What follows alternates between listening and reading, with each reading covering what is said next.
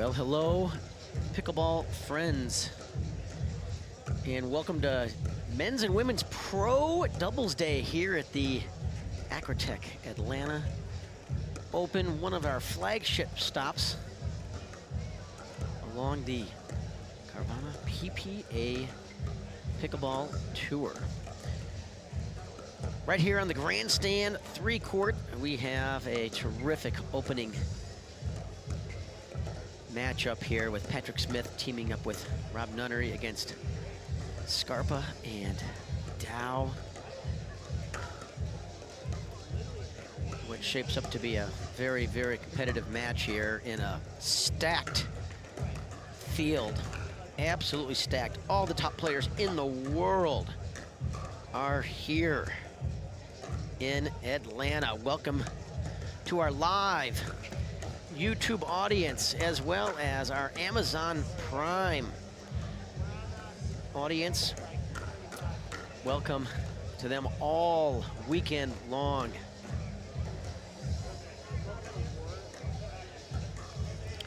Yesterday, an amazing day of pro singles. Men's, women's, amateur. We had over 1,300 players in this tournament. A tournament that has been coming here for many, many, many years. A shout out to Chad Cromwell and Chris Wolf, who had the vision of bringing professional pickleball to Atlanta. Boy, like 6 years ago, I think it started. And of course, the PPA came on board a couple years ago, took over this tournament and moved it to this incredible Lifetime Fitness here in Peachtree Corners. Just a gorgeous location here, surrounded by just thousands of beautiful trees that help guard the wind and shape this beautiful environment here. Expect a lot of great matches today, both center court, which will be on Amazon Prime starting now, as well as our YouTube audience. This is Dave Weinbach, proud to bring you this live action here. Be with you for 3 or 4 matches before we play today. Yesterday, got a chance to check out the new venue here in Atlanta called Pickle and Social, an indoor-outdoor venue with a high-end restaurant, several bars, and entertainment stage out in Gwinnett County, about 40 minutes from here. There's another one going up in Alpharetta. So a trend we're really seeing in the pickleball world is, excuse me, a lot of new pickleball type venues where they're combining food and beverage service along with indoor-outdoor pickleball courts. You know, with the absolute explosion of pickleball, it was just a matter of time before we would get venues and see venues like that. Like we've seen it with things like Top Golf in the golf world. So it's really cool to see to tour that yesterday. And crowd is gathering in here, Atlanta area, just a hotbed for pickleball. The fans here have been so supportive of this tournament for years, and parking lot, I'm told, was filled up here by 8:15 a.m. and we are at 10:07 local time here on the East Coast time. Today we'll have a full plate of men's pro doubles, women's pro doubles, senior mixed pro doubles. So stick with us, folks, all day long. We are about 4 minutes away from the start of this first match with Smith Nunnery taking on Dow Scarpa. Dow Scarpa with a lot of experience playing together, a very dangerous team, coming in as the 18th seed, but that number can fool people. They are a very, very difficult out. Patrick Smith and Rob Nunnery, I've not seen them play together before, have played against them a lot individually, and I think that's going to be a really, really good partnership. Rob Nunnery, in my opinion, a very underestimated player on the pro circuit, doesn't get as much kudos as some of the top maybe 5 or 6 players, but I have Rob in that next tier of top professional players after we get, past maybe the top 5 players. I think players like Rob Nunnery are right there and compete with anybody. Rob, so dangerous on his backhand side. I actually think he prefers his backhand side, as does Patrick Smith. So it'll be interesting to see if those guys play straight up today or if they stack at all and put Nunnery on the left side, because his backhand cross-court dink is as good as anybody's in the game. So referee has called time. The players are going to pick out a ball here, and we are about to get started. Dave Weinbach from the beautiful Lifetime Fitness here in Peachtree Corners.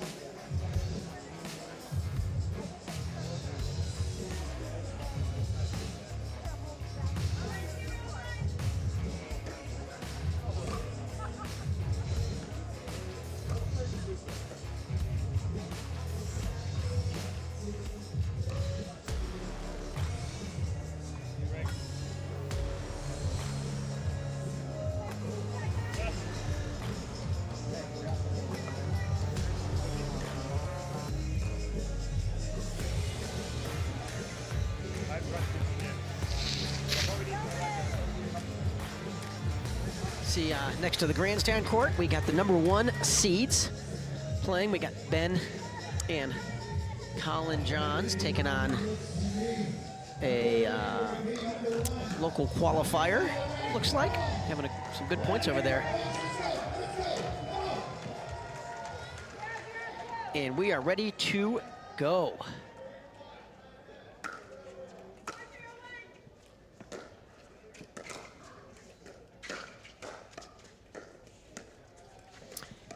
We thought, put Nunnery on the left side there. Yeah, really good attack ball there.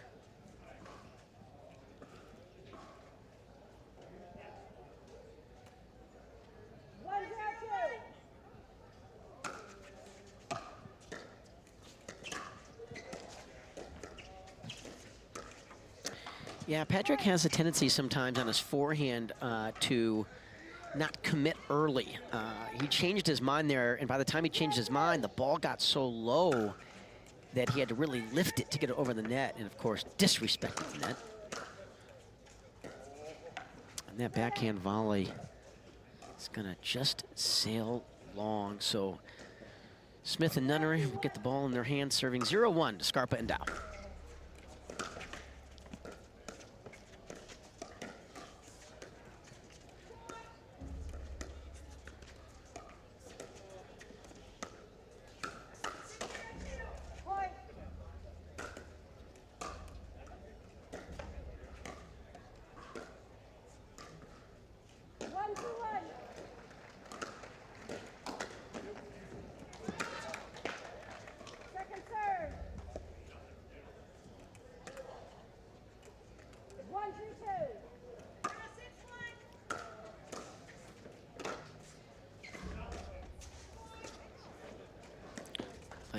Smith slipped there. That's really good reaction getting to his forehand there. Patrick tends to sit hard backhand, and Scarpa and Down recognizing that, drive it to his forehand.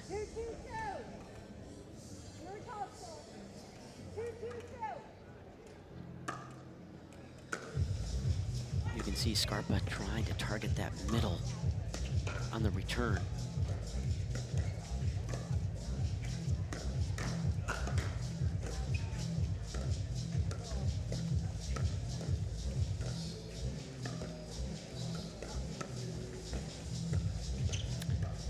Dow showing some really good forehand roll dinks.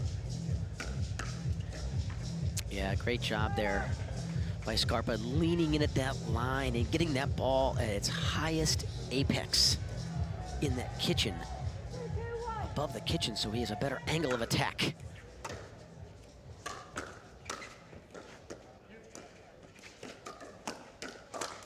Yeah, that's a great speed up by Nunnery. Saw Scarpa sitting backhand and rolls it, flicks that forehand down the middle and creates a really attackable ball.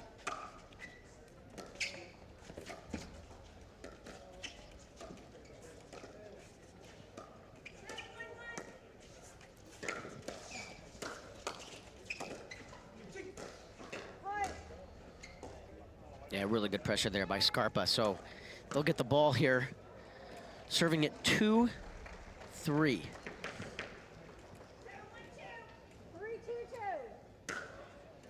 Scarpa serving at 3-2, sorry. Yeah, really nice backhand drop there. But as we said earlier, Smith sitting on that backhand in the middle. You got to be really careful attacking Nunnery and Smith on their backhand side. Not only do they sit backhand, but they actually prefer their counter on the backhand side than they do their forehand side. And there's just a very attackable third ball by Nunnery.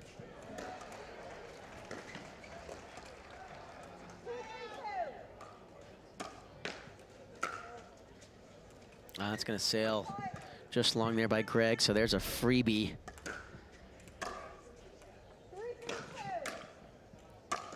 3-3. That's a good example of what I mean by the Nunnery backhand counter attack drive ball. It's his favorite shot.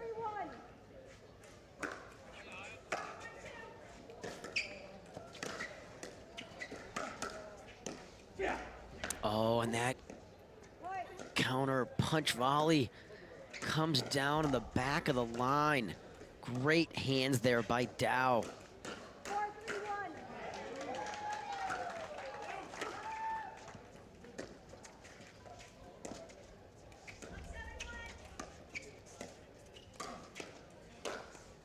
The Scarpa Dow team is a danger team in this bracket. People do not want to be playing them in this first or second round, I'll tell you that. It's just an easy put away by Rob. Great forehand roll.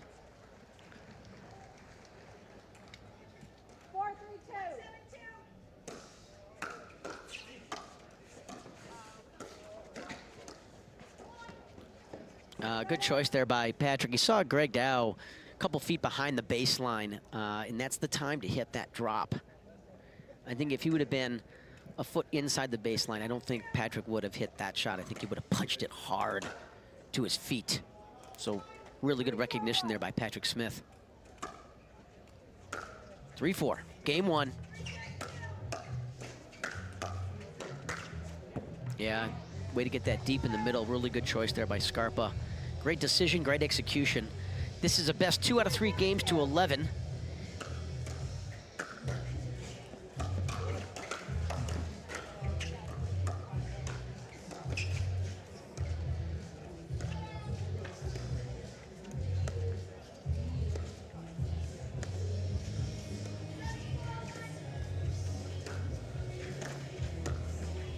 Yeah, I thought it was there. He waited long enough.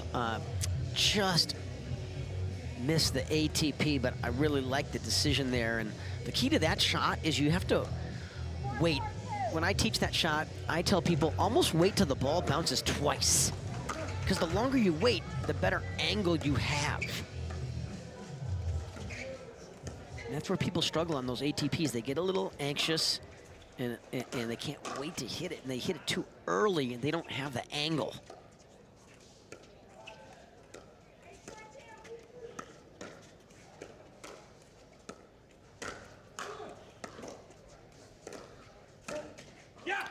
Yeah, Greg hung that dink up about 2 balls too high, and it made for a pretty easy, attackable forehand there with Smith leaning in at that line.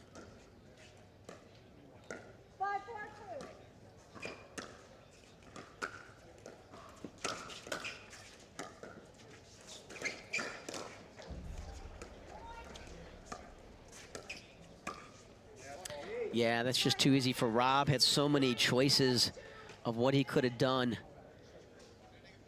with that ball. 6-4-2. Nice finish there by Nunnery. So Smith up 6-4, serving here in game one. fully expected this to be a extremely competitive match. This is a really good, tough first round matchup here.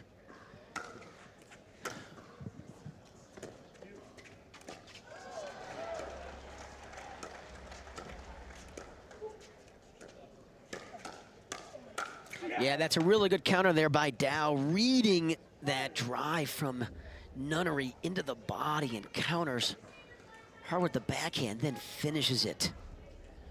We call that the 1-2 punch. So Dow Scarpa clawing back in here at 5-6. First serve.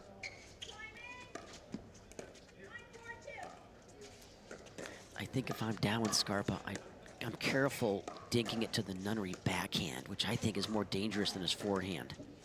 Yeah, that's a good spot to go, is that middle, and I think they might have heard me there.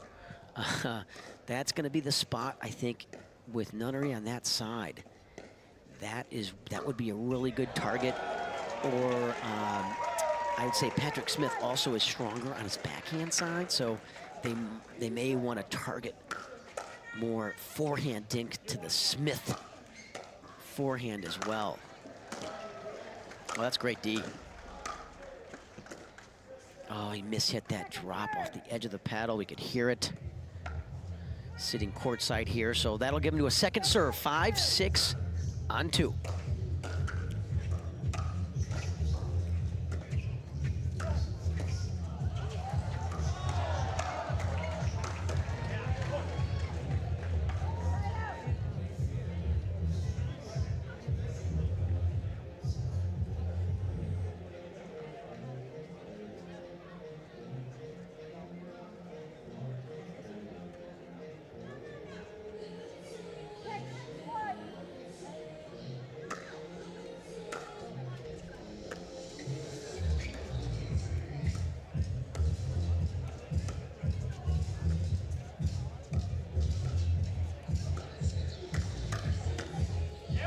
Yeah, Patrick Smith got away with a little bit of a high attackable dink down the middle, but he recovered very well with some great defense there.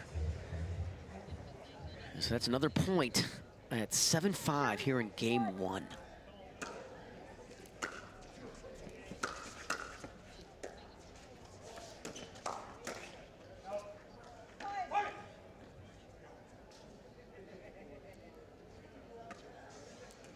Good drive down the middle by Scarpa, just got it a little high, and Smith kind of sitting on that two-hander in the middle.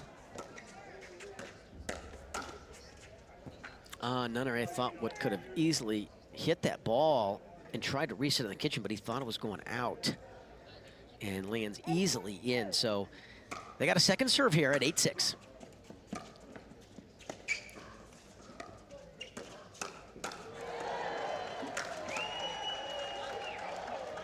That's good attack ball.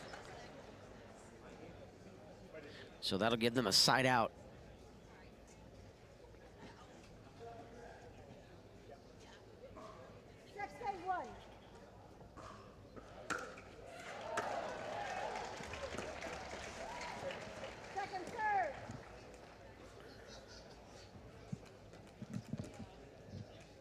Dave Weinbach bringing you this live action here all day long on PPA YouTube page.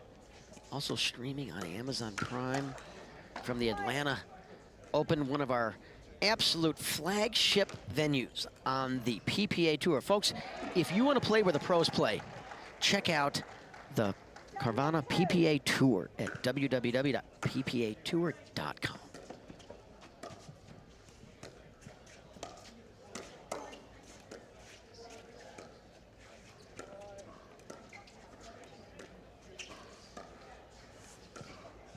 Excellent dinking rally here.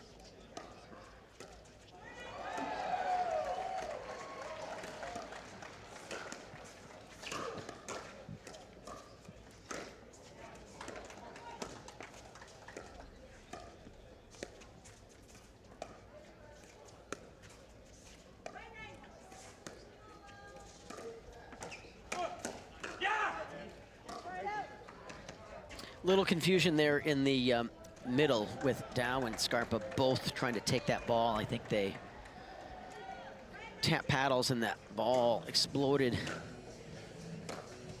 off the paddle to get Smith an easy forehand kill shot. So they'll get the ball back, serving at 8-7-1 here in game one.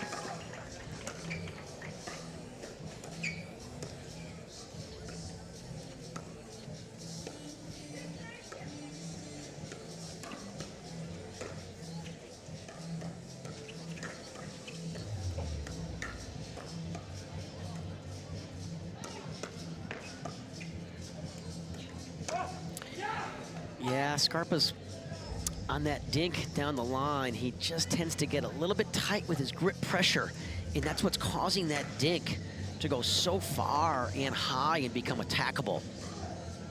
So I think he's got the right target going more to the Smith forehand. He just has to have a little bit of a lighter grip pressure so that ball doesn't rocket off his paddle so much. Just like that.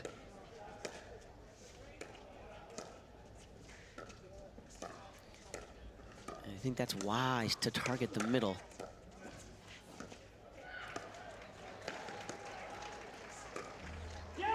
Yeah, that's something that Nunnery's really worked hard on this last year, is he can take these balls that are low on his forehand side and he can flick it any direction. I mean, that ball was 1.5 feet below the tape of the net and he still was able to drive it with about 65, 70% pace with topspin and roll that in. And he really surprised Dow not being ready for that. So with that, with game point here, Scarpa, Dow take a timeout, as will we. We'll be right back in 30 seconds.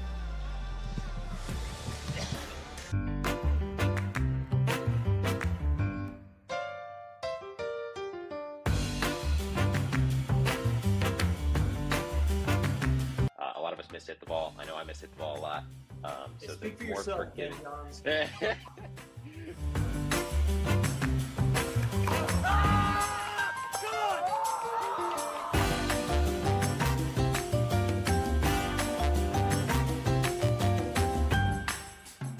What?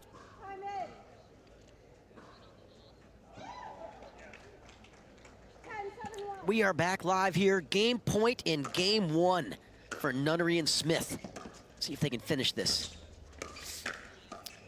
Oh, and a great court coverage there by Scarpa, reading the Nunnery backhand down the middle, sitting on that forehand. Great finish there with a little help from the tape. So they got a second serve here. Try to capture this first game.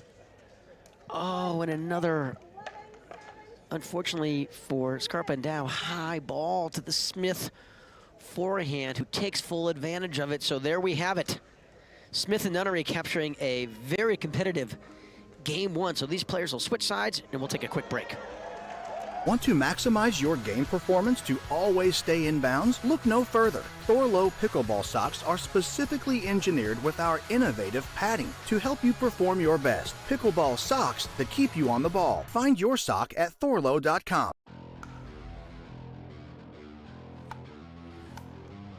The future of pickleball is here. Welcome to Top Court. For my top tip, when it comes to hitting serves, you want your serves to land back here in this area. You want to keep that paddle towards your body, and it's more of a push with my shoulder.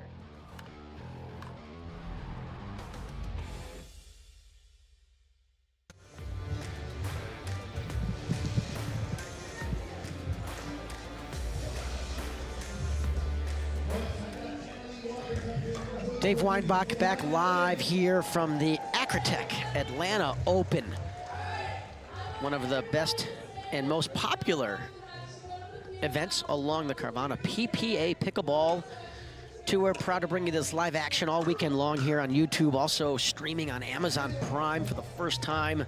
PPA Tour, very excited about that audience and the broadcast. This week, it's just incredible how far pickleball has come, professional pickleball here in the last year. Everywhere I go around the country, it is what everybody's talking about. It's just the explosive growth, not only in this country, but internationally. I was just in Mexico, Spain, doing some clinics and some exhibitions, and it's what everybody is talking about, and you can see why it's so popular. We'll talk more about that as we move on here in game 2. Oh, that's great defense. Oh, and that clips the line. Unbelievable defense by Smith and Nunnery.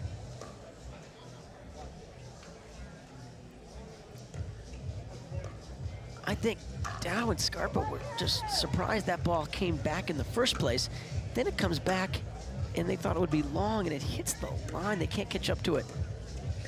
It's the kind of point that gives a team a lot of confidence and a lot of momentum. Oh, and that clips the net and sails a couple feet long. So that's a side out to Scarpa and Dow serving at 0-1 here in game 2. Yeah, that's great defense there by Patrick Smith. We are in Peachtree Corners, just north of Atlanta, about 15 miles north of Atlanta in this incredibly beautiful area. And that's a good move by Patrick. He read right away that ball is going to come off down the line and high. Early step to his left. Easy Ernie move, and that gets them the ball back. Trying to capture game 2 and move on into the second round here. Oh, and another let court winner. And Smith apologizes for that. So Scarpa and Dow gonna try to come back here and get game 2 to try to force a deciding game 3. If it does go to 3 games, they will switch sides at 6 points. There's no advantage, disadvantage there. And we talked about the Nunnery forehand and how much he's worked on that. There's another example of not only the pace, but the spin he gets on that, where the ball is really dipping down by the time his opponent is hitting the ball.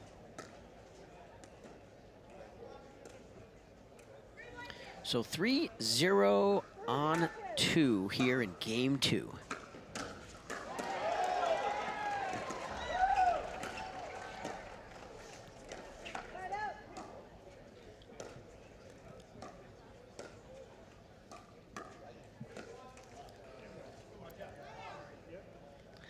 Matt Wright in the house.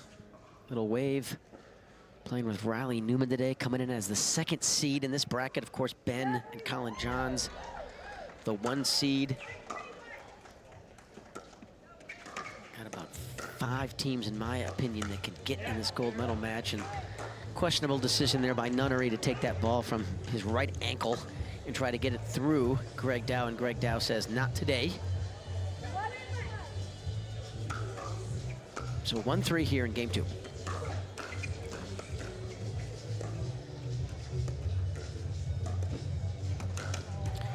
Yeah, that's a really good read there by Dow. He could tell that Patrick was going to drive that ball, and he read it middle and was just sitting on it. So that gets them to 2-3 here in game 2.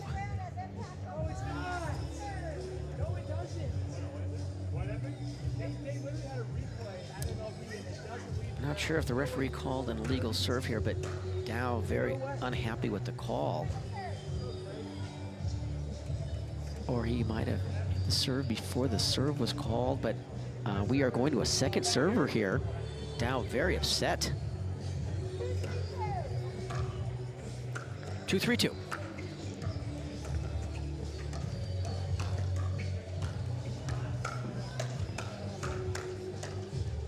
Yeah, it's a really good counter punch there by Patrick Smith, and Nunnery with another forehand speed up from below the net. Very difficult to read that shot by Nunnery. He can take it any different direction, and he holds it a long time. If you watch when Nunnery does that, very difficult to read.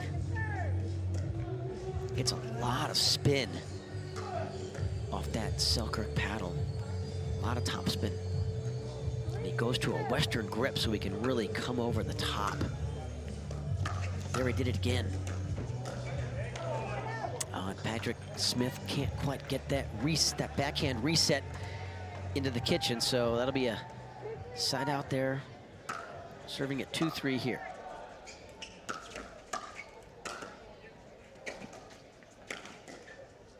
Yeah, I like the decision there by Scarpa. But he's got to be careful when he does speed it up to Smith to not go at the body or the left side of the body, because Patrick is really good on his counter backhand punch. Yeah, Smith changed his mind there and just never really committed to that shot.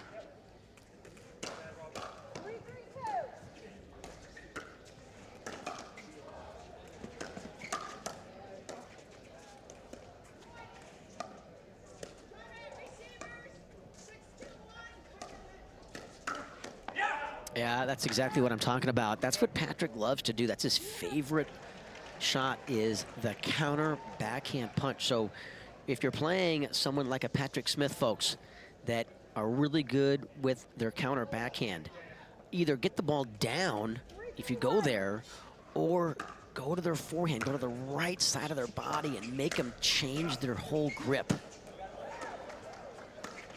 which takes time, and you don't have time. And that's going to sail just long there by Dow. So Smith and Nunnery now with a 4-3 lead here in game 2, looking to take the second game and move on into the second round. We'll take a look at the bracket in a minute and see who they will match up against if indeed they get to round 2.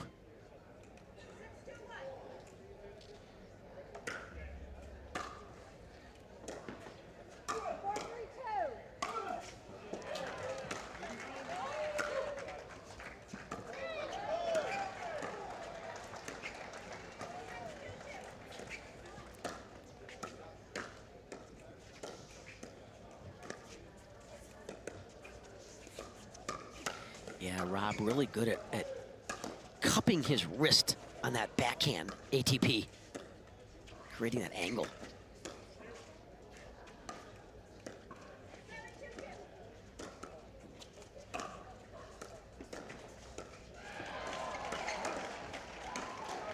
Oh, and he got that nice and low, excellent attack ball into the body of Smith.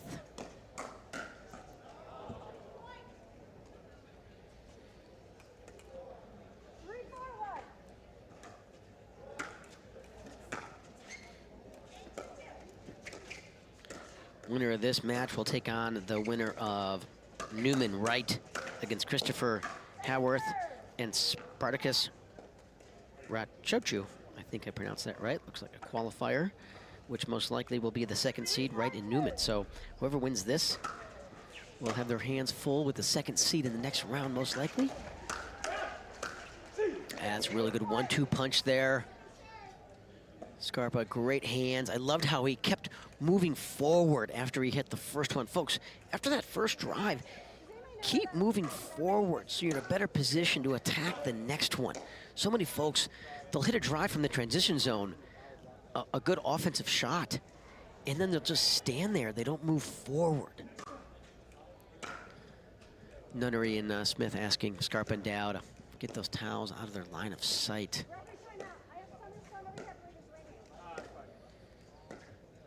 So many great first-round matchups in this tournament today. We got McGuffin and Ignalowicz taking on Grant Bond and Matt Barlow, which is the match that we're going to see next on the Grandstand court. Another great match is DeVilliers and Deskew are taking on Alex Newman and Jake Kuzminer. Jake with a great run in singles yesterday, really known as a singles specialist, but his doubles game is really improved as well. That's a dangerous team. Newman and Kuzminer taking on DeVilliers and Deskew. DeVilliers and Deskew coming in as the 11th seed. Andre Deskew having an incredible year in professional pickleball. Hasn't played a huge amount on the PPA tour, so his PPA points aren't as high, and that's why DeVilliers and Deskew are coming in as an 11 seed. I think they're a much stronger team than that. We got Travis Rittmeyer teaming up with Julian Arnold today. That's a real danger team. I look for them to be taking on Federico Scatsrud and Pablo Telez in their second round match, which we might see on the Grandstand court. So many great matchups today here at the Atlanta Open.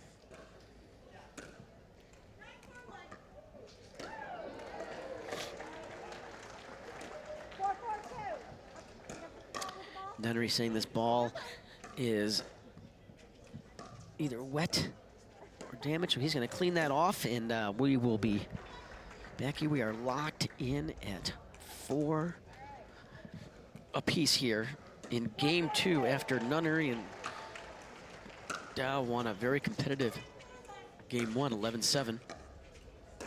There's a nice reset by Nunnery.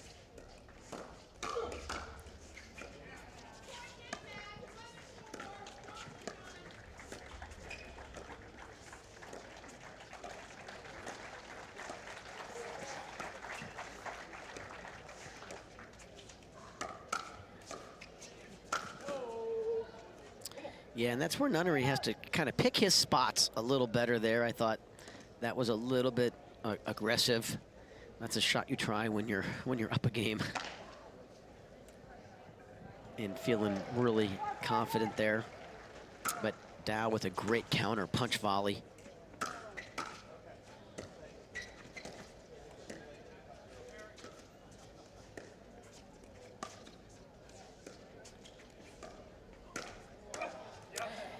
Yeah, you know, Scarpa keeps trying to attack the Patrick Smith body and backhand side, and I think that's not going to work out well for them if he continues with that strategy. I think he needs to try to get his speed ups to the right-hand side of Patrick Smith,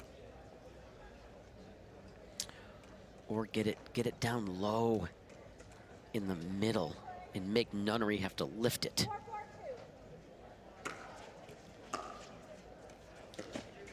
That's a nice drop. Thought Dow might do more with that ball.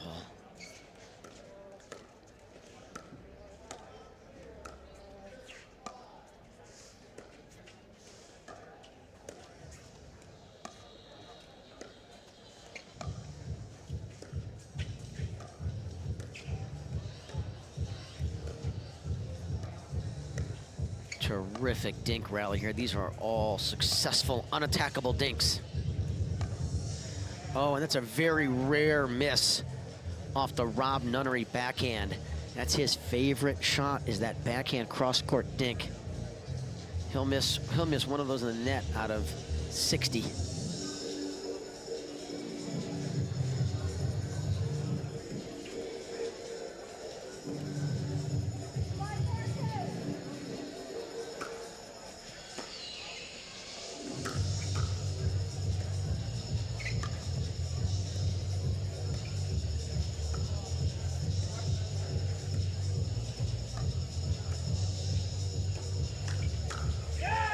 That's a great 1-2 punch there by Smith with that drive down the line, fully expecting that first ball to come back, and then sitting hard on that forehand finish.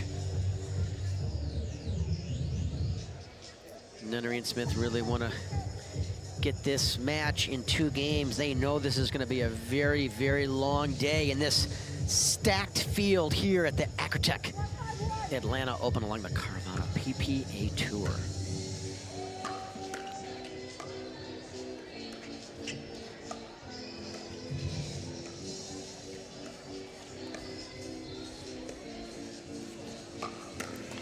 Yeah, that's what Nunnery has the ability to do that not many pros have. That ATP really wasn't there. He manufactured it. Number one, he waited a long time to hit it, and he has the ability to cup his right wrist and bend that ball. That ball started 1.5 feet wide, and he can bend it in there. Ben Johns is the other person that is as good as anybody I've ever seen with cupping that right wrist and bending that ball. And they can just as easy take that cross court and bend it cross court. So it's difficult to play against players like that. Oh, that's amazing D right there by Smith.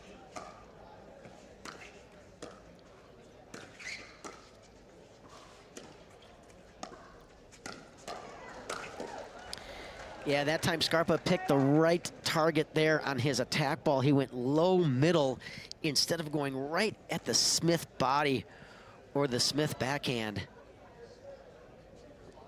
We see Newman and Wright coming through, looking to get warmed up for their second round match. They have a bye, or I'm sorry, they're gonna play their first round here in a minute, and then they'll take the winner of this match on. And Smith with a really good read there, seeing Scarpa sitting middle on his forehand and goes inside out with that backhand, kind of like James likes to do. You know, we see him do that a lot.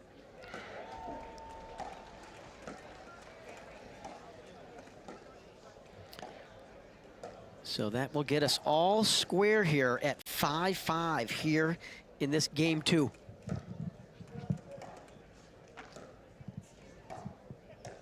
Nunnery asking me if that was a foot fault. I did not see that there. We are courtside here at the Acrytech Atlanta Open here at the beautiful Lifetime Fitness in Peachtree Corners, about 16 miles north of Atlanta. One of the flagship stops along the Carvana PPA Tour. Yeah, that's a good attack ball by Nunnery. Love how he's leaning hard in that middle, wanting that forehand. Folks, when you play the left side of the court and you're a right-handed player, you have to want the middle. That has to be your attitude. You have to want and attack those high middle balls.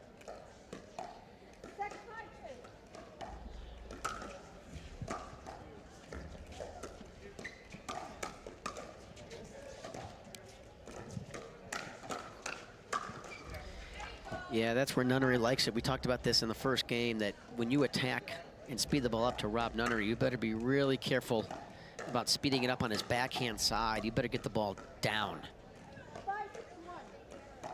That's his favorite weapon.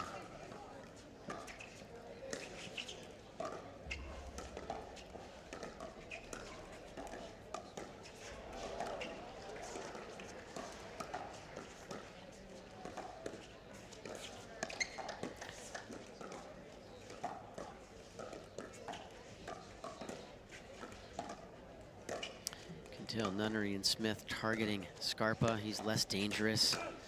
Doesn't have as long of arms, and that's a really nice attack ball there by Greg. I think Dow can be a little bit more aggressive.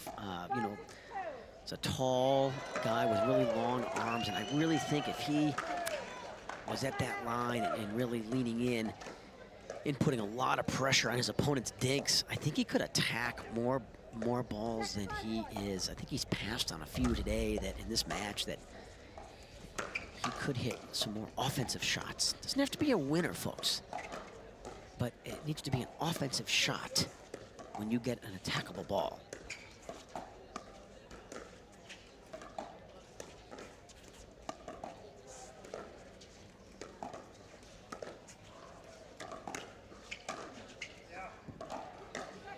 Yeah, good 1-2 punch there by Nunnery.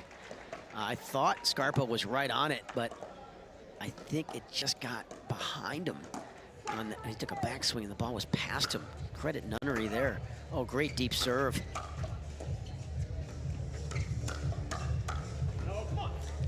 Yeah, another great target there by Nunnery. Rob is very good at reading his opponent's paddle position. If he sees his opponent sitting on the backhand side, he'll go to the forehand side. If he sees someone sitting on their forehand, he'll go to the left side of that right-handed player's body, their backhand. So it's a good lesson for folks listening in here is with your peripheral vision, you should be trying to watch where your opponent is holding his paddle position.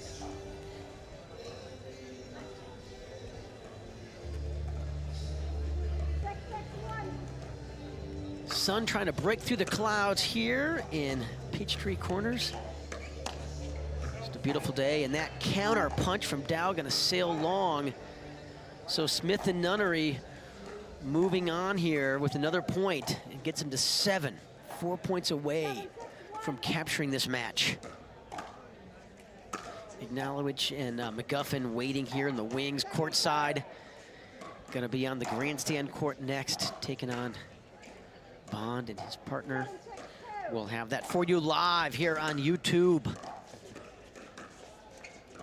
Also on Center Court, have matches streamed all weekend long on Amazon Prime.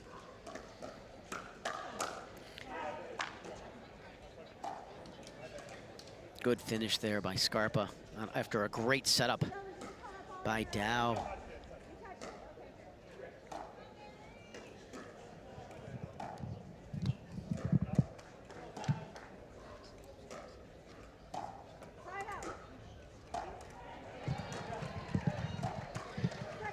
So that'll be a side out to Scarpa and Dow, trying to get off of this 6 number that they've been on for what feels like 20 minutes.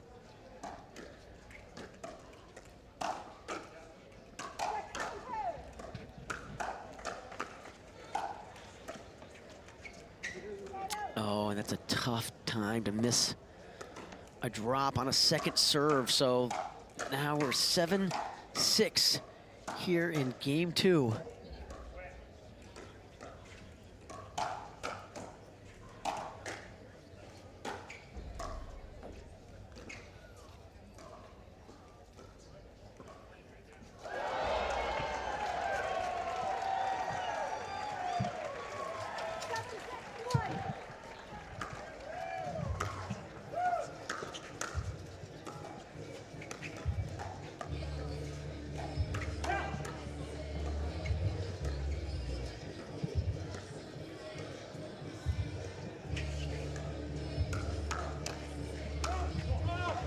I really like the attack there by Scarpa, getting that to the Smith forehand and the right side of his body. Excellent adjustment there by Scarpa, reading that situation over there.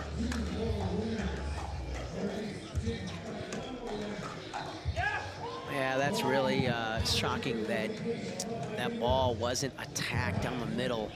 I felt both Scarpa or Dow could have ripped that high middle ball after that miss-hit backhand flick shot by Nunnery. So that gets them to 8-6-1. Game 2. Oh, that was a second serve, so it looks like a side out here. At 6-8 here in game 2. Scarpa and Dow looking to capture this game so they can try to force a deciding game 3.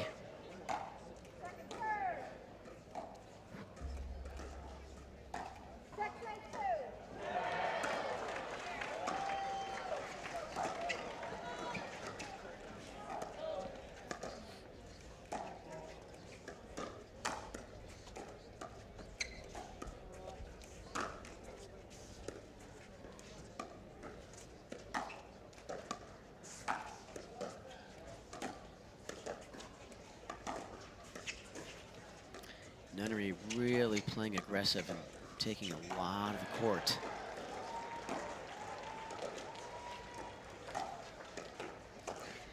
Yeah, that was a questionable lob at that point in time. Nunnery not real happy with that decision as well.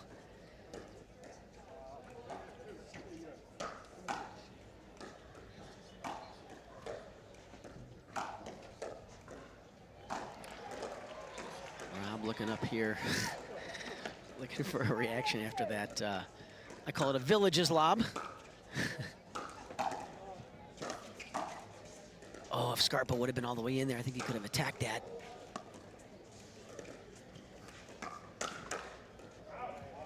Yeah, Nunnery getting a little impatient there, trying to end that point early in a very questionable speed up down the middle. So that's going to be a point. Now they're at 7-8 here in this second game, looking to try to force a game 3.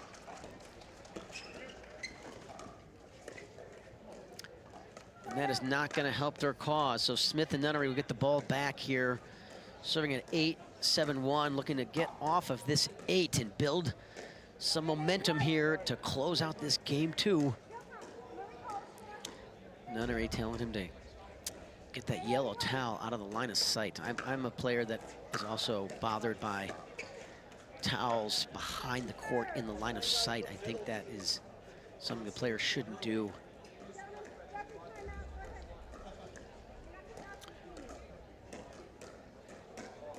Referee telling Newman, get over here, get out of the way.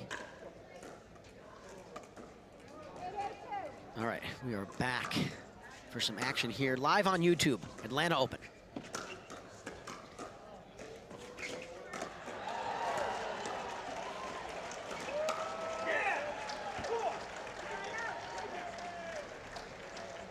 Smith not able to handle that backhand down the middle, so we are all square here at 8-8 in this game 2 here. First round, Acrytech Atlanta Open, also brought to you by Vizzy Hard Seltzer, a huge supporter of the PPA Tour, and that high third shot drop is not gonna go well against these top pros, and an easy forehand put away by Smith. So they got a second serve here.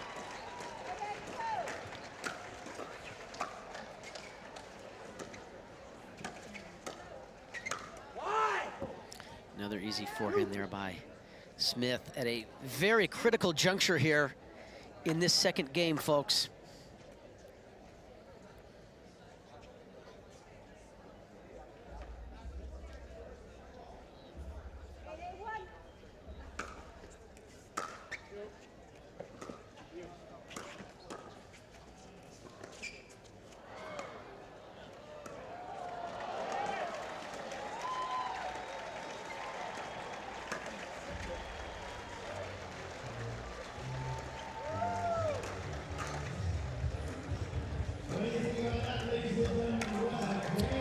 Yeah, really question that decision there by Rob. I think he's getting a little impatient here. He obviously does not want this match to go on forever.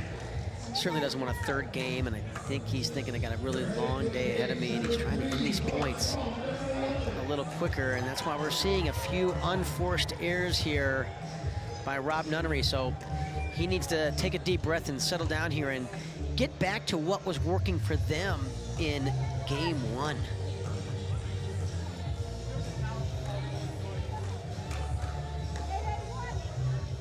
So Greg just asking, are we right here?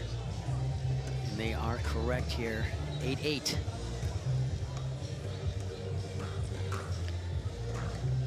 See if Dow can lean in and capture one of these, and he does, right on cue.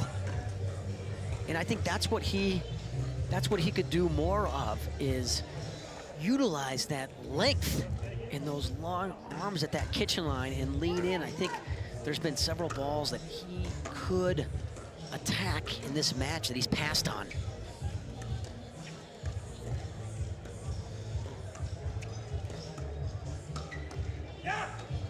Yeah, there's another example of that.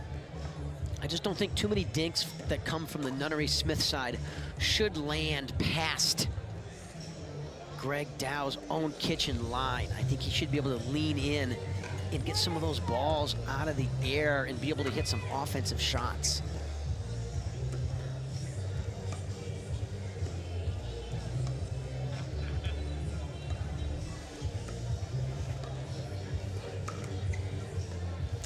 Yeah, that's a questionable decision there. I mean, that ball was below his right knee and tried to speed it up.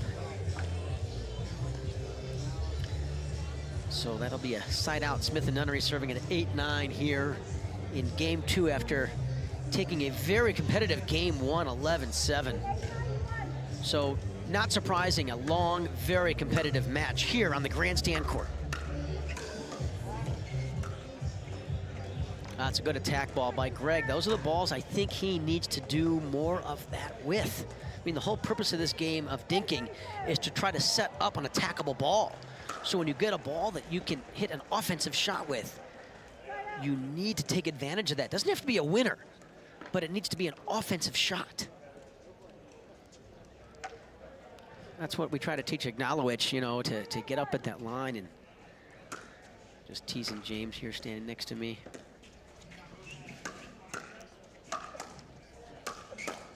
That's really good attack balls off the Rob Nunnery backhand, his favorite shot. So Scarpa and Dow trying to get off 9 here. Trying to get this second game and push it to a deciding game 3. That's a good reset ball. Oh, I thought that was attackable, and he got away with it with another unforced error off the Nunnery backhand. So that gets us to a game point here in game 2 for Scarpa and Dow.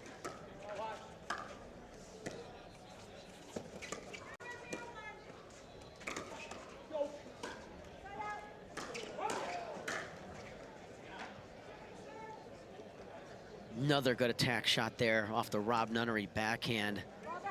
So dangerous off that backhand side. If I was Scarpa and Dow, I would try to target a few more of my dinks to the Smith forehand and get the ball a little bit more away from Nunnery. And there's another unforced error off an easy backhand volley. Remember that, folks, in about 2 minutes.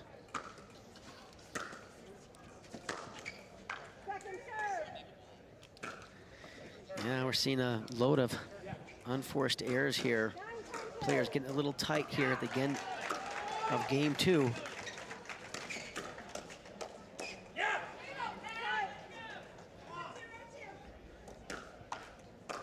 Really good movement there by Patrick Smith, moving forward and finishing with a great backhand punch volley. So we are all square here at 10-10. They're 2 points away from moving on here at the Atlanta Open.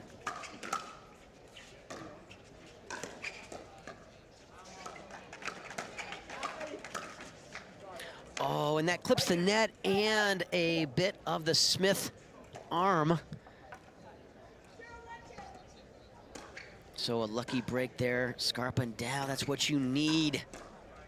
Sometimes on this pro circuit is a little bit of luck. So 10-10-1. That's a good backhand volley there by Smith. You got to be really careful attacking Patrick Smith with pace to his backhand. He loves that little backhand punch.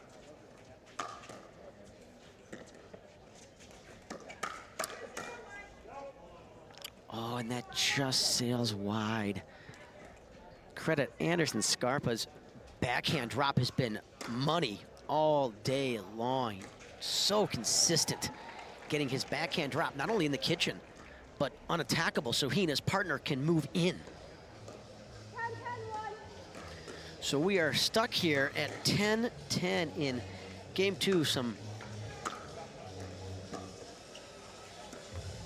unforced errors. Oh, that's really good attack balls there by Scarpa. Great pressure there on Smith and Nunnery. But they still have a second serve here, trying to get to 11 here.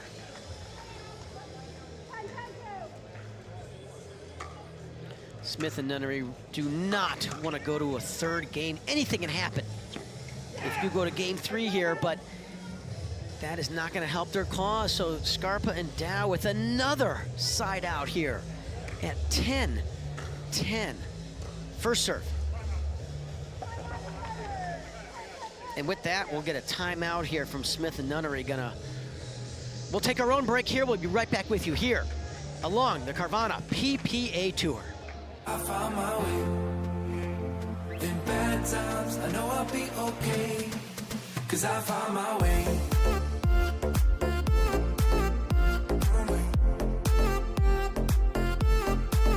I found my way.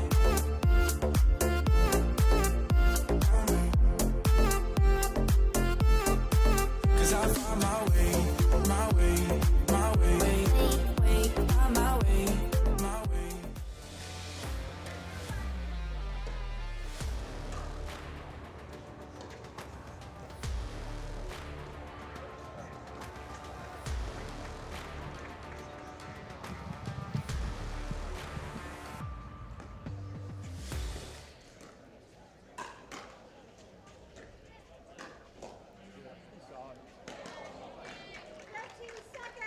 We are back live here for the conclusion of game 2 We are stuck at 10-10 here.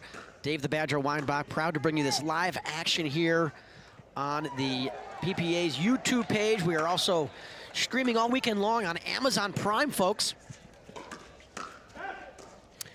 Oh, and Scarpa got the high forehand that he wanted, but could not execute.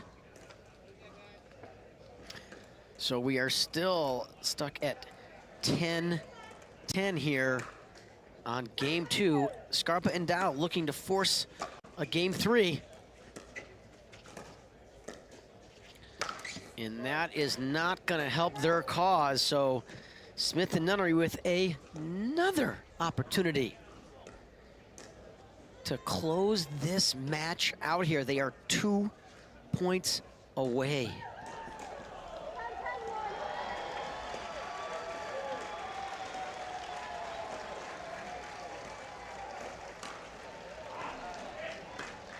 (10-10-1). What a great reset there by Nunnery.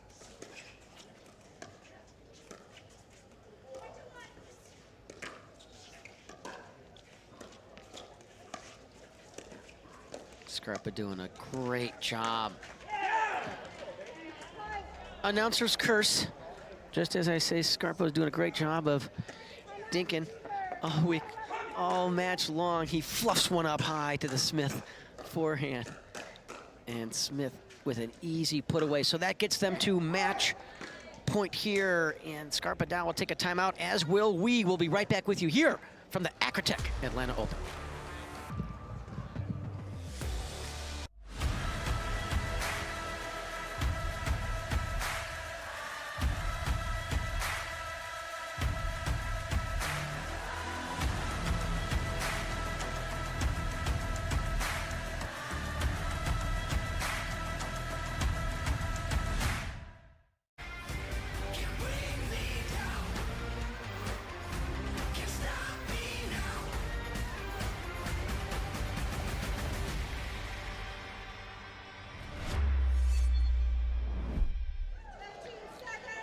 Dave Weinbach back live here, Acrytech Atlanta Open here, brought to you by Vizzy Hard Seltzer along the Carvana PPA Pickleball Tour. Folks, if you want to play where the pros play, play the PPA Pickleball Tour.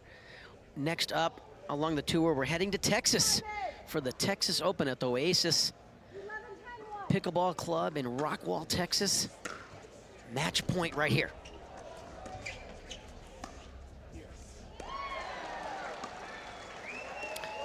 This is the pattern we've seen with Nunnery and Scarpa going cross court.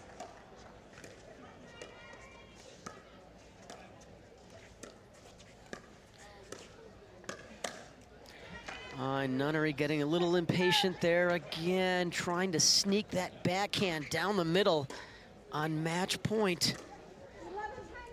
But they've got another serve here, so another match point.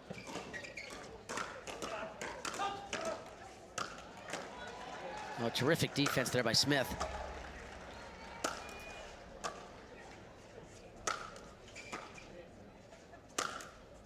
Dow with a terrific overhead. Goes for the angle, but Nunnery is there. Oh, and Nunnery goes for the ATP winner on match point. A little greedy. That's something McGuffin would do, but McGuffin would have made it.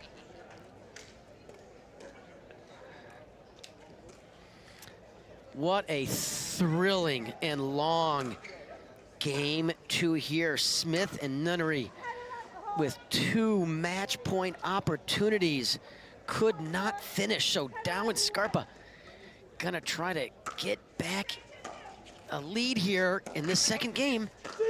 Oh, and just enough topspin on that ball to bring it down on the line. Nunnery thought that was going long, as did I. But just enough topspin to get that ball down in the court. So this second game is all square at 11s.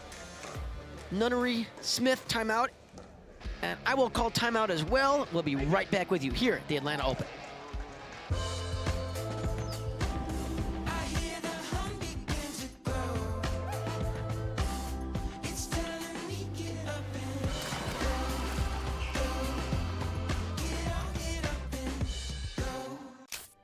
corner booths, sticky floors, catching breaks, and second wins. You never forget the way some things taste. Great taste, 96 calories. Tastes like Miller time.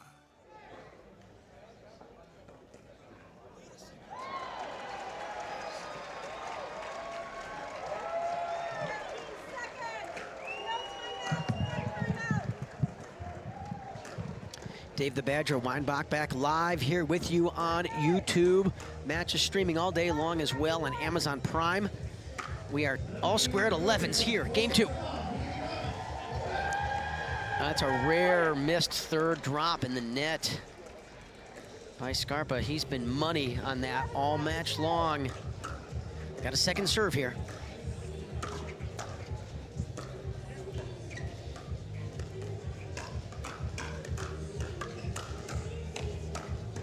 Yeah, and there's the backhand counter from Smith that we've been talking about the whole match. You got to be careful with that ball. Credit to Patrick Smith for terrific execution of that backhand punch volley. So the ball is back on the Smith Nunnery hands, trying to close this match out. They are 2 points away. And a little tightness going on here, a little sphincter tightening. It's 11-11 here in game 2, and a missed opportunity there. Some tight shots being played here, and the conclusion here of this second game.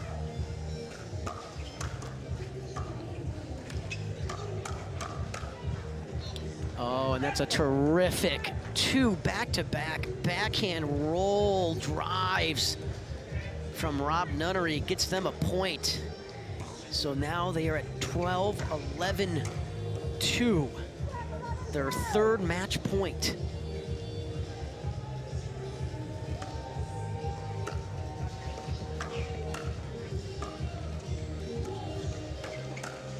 Oh, and Nunnery takes a backhand off his left ankle, flicks it into the Scarpa body.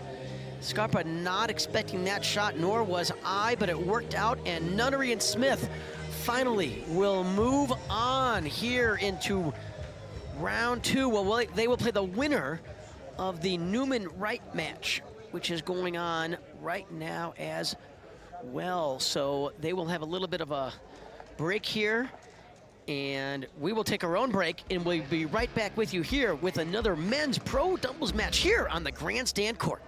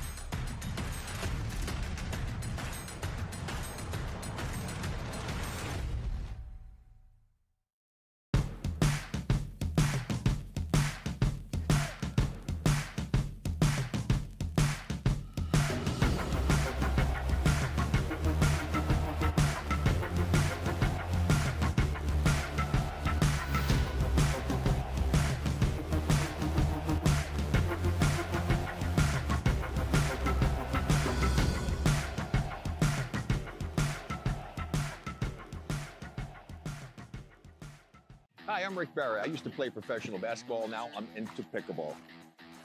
Performance is really important, but also recovery is actually just as important.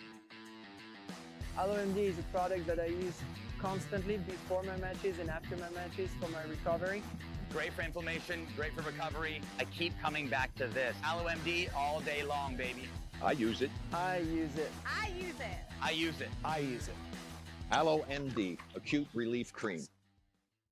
At Baird, we offer a different, more holistic approach to wealth management. With your career, family, friends, and community, finding time for you and making sure your family's financial plans are on track can be a real challenge. At Baird, our financial advisors get it. We'll partner with you to create a unique financial plan and coordinate with your legal and tax advisors to bring it all together so you have more time for what matters most.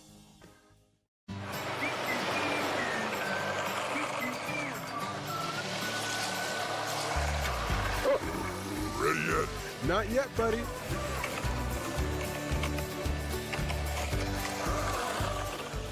Why is Aaron happy? Well, just days ago, his old wheels gave out. But he knew Carvana had his back. That's because Carvana had tens of thousands of cars under $20,000. So Aaron's folks could help him out with a sweet ride. No way. Yes way. With the most cars under $20,000 and our car vending machines, we'll drive you happy at Carvana. We made our own tequila, so we'd always have a reason to get together, so you'd always have a reason to get together. Grab a glass, amigo. Our casa is your casa.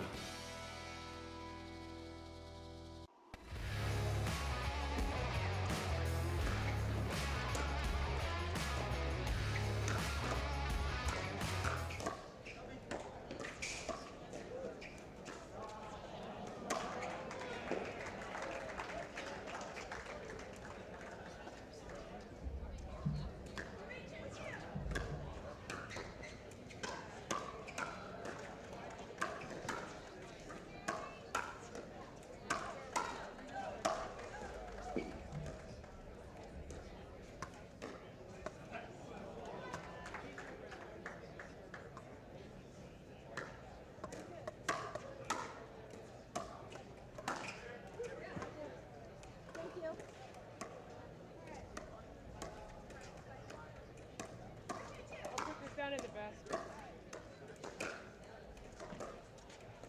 Keep them honest, they have little bands.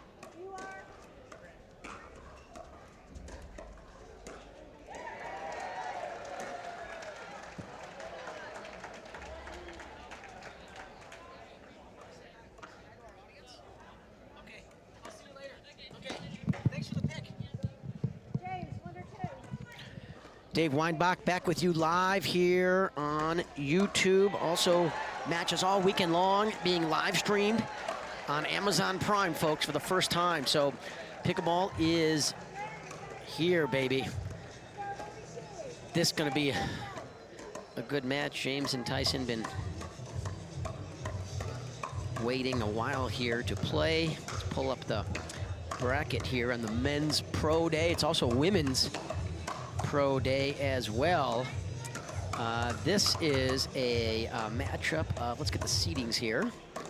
McGuffin and Ignalowicz coming in as the 6th seed. Grant Bond and Matt Barlow coming in as a 27th seed. I haven't seen Matt Barlow play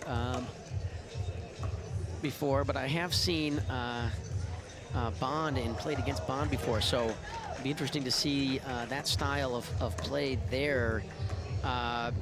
Let's see, got some really good matchups going on today. Rittenmeyer and Arnold just advanced to the second round. Spencer Smith and Hayden Patrickin just advanced into the second round. Well, they'll take on Dawson, Callan Dawson and Dekel Barr. That's going to be an excellent match to watch. We might even get that on the grandstand court. Dylan Frazier and J.W. Johnson will take on Christian Alshon, who is in our men's pro singles gold medal match tomorrow. And he's teaming up with Rafa Hewitt, a danger team right there, folks. I think they're going to give Johnson and Frazier a good match. I think Johnson and Frazier will win that, but I think it's going to be an excellent matchup. Jay DeVilliers teaming up today with Andre Daescu. They won their first round match over Alex Newman and Jake Kuzmiter, 11-6, 11-8. So these players got about 3 more minutes to warm up here, and then they will pick a ball, and we will get started here in this first round matchup. The winner of this match will move on into the second round, and they will take on the Flying Frenchman, Jay DeVilliers and Andre Daescu, a very dangerous team coming in as the 11th seed, but a much stronger team than that. Daescu doesn't have as many PPA points yet, and that's why they come in as a strongest 11 seed I've ever seen on the professional pickleball tour, and I've been around a long time. Number 1 seed Ben and Collin Johns advanced through their first round. They took on a qualifier and they won 11-6, 11-4 over Steve Bass and Lewis Helsky. Merchant Gridley with a good win in their first round matchup over Sincola and Brendan Long. So now Merchant Gridley will take on the Johns brothers. Navratil and Wilson won their first round match over Michael Lloyd and Augustus G, and they'll take on Eric Lang and DJ Young, which I'm hoping to get to see that one on this grandstand court. That's a pick 'em.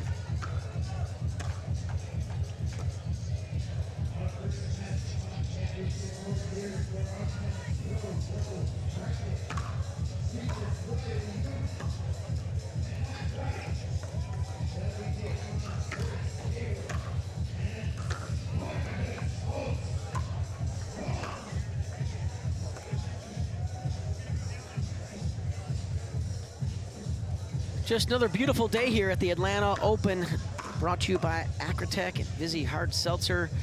One of our flagship stops along the Carvana PPA Pickleball Tour. If you want to play where the pros play, folks, follow the PPA.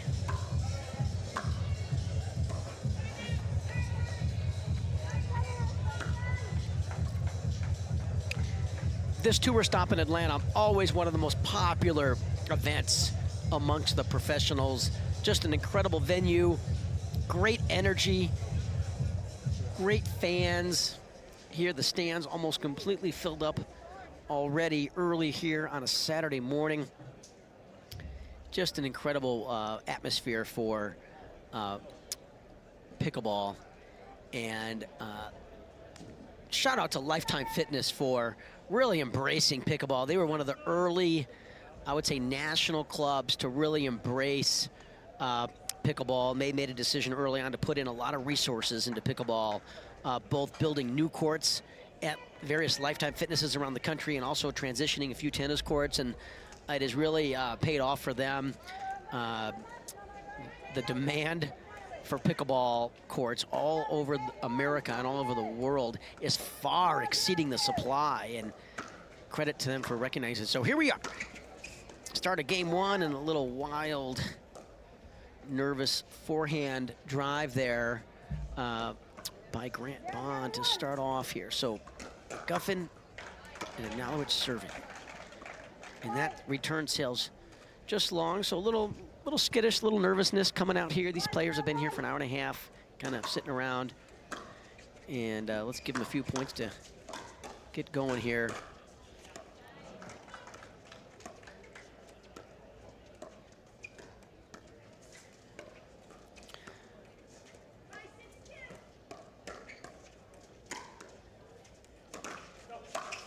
Yeah, Ignalovich really loves that two-handed backhand roll, and he'll try that shot from anywhere. It doesn't matter if it's on his left foot like that one, or if it's at his left waist. He loves to really roll that backhand, and he can take it any direction. But he always comes over the top of it and rolls it with topspin. He very rarely slices that backhand. Court next to Grandstand 3, we got Koller and Loong playing their first round match. So McGuffin and Ignalovich with an early 2-0 lead here in game 1.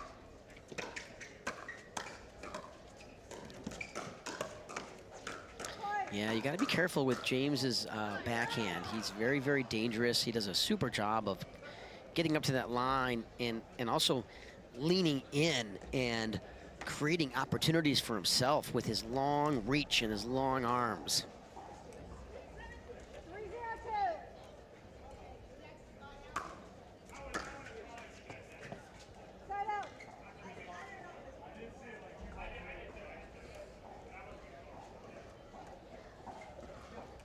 So 0-3 here in game 1. The sun is trying to come through these clouds, but it's been cloudy all week, which has been really nice, keeping the temperatures down. In the past, when we've been at this tournament, we've had 100-degree weather and 95-degree weather, and it gets really hot, can get hot and steamy here in Atlanta this time of year, and it's just been terrific here, with the exception of a 2.5-hour rain delay. It's just been great. There is some rain in the forecast for later today, so we'll keep an eye on the radar.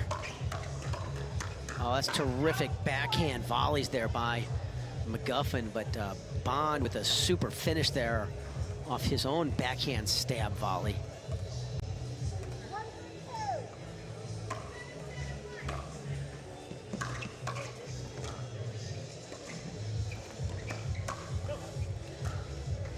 James Ignalovich really has exploded onto the pickleball scene here in the last 9 months or so, both on the singles side and the double side. I'm not sure why he didn't play singles yesterday. I didn't see him playing at all. Oh, and that backhand gets Bond in the face. James apologizing. I think that got him right in the nose, and that can hurt. It's a hard, durable ball. Right now, the temperature is about 74 degrees. Partly cloudy. Really good temperature to play pickleball in. And when it gets too cold with this durable, it gets a little bit hard, and it gets a little what I call hot, and plays really, really hard and fast. It's hard to control it. This is a nice temperature for this ball. The high today, I think, is about 79. So just a really excellent conditions for pickleball. We're looking at some possible rain around 4 o'clock local time, so we'll keep an eye on that throughout the day. It is women's pro doubles day. It is men's pro doubles day.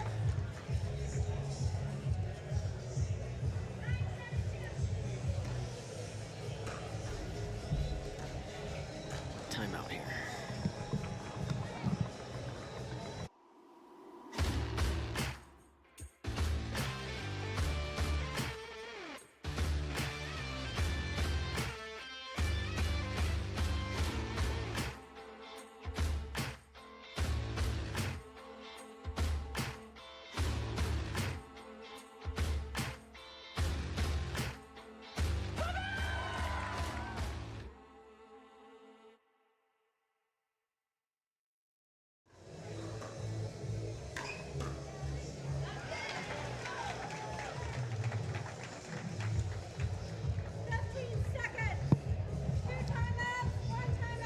Welcome back, pickleball friends, to our live YouTube audience. This is Dave the Badger Weinbach, proud to bring you this live action here along the Carvana PPA Pickleball Tour.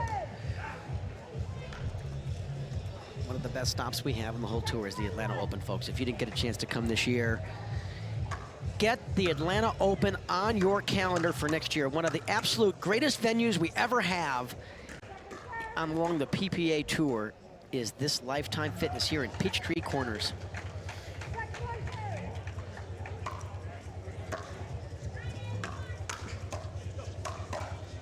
Yeah, that's two really good attack balls there by Barlow and Bond, and they got to get something going here. They're down 1-6 early here in game one. Taking on the 6th seed, and that's gonna sail correctly called out.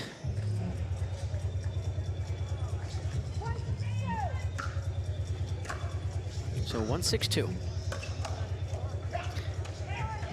Yeah, Tyson's got to be ready for James to attack those backhands and be ready for the counter, because that's Ignalovich's strength is it that backhand flick attack ball. So if you're McGuffin, you got to be ready every time for that counter to come at you.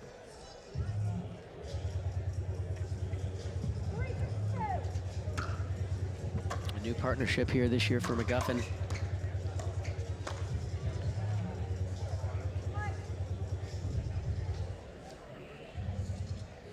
Good finish there for Barlow and Bond, so they are on their own run here.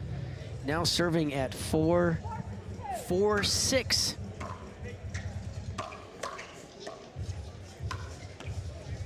I thought McGuffin could have done more with that ball, but he went for the kind of the roll forehand instead of the real heavy, hard, flat one. And it worked out. Bond could not handle it. So let's see if McGuffin and Ignalovic can get off of this 6 here.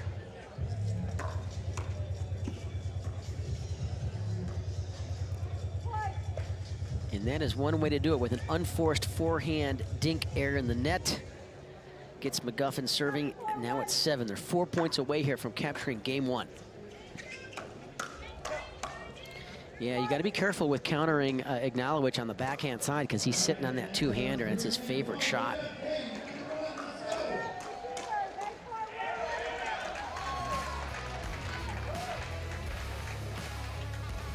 So there's another timeout, so we'll take our own break here. We'll be right back with you.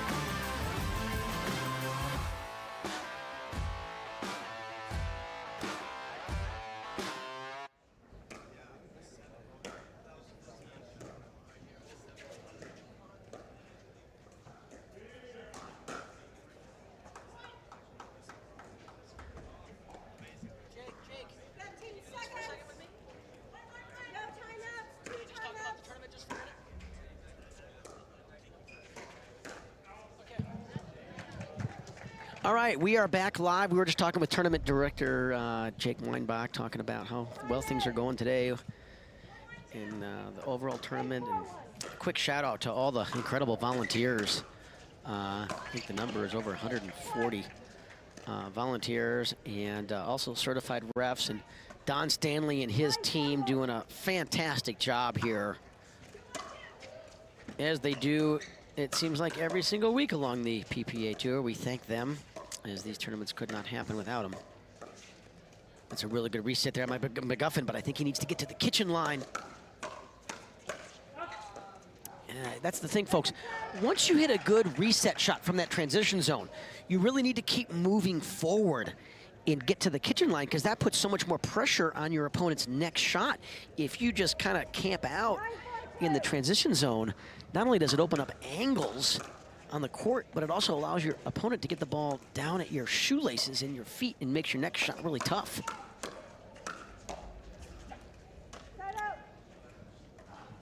Yeah, there's another example of it. So Bond and Barlow trying to get off of this 4 here, serving at 4-9 here in this first game. This will be a best 2 out of 3 games to 11.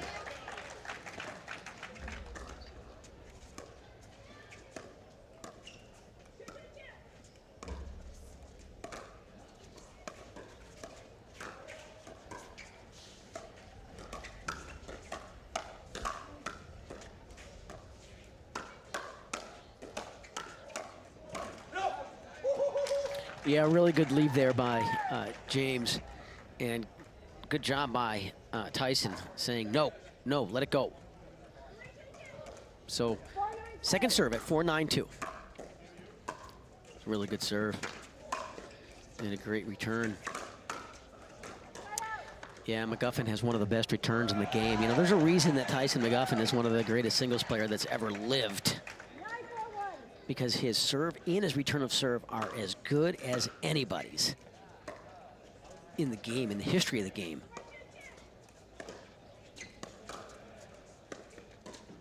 Go around the post. Yeah, it's really good defense there by Bond. You know, McGuffin did take a step over and tried to get there, but Bond hit a terrific shot down the line, and with Ignalovich totally out of position, nothing they could do. That's really good backhand volley there by Bond. Yeah, but he hung that ball down the line to the Ignalovich's backhand, and that's a dig, folks, that Bond usually should go cross court with, over the lowest part of the net, where he has the most amount of kitchen area to work with. We don't want to dink too much down the line over the highest part of the net with the least amount of kitchen space to work with. So there you have it, game one. McGuffin Ignalovich take it 11-4. Players will take a break, switch sides. We'll take our own break and be right back with you here from the Acrytech Atlanta Open.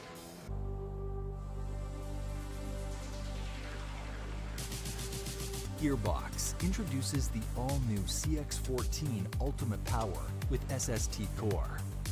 All-new power band technology, delivering controlled, effortless power. All technology, every shot.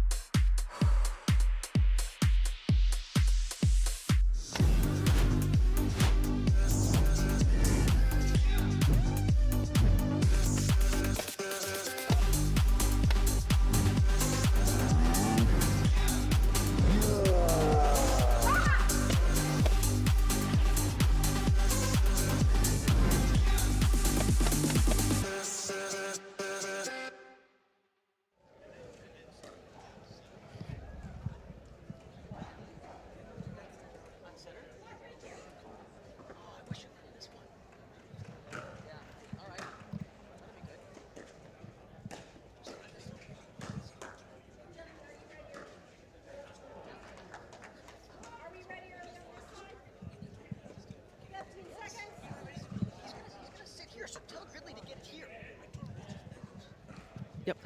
Just talking to Althoff Merchant there. He's heading on to center court next, taking on, with Austin Gridley taking on the Johns brothers. See what they can do against them. And as McGuffin and Ignalovich get off to a good start here at 1-0.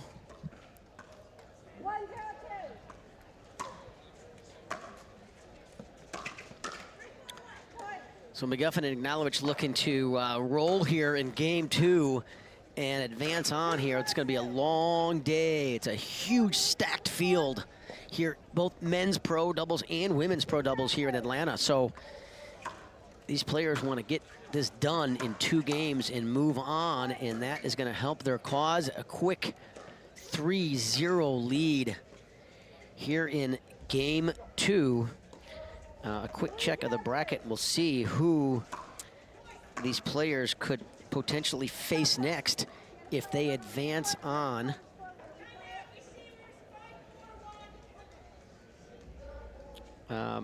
McGuffin and Nunnery, if they advance us, will play Jay DeVilliers and Andre Descu, which will be a heck of a battle. I will want to watch that one.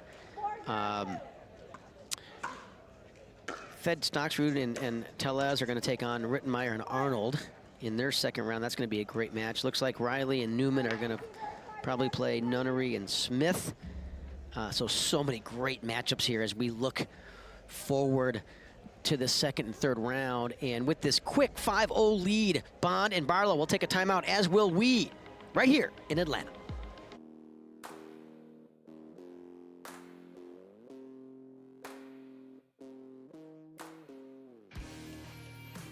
This spring, you don't have to be a baller to buy like one. With a power bid approval from Guaranteed Rate, you can go head-to-head with cash offers and win. Call a Guaranteed Rate loan officer today.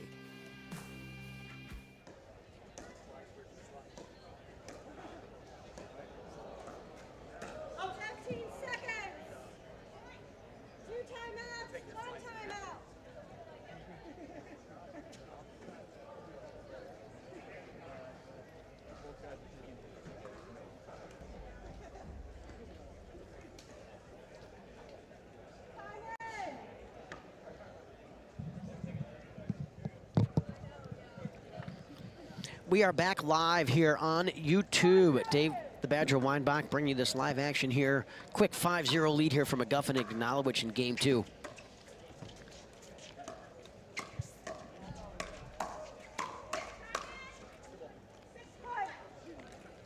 Another great finish there by James on that backhand punch volley, his favorite shot.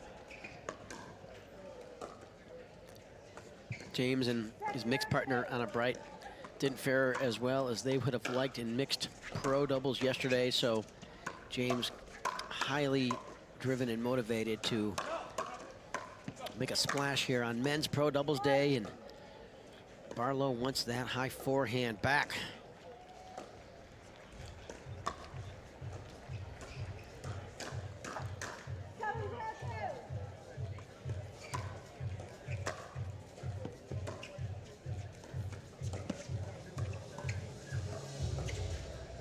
Another unforced dink here in the net, so McGuffin and Ignalowicz rolling here, 8-0 game 2. Looks like this is going to be a quick one, fans.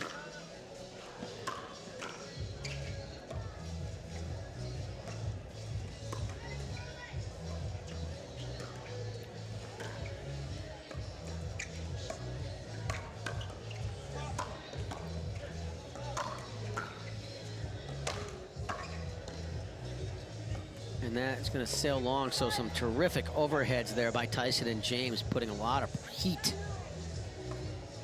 on Bond and Barlow. So that gets them to 9. They're 2 points away here from a bagel in this game 2.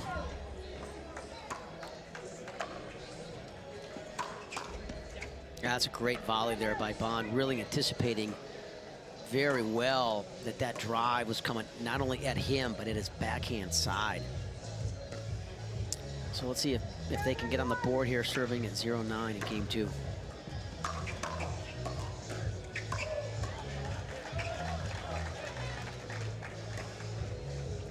Well, it's going to sail just long. So on another gorgeous day here in Peachtree Corners, Georgia, just north of Atlanta, 73 degrees, partly cloudy.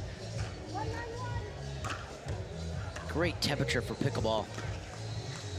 Not sure what that was. It wasn't a drop, it wasn't a drive. Might have been a slob.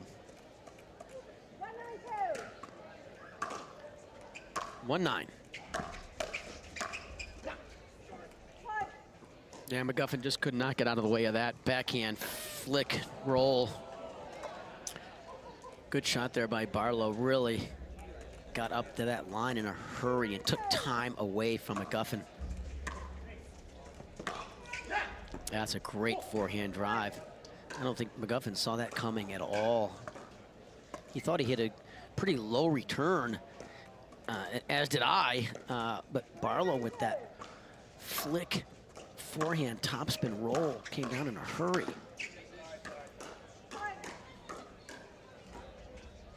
And there's another point off a let court, clips the McGuffin body. So Bond and Barlow making a little run of their own here in game 2.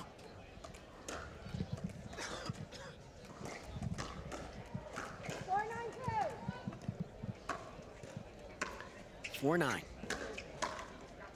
Another unforced error that by McGuffin. Very rare forehand drive error. That's one of his absolute favorite shots. I think he was surprised it was there. So that gets him to 5.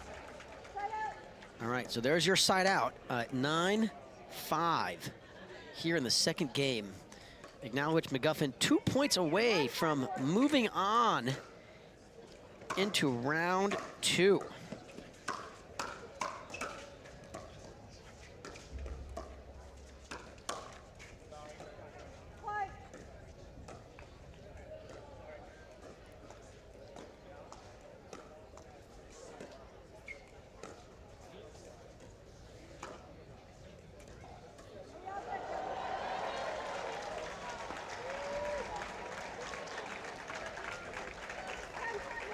All right, match point at 10-5. And there you have it, 11-5, second game. So pretty easy victory for McGuffin. Ignalowicz at 4-5. They will move on here into the second round. And we will have the next match coming up on Grandstand number 3 after this break.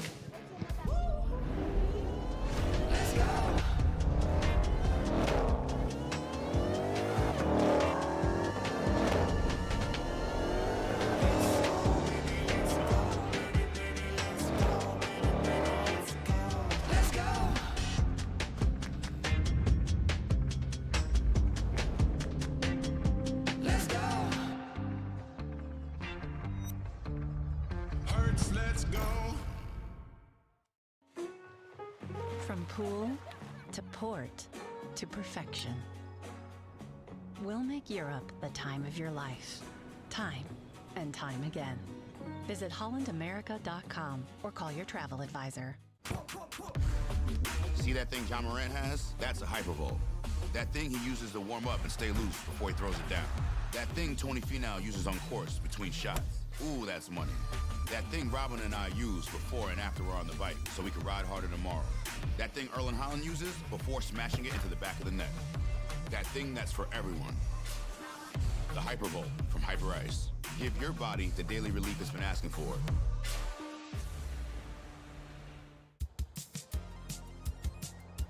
The Hyundai Tucson comes with America's best warranty. It's like a mental vacation from worry that no other brand offers. Free from worry on ski trips, at the beach, don't get too sandy now, or way out in wherever. Take a mental vacation or a vacation in the Hyundai Tucson and leave those worries behind. The Hyundai Tucson with America's best warranty.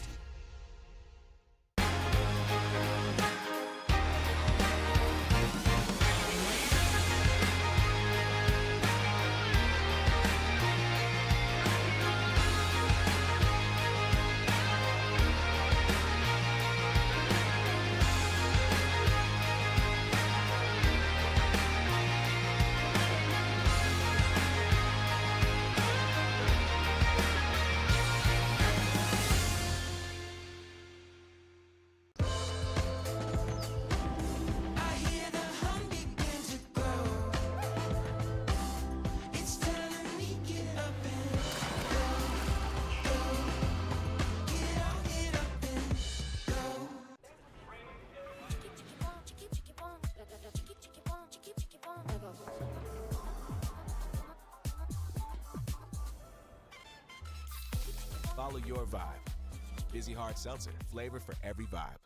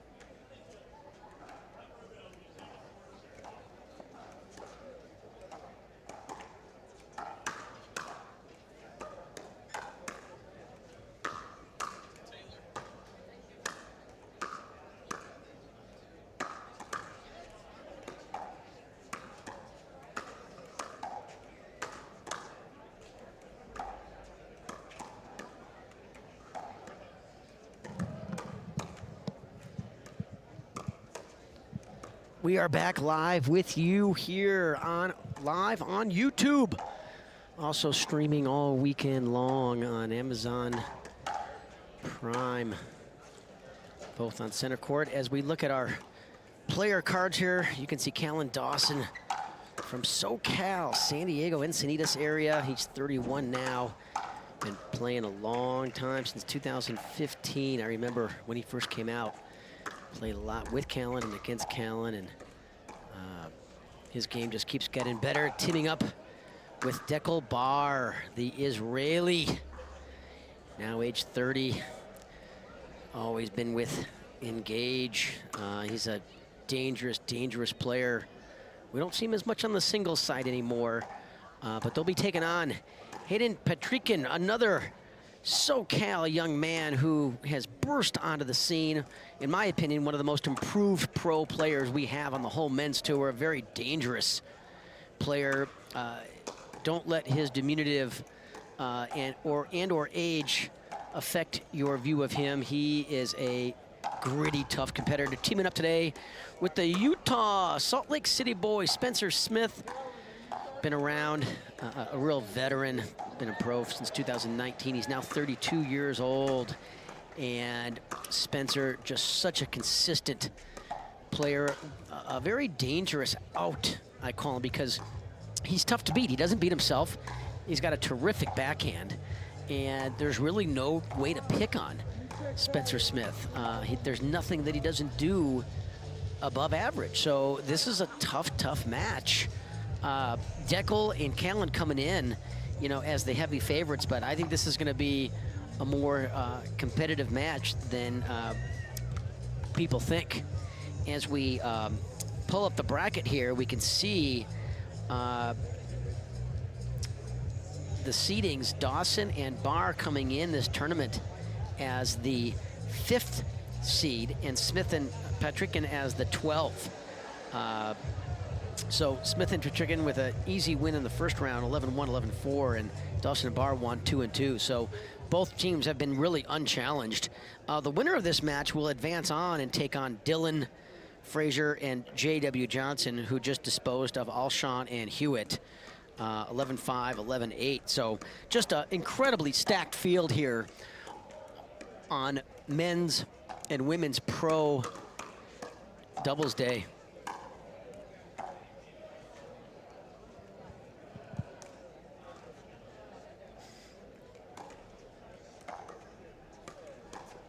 Got some other great matchups going on, coming on the court soon. We got Fed Statrude and Tellez taking on Rittenmeyer and Arnold.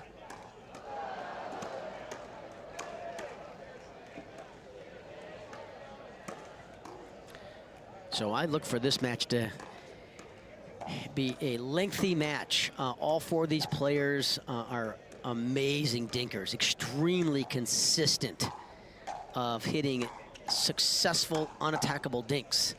And they're patient as well. They don't pull the trigger too early. They're very, what I call, patient and disciplined. So you really have to be careful with when you speed it up to these players, because they're all really good counter punchers, all four of them. When you look at a player like, well, Dekel and Callan, they're really tough to attack on either side of their body. Callan is now using this Pro Kenix paddle that he does such a good job controlling it. It has a lot of pop coming off the face of that paddle, and it's not a paddle that all players can handle and control, because it has a lot of pop. But Callan has such great hands, and he's such a great dinker. One of the best third shot drops that's been around the game over the last 5 years. When you look at Smith and Petrikin, I'm not sure where Dekel and Callan will try to attack them. They're both so consistent. They don't give you a lot to work with. And Hayden's hands are unbelievable, both on the forehand and the backhand side. So it'll be interesting to see what the strategies are coming into this match. And the referee is saying you got 1 minute to go, then we'll pick a ball, and we will get started here in the second round of the Atlanta Open along the Carvana PPA Pickleball Tour.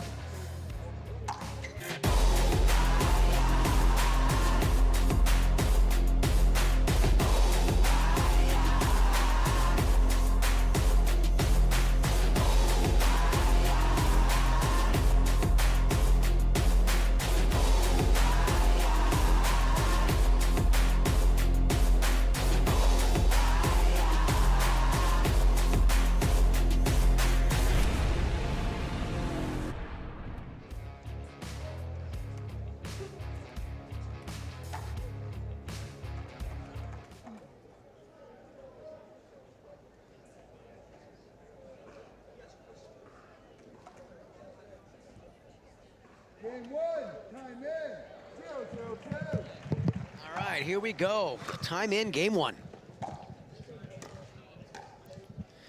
Yeah, and Dawson trying to hit that reset shot, but you know, that ball was tape high to the net, or maybe even above, so that's a ball that he should attack and drive and not try to reset. The reset ones should be ones where you go low, you know, by your ankles and knees and feet. Those you try to reset. But those balls that are tape high to the net or higher, you got to attack those. That drop was a little high and attackable for Dekel, and Hayden got away with that with an unforced error there off that bar forehand roll. 1-0-2.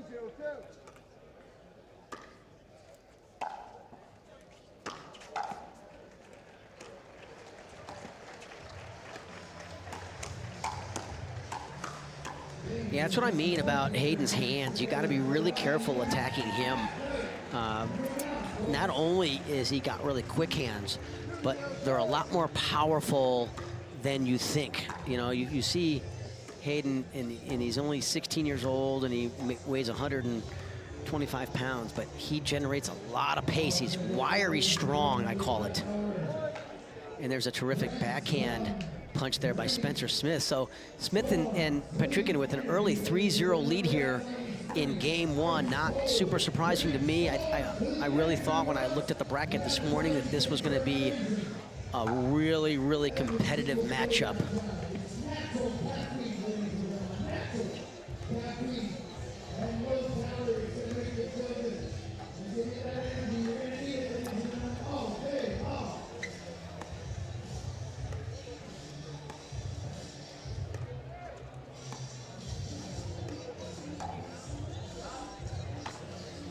Oh, and that ball just sails long. I thought Dawson had it at first, but that ball just kept going and going and missed by a ball. Yeah, that's a good misdirection there by Barr. He saw Hayden leaning middle and misdirects that backhand volley, goes behind him, and Hayden cannot catch up to it. That's a good move by Dawson. I thought it was there, and he just took the wrong angle of attack.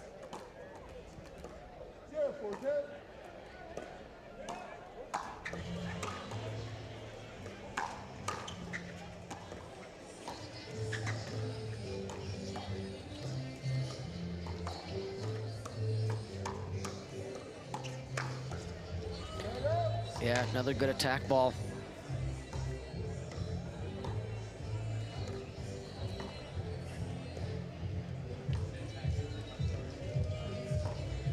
Yeah, Spencer and Hayden, a very dangerous team in this bracket.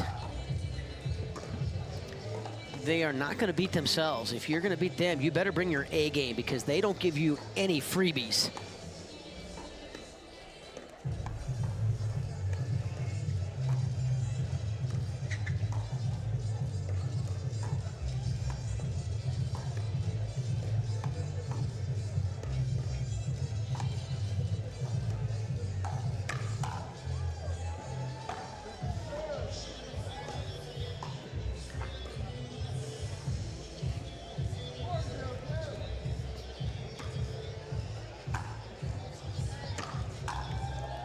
That's a rare unforced error there by Barr, missing that forehand punch volley in the net. There's just no reason for it. Both other opponents were back on the baseline, so he could hit that volley 3 feet over the net. No reason to get greedy there. Yeah, that just clips the tape and ends up 1.5 feet away from where Spencer Smith first thought it was going to be. That's what caused that error.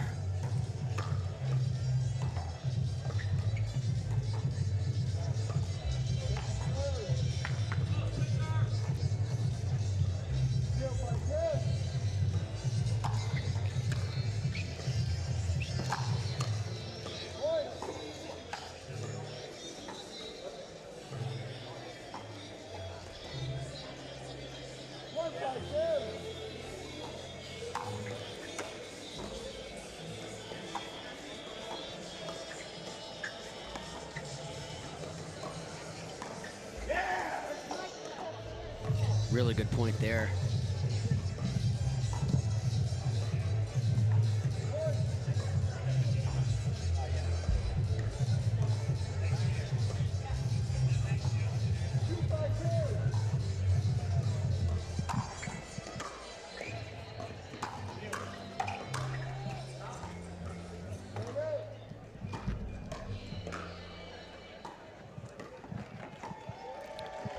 You're seeing an example of these players' hands. You know, they're just, that's what I mean by they're so difficult to attack, and you really have to be patient and disciplined and pick your spots on when you're going to speed the ball up to players like this, because they will make you pay.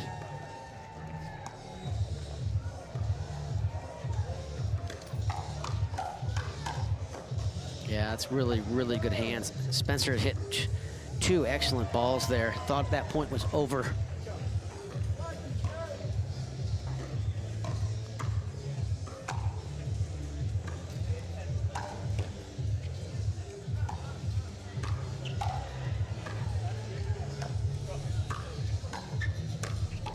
That's a great backhand flick there by Hayden. That ball was a foot below the net, and he still was able to speed the ball up and get it in a really good spot.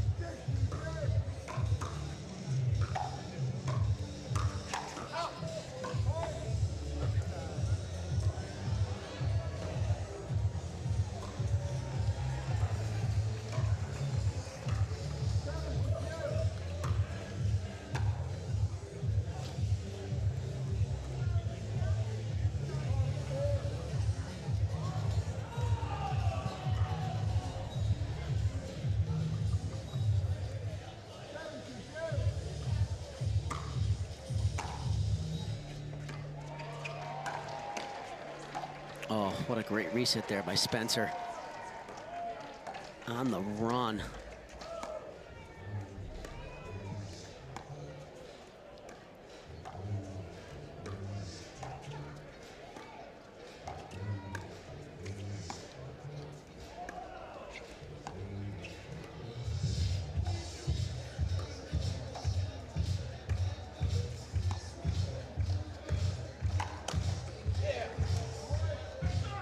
Dekel did not get that ball where he wanted it, and they paid a price there.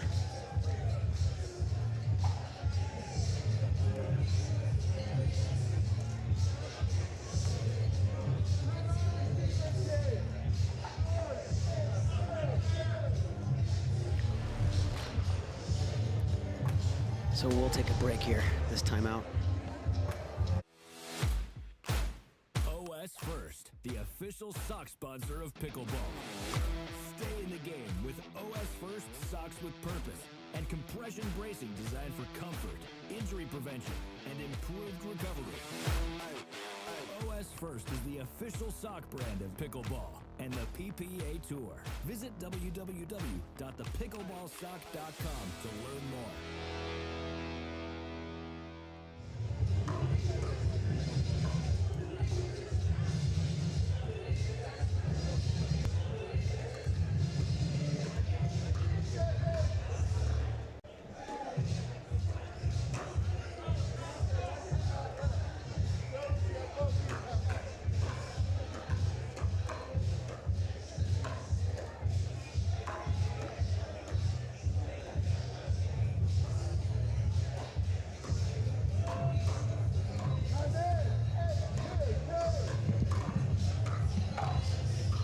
We are back. Really good counter there with Callan. He likes to counter on his backhand side, and it's really hard to get it to his forehand because, as you just witnessed, he slides to his right and then sits hard backhand.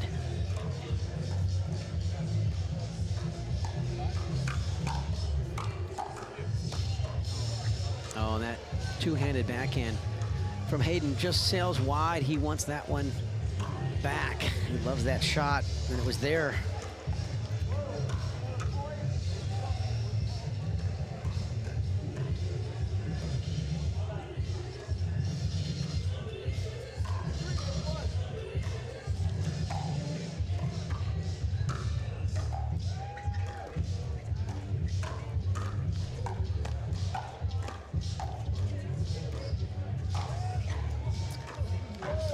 Smith got away with that. He had his chance earlier in that point.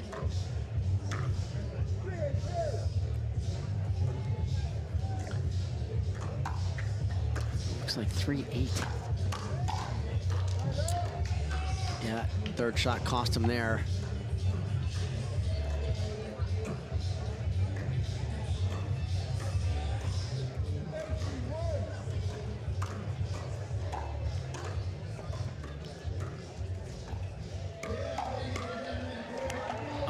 good pressure there by Dawson, getting that ball not only with a lot of pace, but down. And folks, when you play pickleball at the highest level, it's not how hard you hit it. The location is more important than the pace that you hit it with.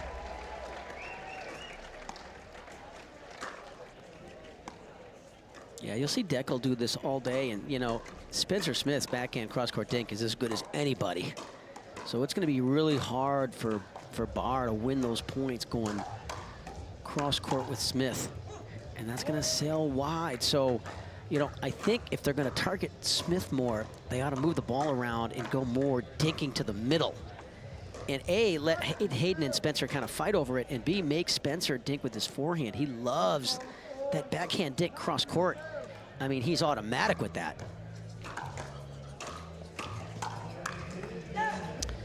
Yeah, another example of Hayden with that counter backhand punch. He loves that shot, so Dekel's got to be more careful on the speed up down the middle, getting it a little lower, and make Hayden have to lift the ball more. That time he got away with that. Just a little mishit off the Patrican Franklin paddle. It's a good deep serve with a lot of power.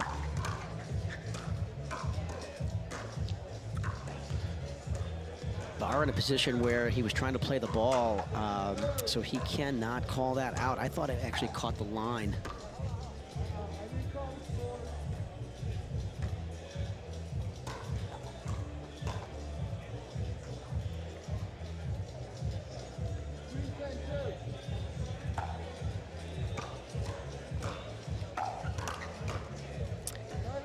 Yeah, that's a questionable third shot.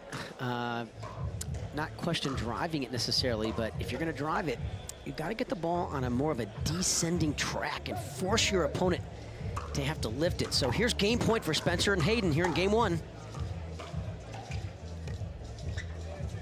Oh, that's a rare unforced error off the Spencer Smith backhand. That's his preferred shot usually.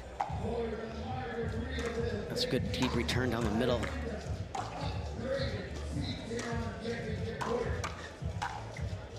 Yeah, really good setup there by Dekel. You see how he took the pace off of that first forehand roll. He went like 60% roll and got the ball down, made Smith have to lift that ball. Then he finished the second forehand.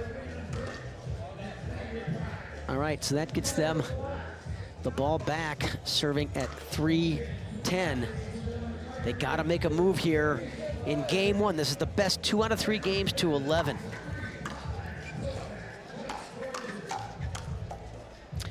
Yeah, and there they go again, trying to attack the Hayden Patrican backhand. And if you do that, you better get the ball down because he will make you eat it.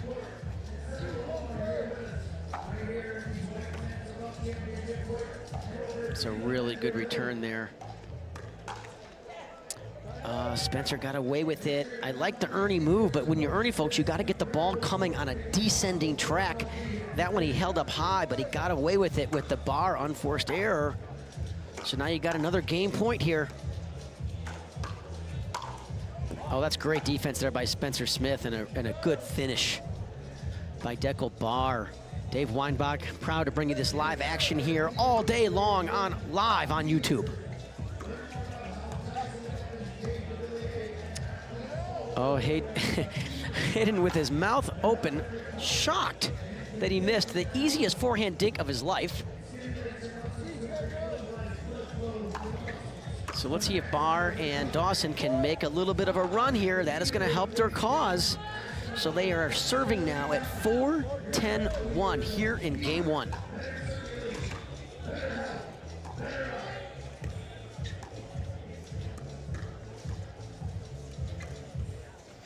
You just don't see that very often from Hayden. I think he's just trying to do a little bit too much with the ball. I think he just needs to focus on making his opponent have to lift their next dink. So with that unforced error off the Patrican forehand, they will call a quick timeout, as will we, because we have 2 left, and we'll be right back.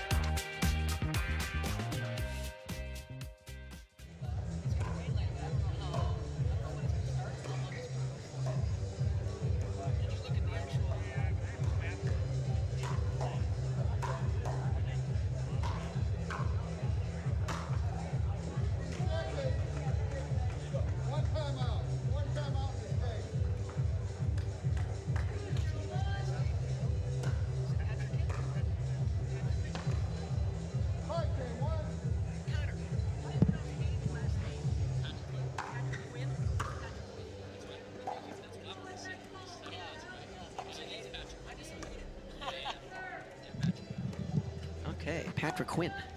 Got it.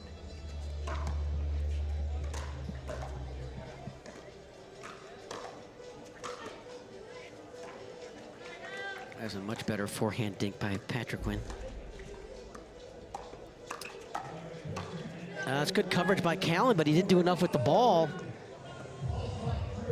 So a really good timeout there by Smith and Patrick Quinn, very timely. So they got one serve down. Now Callan and Dekel are on second serve. 5-10-2 here, game one. Oh, and that could prove to be a very costly unforced error off that third shot. So Hayden and Spencer looking to take game one right here. They're going to have at least 2 chances at it.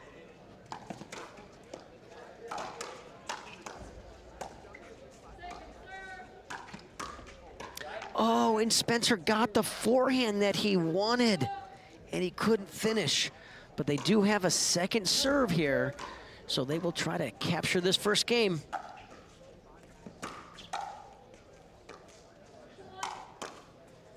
Oh, what a reset.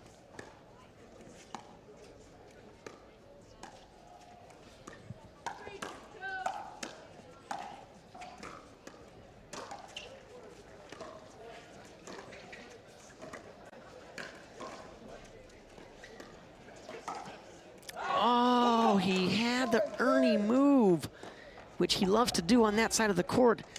And just it looked like he lost his footing, lost his balance, missed it by 3 feet. So with that, Spencer and Hayden take game one. We'll take a break along with the players, and we'll be right back here on the Grandstand court at the Atlanta Open.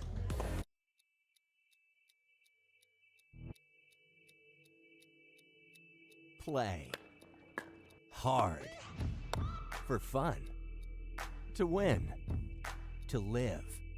Whatever your play, there's Penetrax Joint and Muscle Cream to let you play on. Deep penetrating relief without greasiness, irritation, or unpleasant odor. Inspired by nature and 100% guaranteed. Try Penetrax and play on. The Pro XR pickleball paddle answers the age-old question of how to get paddle speed and control with the same paddle and one grip, and this is it. Pro XR gives you more spin, greater control, and quicker reloads on every shot in the game, because you always have that constant feel for that leverage and control and paddle speed that we're all looking for. Pro XR is the most revolutionary technology in pickleball. All right, we are back live here. Game two, Dawson and Barr needing to take this game to try to force a deciding game three.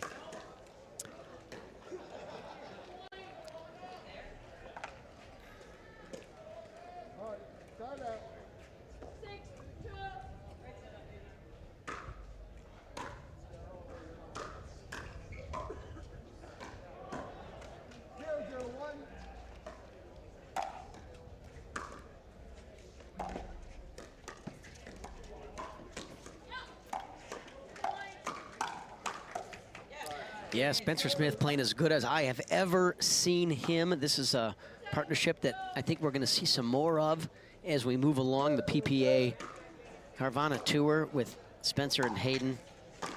And I like that Hayden is playing the right side and the left side, how they're shifting things up, giving their opponent different looks. Yeah, it's really good setup shot by Hayden, rolling that ball inside out, away from the Barr forehand. And Barr getting out of position with that ball getting behind him there. Great finish there by Hayden. And that's gonna sail way long. So Barr and Dawson, a little bit out of sorts here in this partnership. And on the ropes here early on Men's Pro Doubles Day here in Atlanta. Spencer just doing a super job, putting a lot of pressure on his opponent. I love how he really gets up to that line and leans in, and he can hurt you off his backhand and his forehand, which we're seeing. Obviously, Callan and Dekel coming into this match with the strategy of trying to break down Spencer Smith, but it is not working. And let's see if they can make an adjustment here. And the answer is not to give Hayden a high forehand. That is never going to end well for you. That's like giving Todd Murphy a high forehand.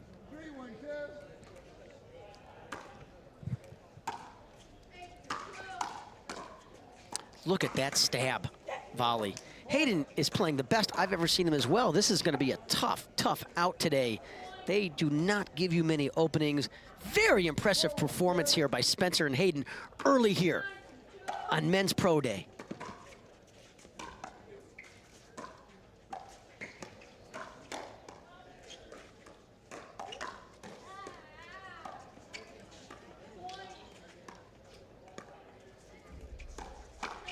That's a really good spot by Dekel to put that ball. I think the middle is an underutilized place in pickleball, both on attack balls and dink shot. Folks, utilize the middle more in pickleball. It creates all kinds of problems. Everybody wants to take these sharp angles all the time. Middle is good in this game.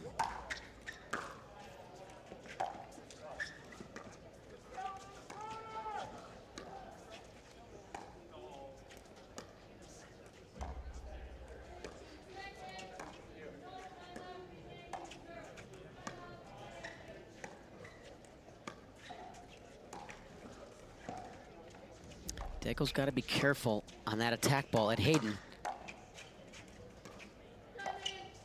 He's a very difficult player to attack, and there's really the first questionable decision I've seen from Hayden in this match. Trying to get a little cute with it. Even if that would have come over, Barr would have had it. So there's a situation where you're taking a lot of risk for very little reward.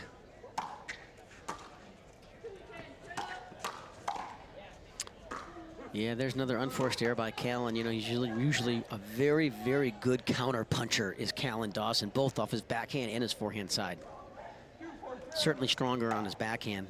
He sits hard backhand.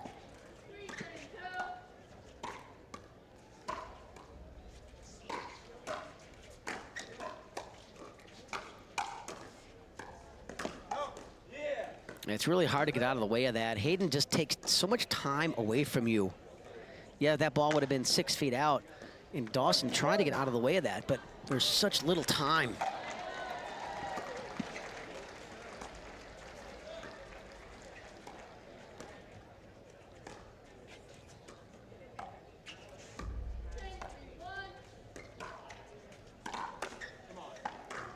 Yeah, I like how Dekel held that for a long time to see where Spencer would hold his paddle, and he was sitting hard backhand, so Dekel tried to go to the right side of his body with some success there.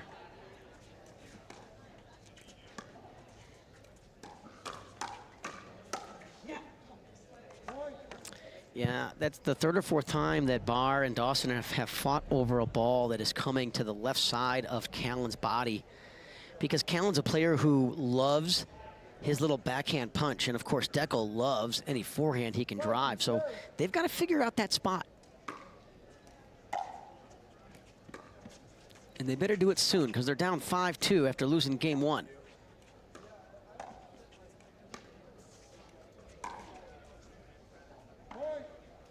And there's another point, so make that 6-2. And with that unforced error, we will get another timeout from Barr and Dawson. So with their timeout, we'll take a quick break, and we'll be right back at you here from the Acrytech Atlanta Open.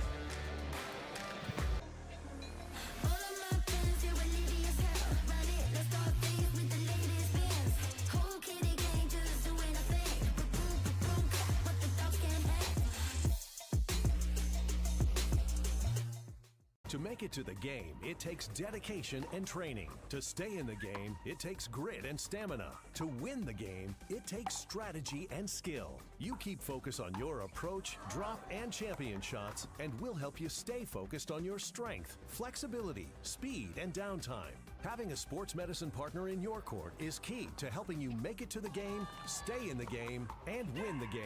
Select Medical is proud to be the exclusive provider of physical therapy of the PPA Tour.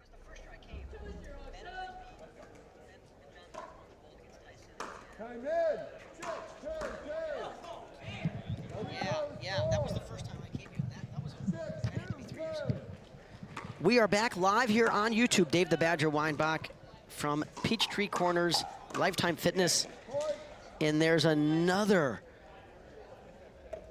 terrific backhand roll there by Spencer Smith. And Hayden and Spencer on fire here. I thought this would be a highly competitive match. But give Hayden and Spencer credit. They came out on fire right away and really aren't giving Dekel and Callan anything to look at here. Oh, that's exactly what Hayden wanted. He set it up perfectly. So this is the time, folks. Callan and Dekel have to make their move right now. They are serving at 2-7-1 after losing game 1. I thought Spencer would lean in there and rip a forehand.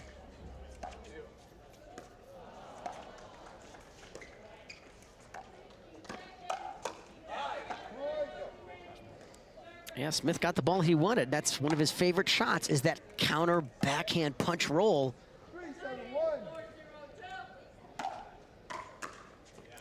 Oh, and you don't see that very often, a freebie from Hayden Patriquin. So Callan and Dekel on a little bit of a roll here. Need to keep this going and start to build a little momentum.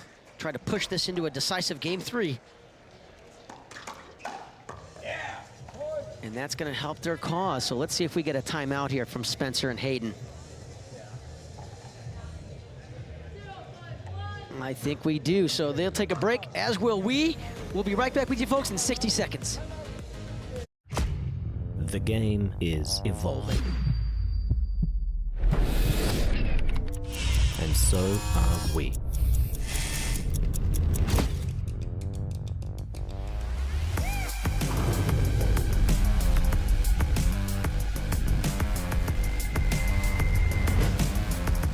Are you evolving?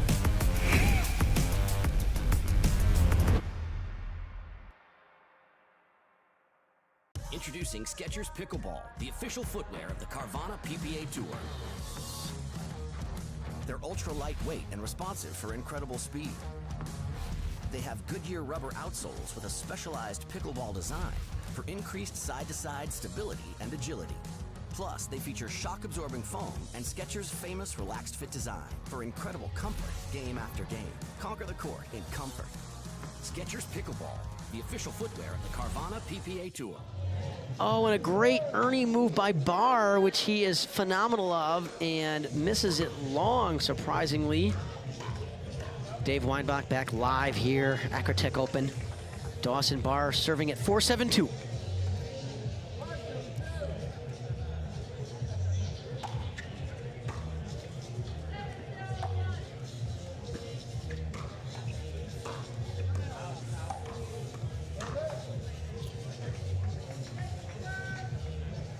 Barr's cross-court tank was called wide by Hayden. There's no argument by Dekel, and we're play on. And Smith very upset with himself after missing that easy forehand roll. So they're trying to get off 7 here. 7-5-2. And there's a freebie by Callan Dawson. We've seen way too much of this in this match from Dekel and Callan, giving easy points to Smith and Patriquin.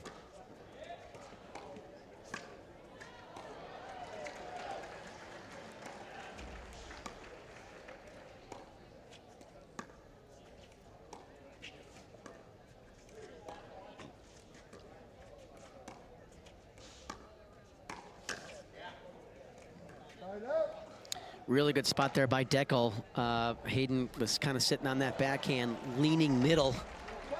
Dekel recognizing that, so they've got the ball back here. They got to make a move. They're at 5-8 after losing game 1.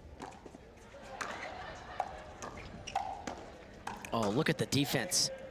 Great job by Spencer Smith keeping that ball alive, but Patriquin cannot handle the next one. So Dawson and Barr looking to keep building here. They're up to 6.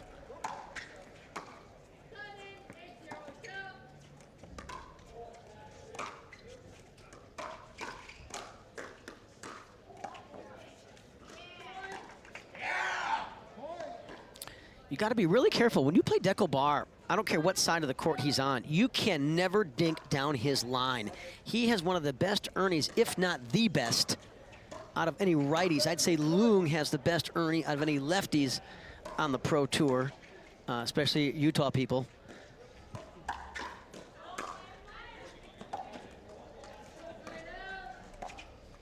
So Hayden's got to be careful about any dinks down the line. He got away with that one. I wouldn't recommend that.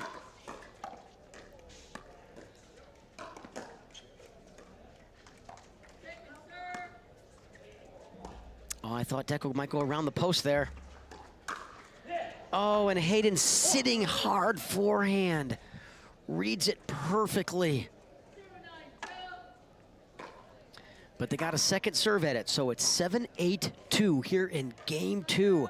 Dawson and Barr must take this game to force a deciding game 3.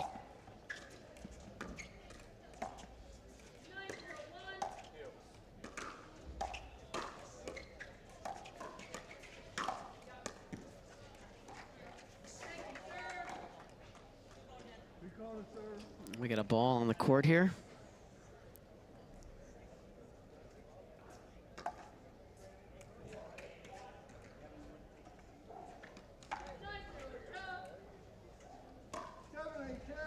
Seven, 8-2.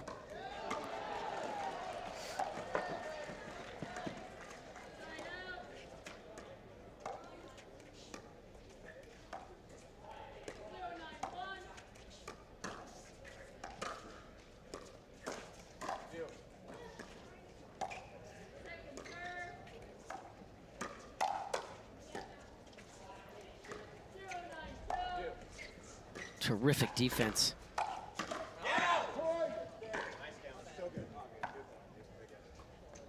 One of the best points of the match right there. So we are all square. These players know what a paramount importance we are at this point in this second game. Feel the drama building. Oh, Hayden's forehand roll kicks up off that tape and ends up 3 feet above where Dawson thought it was going to be. And that created that error, so they got the ball back, trying to get off of this 8. And we're going to replay that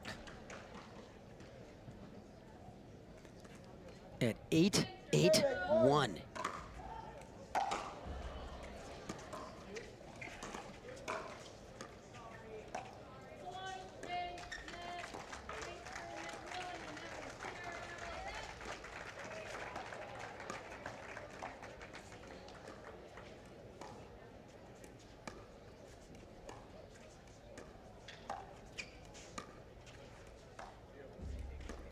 Surprised they're not dinking a little bit more to the Callan Dawson forehand.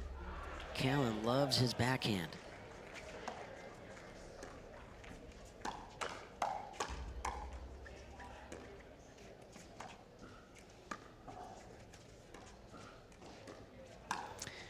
I'm not sure why Hayden keeps going there. This is the 3rd or 4th time that's happened. There's just no reason. Out of all the choices of places that he can go with that dink, that's the last option that I would do. So I don't think you're going to see him do that again in this match. Dekel's just too dangerous with that Ernie. I mean, he's so quick with that first step. And there's another missed forehand drive there by Smith. As we pull up the bracket here on men's pro doubles and women's pro doubles day, the winner of this match, waiting in the wings for them, is Dylan Frazier and J.W. Johnson. And Dekel knew that ball was going out. He just could not get out of the way. So very frustrated Dekel Bar.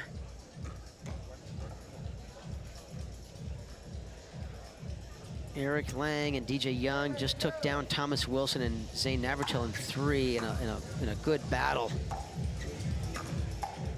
That's a great reset there by Dawson.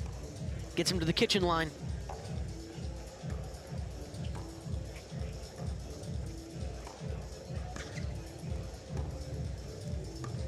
They're really working this Dekel Bar's backhand, and I'm not sure that's going to work out. Dekel, arguably one of the top cross-court backhand dinks we have in the history of pickleball. He will very rarely miss that shot. So we'll take a timeout here along with the players. Just a quick dry off of the towels. We will stay with you here at a very important part of game 2 at 8-8.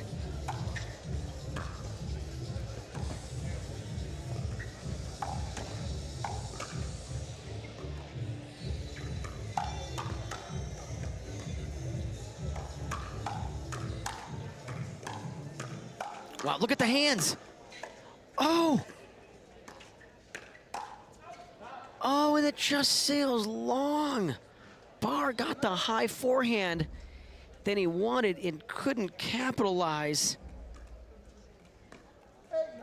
on that. So, 9-8-9. Oh, and another missed third there by Smith.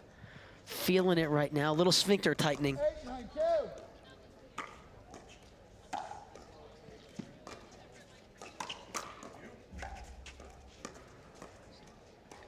Great D on that Ernie.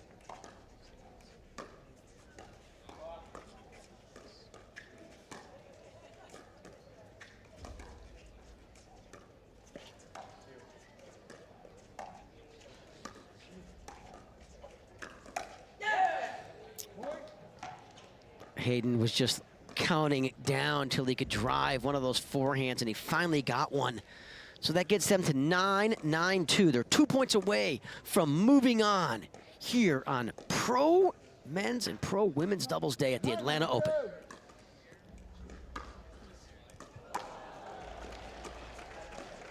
There's a good drop there by Smith.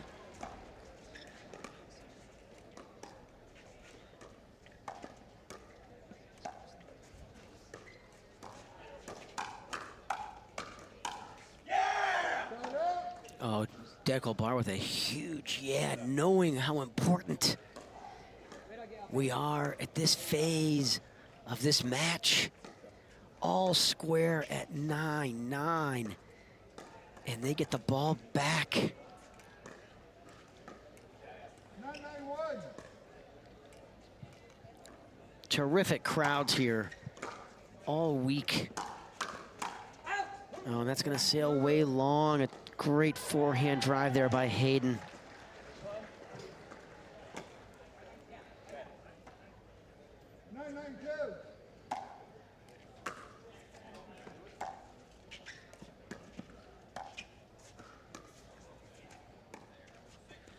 Well, he'll get it.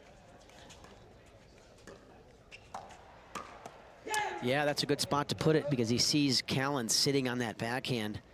And Smith with not only a great decision, but also excellent execution. So a really, really important side out.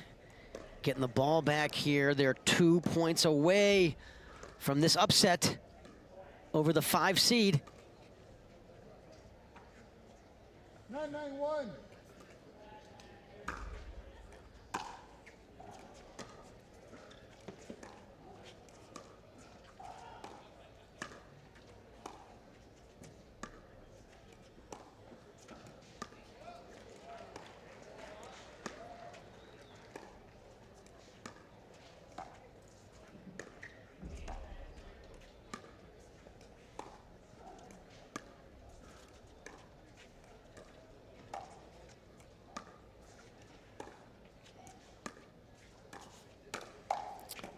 Oh, Dekel got away with that. There was an attackable ball there to the Hayden forehand. I think it actually surprised Hayden. He just didn't do enough with it. So we'll have a little towel off here, and we are stuck at 9-9, and the drama builds. 9-9-2.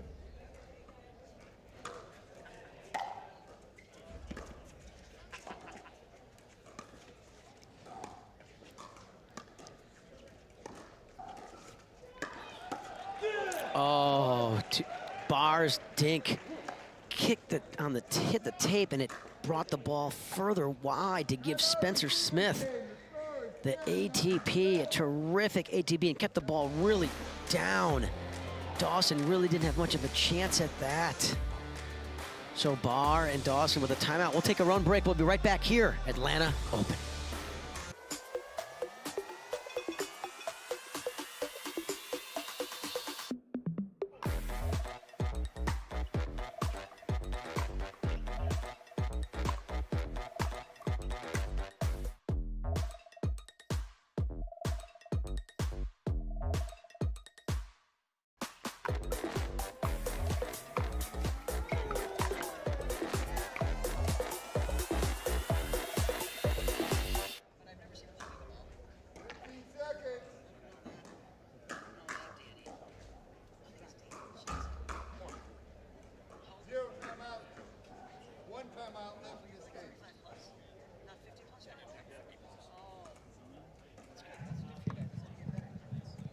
We are back live here. Dave Weinbach, proud to bring you this live YouTube audience here. Oh, and a great earning move by Dekel Barr, and they save a match point. And now they'll be serving at 9-10-1.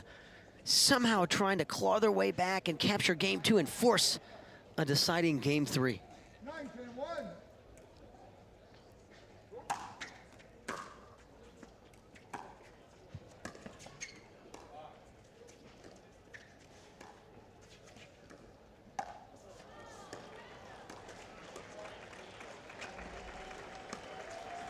Gonna go around the post.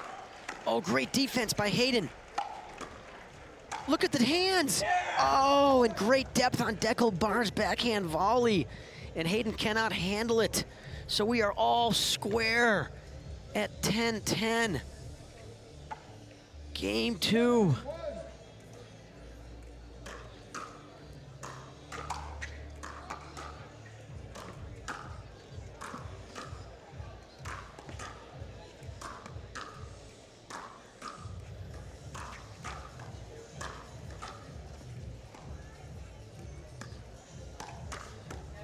Yeah, that's a great counter there by Hayden and a really good read.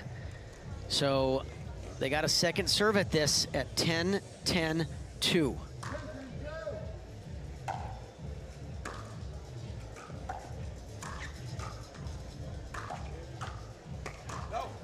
We have not seen many lobs from Callan Dawson in this match, and he's known for having one of the best lobs in the business. And that would have been perfect. Hayden had to take that ball out of the air, so that gets them to 11-10-2. Game point here in this second game.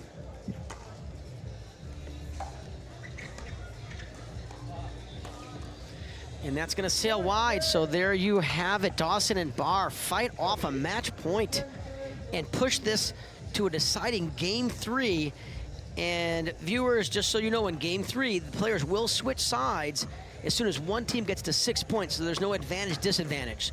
So we'll take a quick break, be back in 60 seconds with that deciding game 3.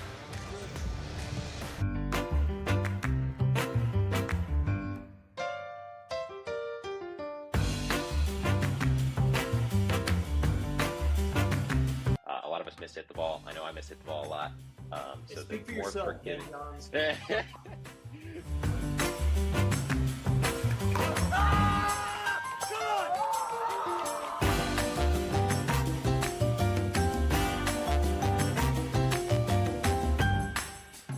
Want to maximize your game performance to always stay in bounds? Look no further. Thorlo pickleball socks are specifically engineered with our innovative padding to help you perform your best. Pickleball socks that keep you on the ball. Find your sock at thorlo.com. Okay, 'cause I found my way.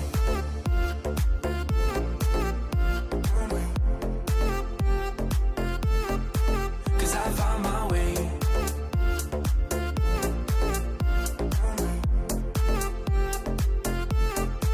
'Cause I found my way, my way, my way, my way, my way.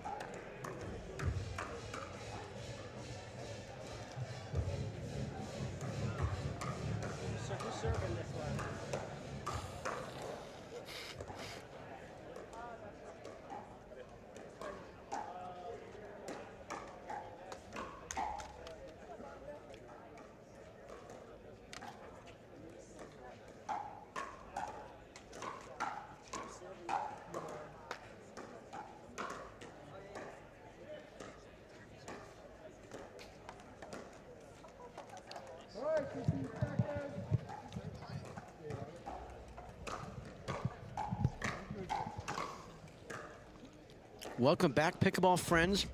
We are live on YouTube, and this tournament is being also live streamed on Amazon Prime all week long. Dave Weinbach about to bring you live Game 3 here on the Grandstand court. An incredible battle with Dawson, Barr, Smith, Patriquin.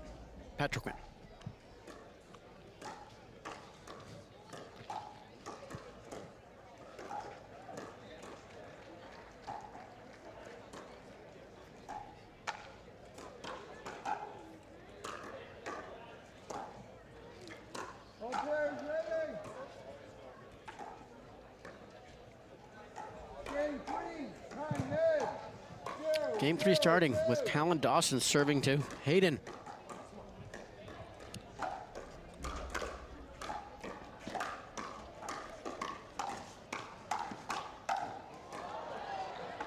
And that ball correctly called wide. So this will be a side out.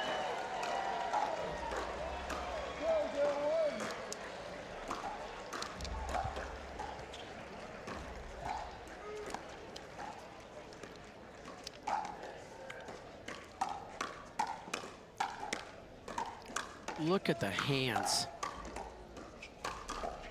What? Oh, what a point. The point of the match. Well, on that last overhead, I think Hayden hit it so hard, I really think the ball was affected by it because it didn't bounce at all.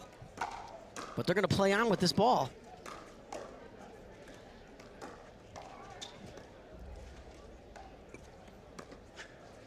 Yeah, Barr was looking for the Ernie there.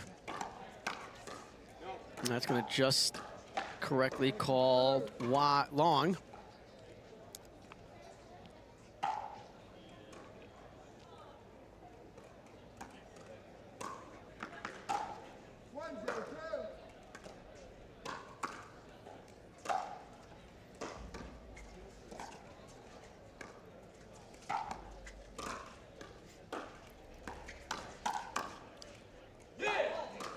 I'm really surprised Barr let that ball go by his head. You know, my view is if you're in doubt, you have to hit it. And that was a really easy forehand put away for Dekel. So I'm really surprised he let that ball go long or let it go in because he could have easily hit that. And that's a really good counter there by Hayden sitting on that forehand. Generates a tremendous amount of power. The guy is extremely wiry strong. We talked about that in the opening of this match, that what a dangerous player he is.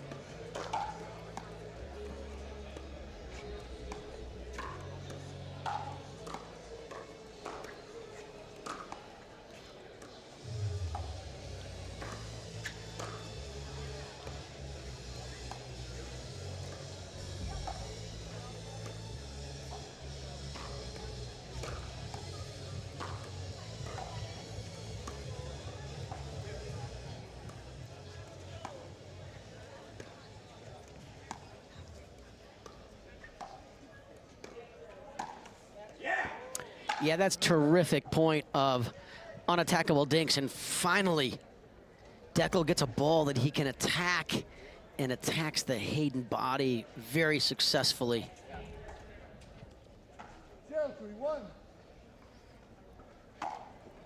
3-0.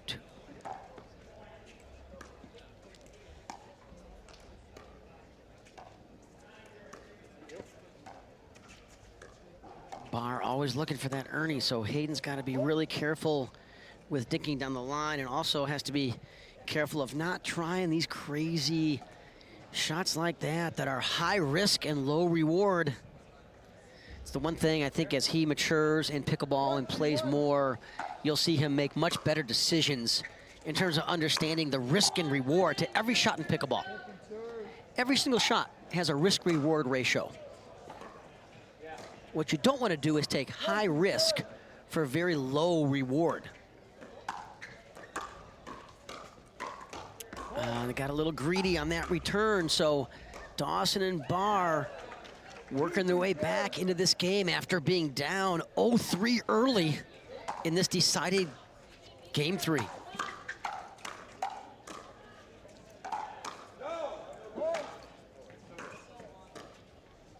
Nice attack ball there by Callan. Man, he gets a lot of pop on that backhand punch, a very dangerous counter puncher. Always has been. See how he slides to his right and sits on that backhand.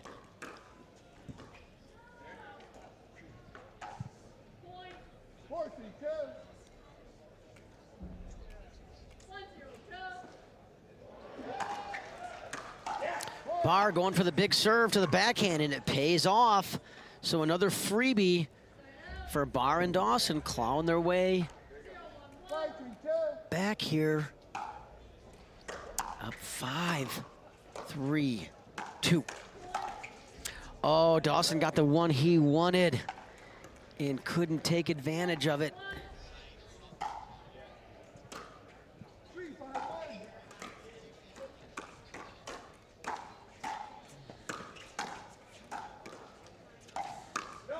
And that's going to sail long. That ball coming over did not affect play, so that point is going to stand. Get a little towel off here. The conditions have really heated up since I got here at 8 o'clock this morning. It is now 75 degrees, partly cloudy.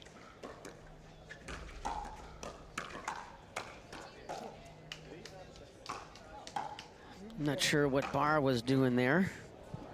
It really wasn't a ball he could attempt to Ernie on, but he committed to it very early on.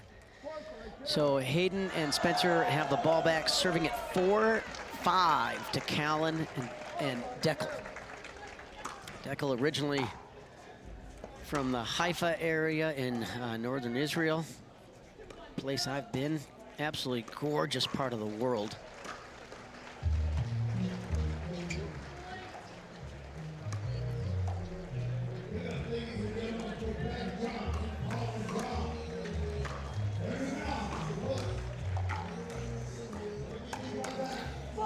Not sure why Hayden keeps going back to the same spot after it hasn't worked time and time again, so I think he's got to correct that. Otherwise, they are going to go down in this match if he gives Barr the opportunity to Ernie like that with Dekel. His footwork is so efficient at the line that it seems like he can get there in like an eighth of a second. I mean, I've played a lot against Dekel over the years, and it's amazing how quick he can get there.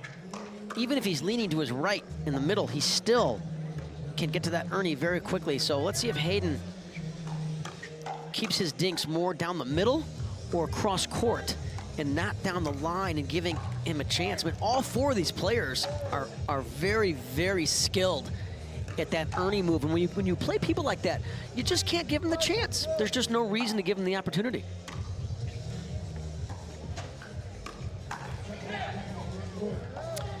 And Barr wants that ball back. He looks at me knowing that he missed out on an opportunity there.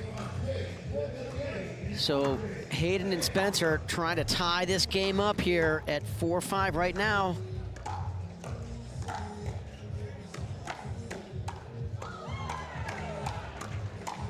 That's going to sail long, so indeed they do. And we are all square here. We can't get any closer. We are 5-5 in the third. The first team that gets to 6, we will switch sides. This is 1 game to 11, win by 2, and that drop is not going to clear the net. But they have a second serve at 5-5-2 here in this deciding game 3.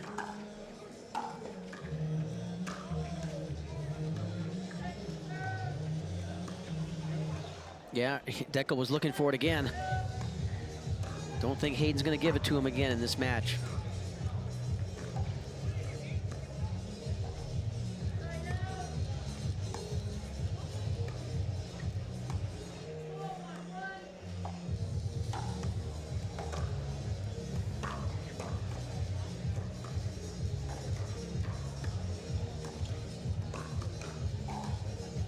I thought Dekel could have attacked that ball more.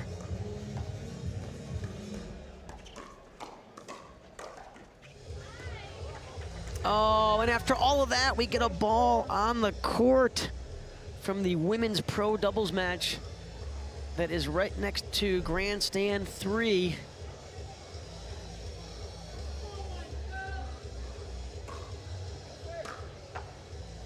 Which happens to be the #1 women's player in the world, Leigh Waters and Anna Bright.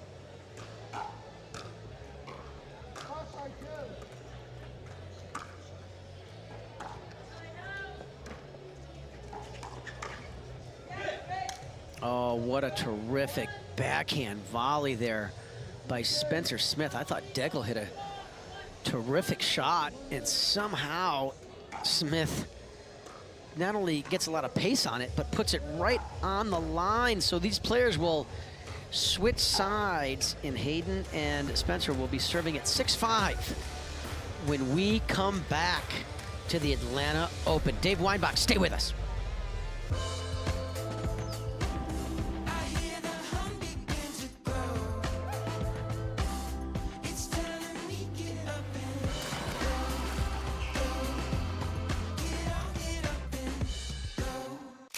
Corner blues, sticky floors, catching breaks, and second wins. You never forget the way some things taste. Great taste, 96 calories. Tastes like Miller time.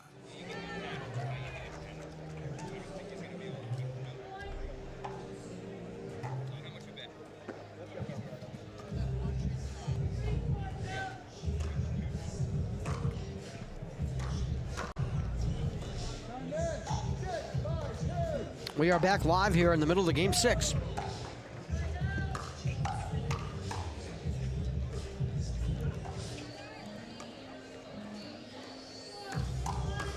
Oh, and Dekel reads it really well, sitting on that forehand.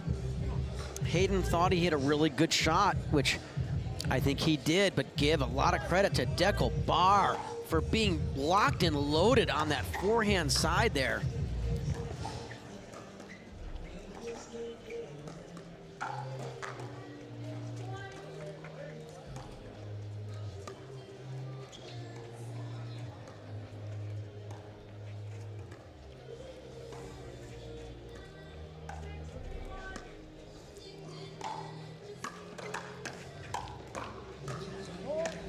Yeah, Dekel does such a good job of keeping that paddle not only up, but in way in front of his body. And when he hits his volleys, watch how he gets his upper body into the shot. It's one of the things that I really try to teach people when they start playing pickleball is, I call it drill, I call it make the bangers pay. That when that ball is driven to you and you're gonna hit a punch volley, get your upper body into the shot, a little movement forward. And all four of these guys do that really well. Oh, and we got a foot fault called on Spencer Smith on that backhand punch volley. So that's gonna get us to 6-6 here in Game 3. It does not get any tighter than this. Big crowd has gathered watching this match, including the #1 men's player in the world, Dan Johns, next to us here. I thought he would attack that out of the air, and he didn't, and it cost him. That's a ball that I think if Hayden would have closed to the kitchen a little quicker, he would have been there for his patented roll forehand. But it bounced, and then he lost it, so now they're down 6-7.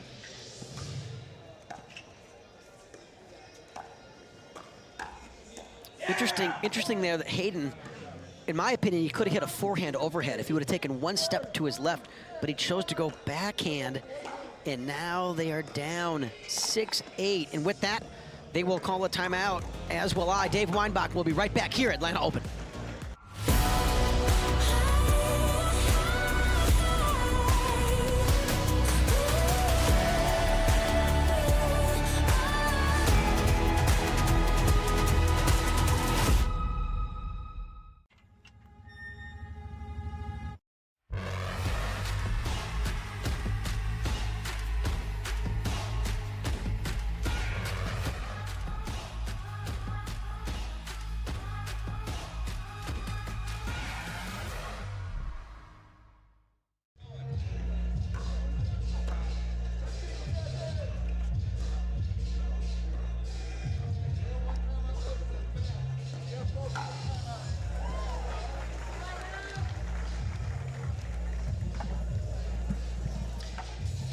We are live on YouTube. Welcome, pickleball friends.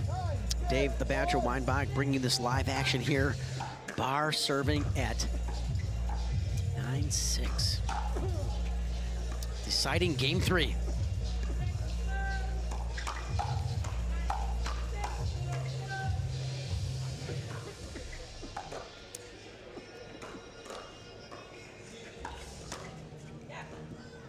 Oh, and it touched Barr's paddle.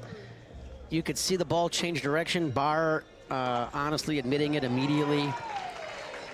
So really good hustle there by Hayden getting back and dropping that ball in the kitchen so then he could get back up in the kitchen.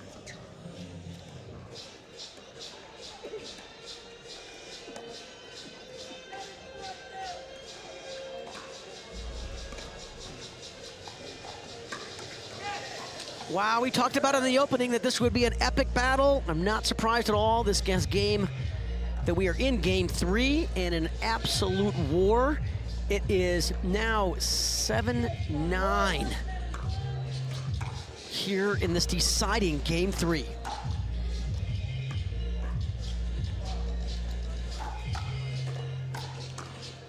Oh, and a lucky net court.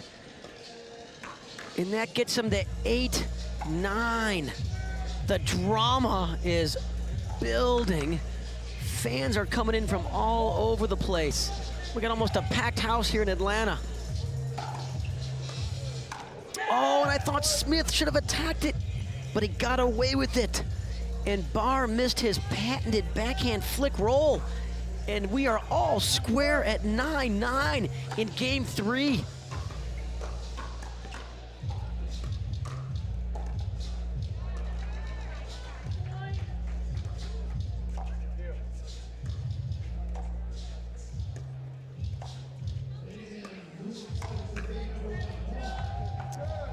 And Spencer Smith's cross-court backhand dink hung out a ball too high, and that's all it takes with these pro players is one ball too high of a dink, and a dink becomes attackable.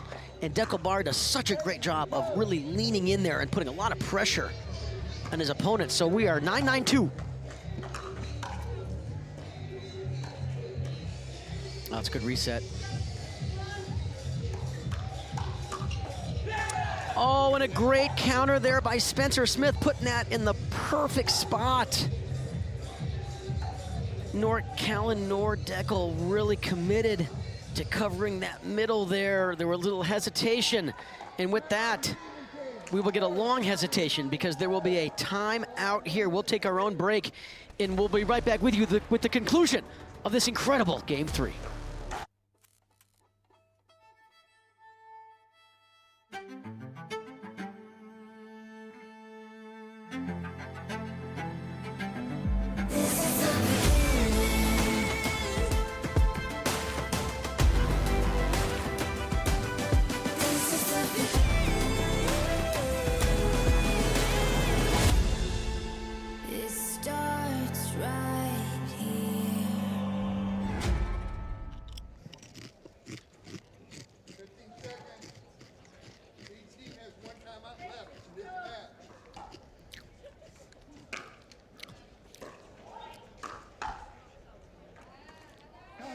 We are back live. Dave Weinbach, thank you to our YouTube audience. What an incredible match this has been. Oh, when they had it on their paddle. Dekel Barr, Callan Dawson got the ball back, serving at 9-10 in game 3. Wow. Oh, and a terrific backhand punch volley by Spencer Smith, getting that ball down. Barr couldn't handle it. Second serve.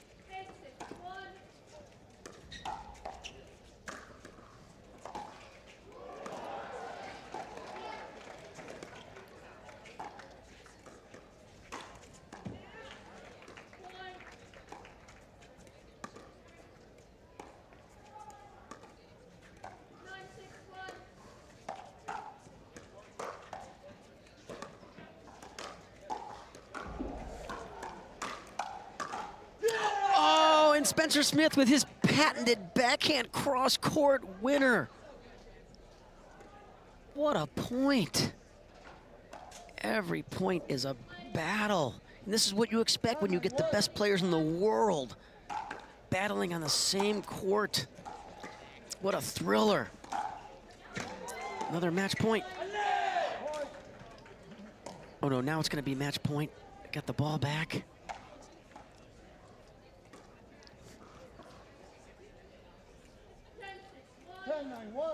Ten, 9-1. See if he tries to drop it.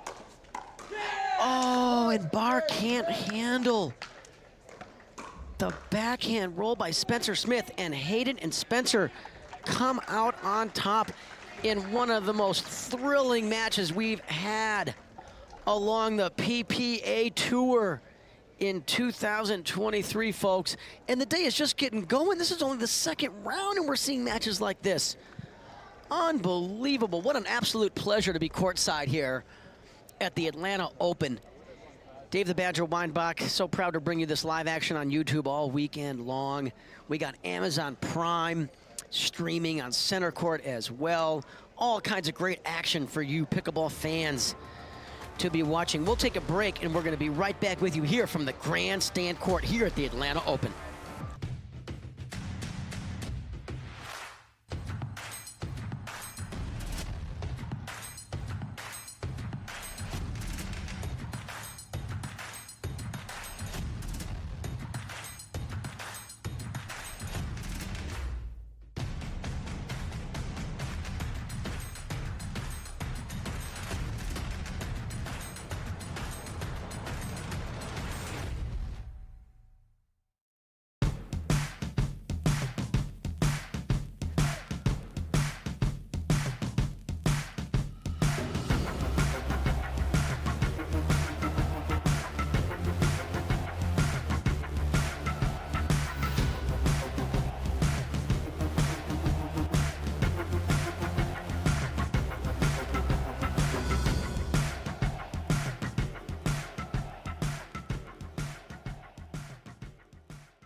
Hi, I'm Rick Barry. I used to play professional basketball. Now I'm into pickleball.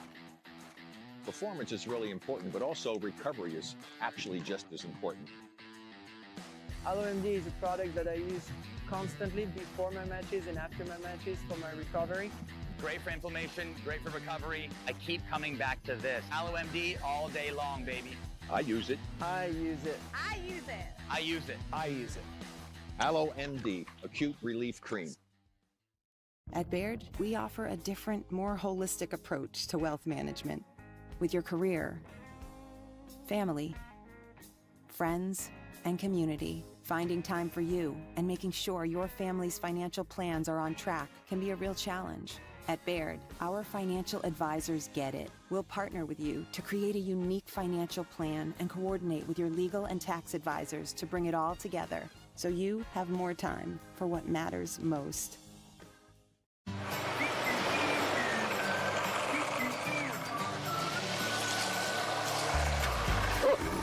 Ready yet? Not yet, buddy.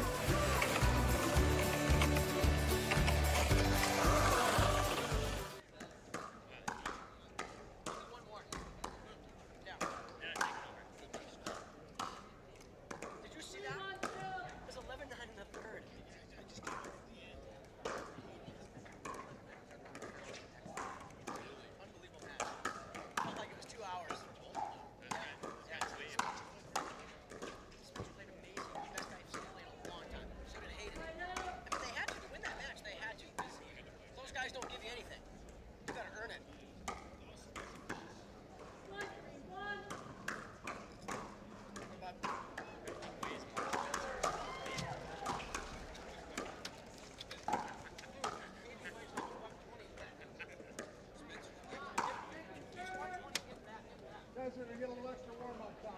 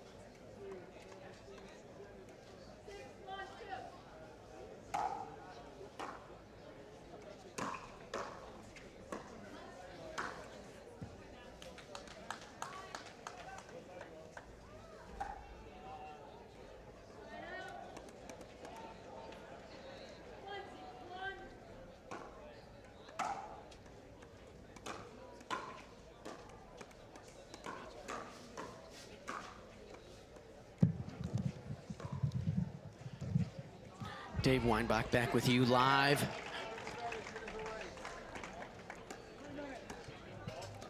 We got another great matchup here on the Grandstand court. Connor Garnett, Gabriel Tardio, the youngsters, taking on the veteran crew of Loong and Koller. Of course, Connor Garnett from Seattle, really a single specialist, is in the huge run yesterday or the other day in pro singles. Got to do a few of his matches on the air. Very impressive player, teaming up with the youngster, 17-year-old Gabriel Tardio. Originally from West Hills, California, now living in Florida, where he gets to train a lot with some of the best players in the state. And taking on A.J. Koller, now residing in Austin, Texas, after living in Las Vegas area for a while. A seasoned veteran, has gotten to many, many a podium along his PGA Tour stops, teaming up with the Utah boy, Tyler Loong, the sweet swinging lefty from Provo, Utah. Probably the best Ernie in the history of pickleball. Really got to be careful ever dinking the ball to him down the line. I've learned that from experience.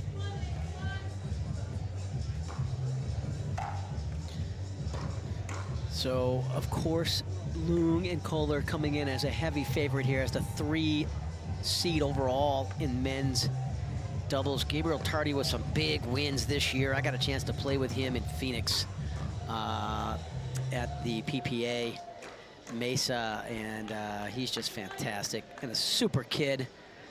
Very, very high ceiling in pickleball. And the referee gives me a thumbs up, and we are ready to go here. It looks like it'll be Loong and Koller starting to serve. Next to us on the next court over is a women's pro doubles match where Leigh Waters and Anna Wright are going to try to keep their string of gold medals going when they partner up. That's a really tough team to beat.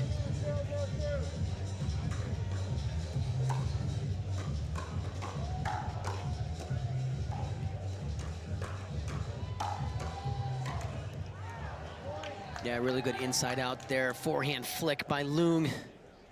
Put that in a really, really good spot. Garnett did not see that coming.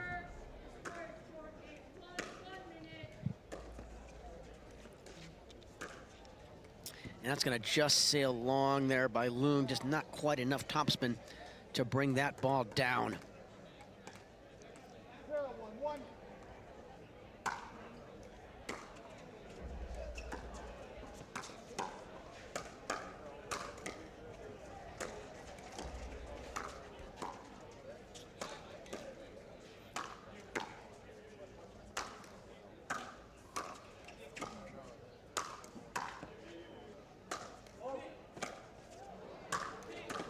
Look at the defense.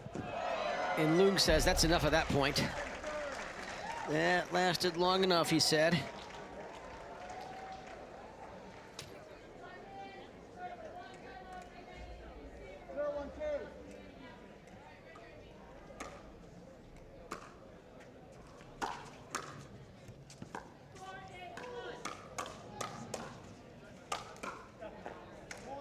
Yeah, good finish there and good setup there.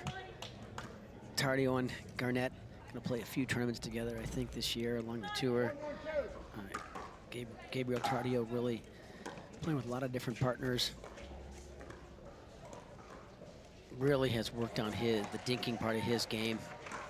Tardio can play both sides of the court. And that's terrific around the post. Looked to me like Koller could have gotten a paddle on that, but did not really lunge to his left.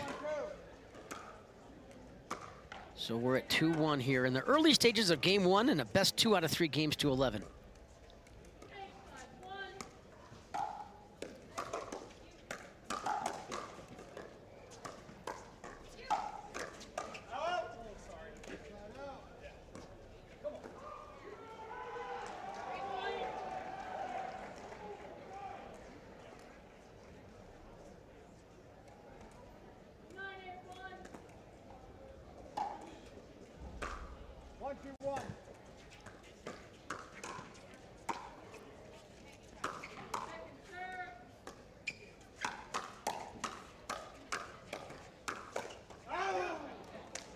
And Koller not able to get out of the way of that Tardio backhand volley that would have hit the back fence. So that's another point there.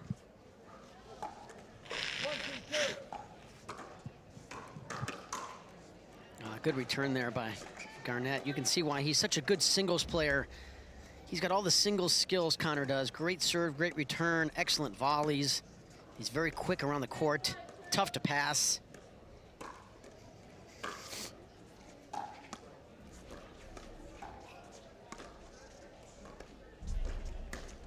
Yeah, that's a very questionable decision there by AJ. That ball's down at his left ankle, and that's a one that he's got to stay patient with and keep dinking and wait for a better opportunity to attack.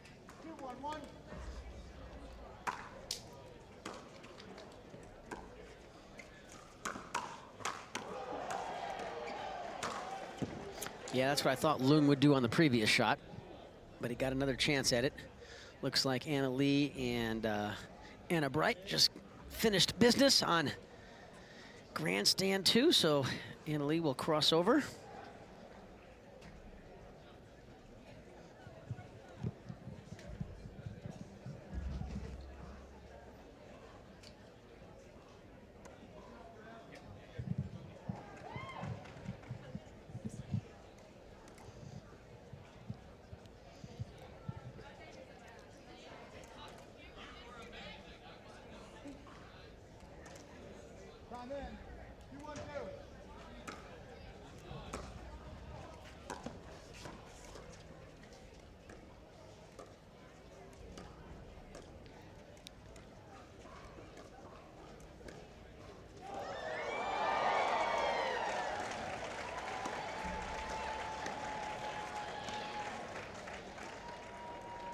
Boy, excellent dinking rally here.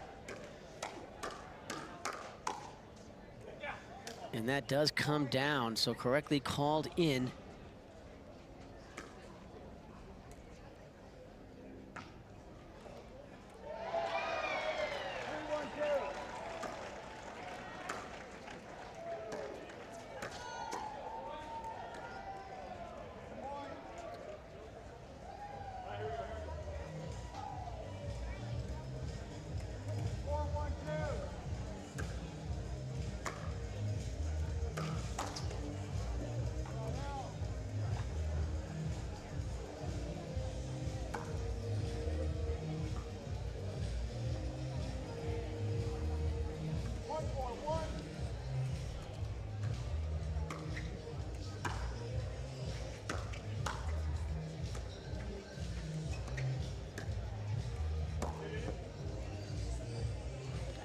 Tardio calling that ball out. No argument from Koller. So that'll get him to a second serve here. Serving at 1-4 in the early stages of game one.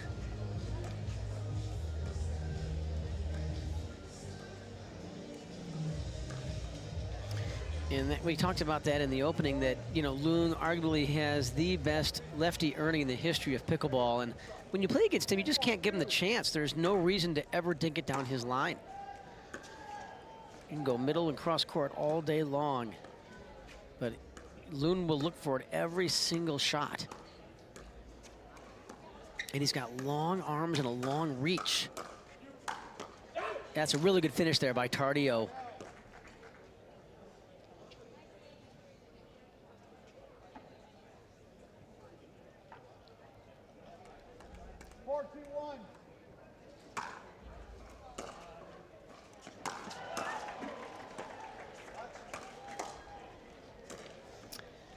Yeah, someone's got to make that call early and just call it and say mine or yours. I thought AJ was going to take it because he took a huge backswing, and it looks like he was going to take a big swing at it, and then he didn't. Partner communication, such a key in pickleball. It's going to go around again. Oh, and he missed it that time. He got there in plenty of time, but just did not come across the side of the ball. When you try to put that side spin on the ball, you actually have to come around the side of the ball a little bit.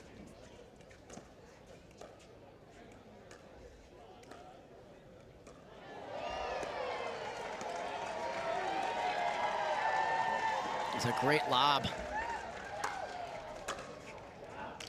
And Koller just tried to do too much with that. That's a ball that AJ has to just get in the kitchen so he and Loong can move back in to the line and be in a position to win the point.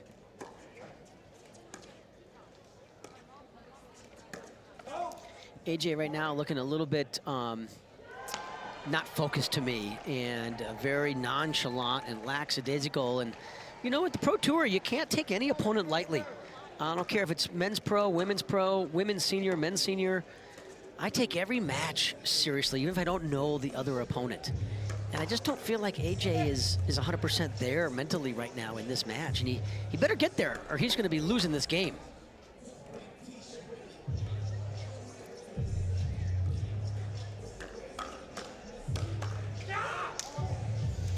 Yeah, he's not quite engaged, and you can see Loong kind of shake his head there in disappointment. And, you know, there's nothing wrong with calling a timeout here, too, and kind of gather yourself. And I'd like to see Loong maybe communicate a little bit with him and just say, hey, AJ, let's go. Let's focus. And let's get back to our game plan.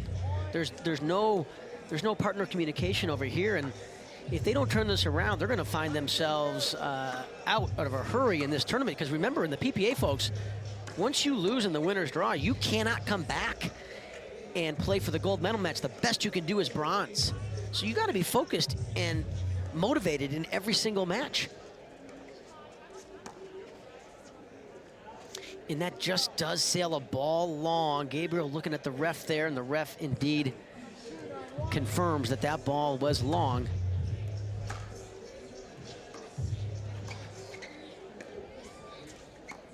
See if Koller can focus here and get this going.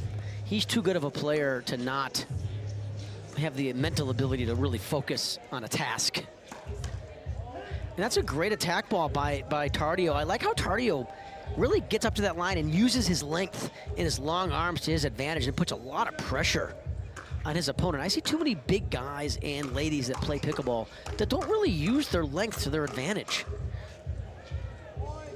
Oh, that's really good hands there by Loong and Connor Garnett. And that last one clipped Garnett in the arm, but a really good hand battle there. So they're down 3-9. And not a lot of foot movement there by AJ Koller. That's going to sail way long, too. So Koller's timing a little bit off here. You know, you're talking about one of the top 10 players in the world here in AJ Koller, but he's not demonstrating that yet in this match.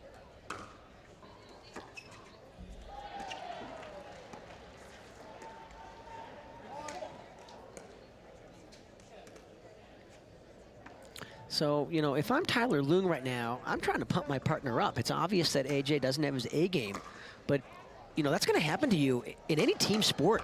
And part of a teammate, of being a teammate, a good teammate, is to help pump him up and help motivate him and support him or her.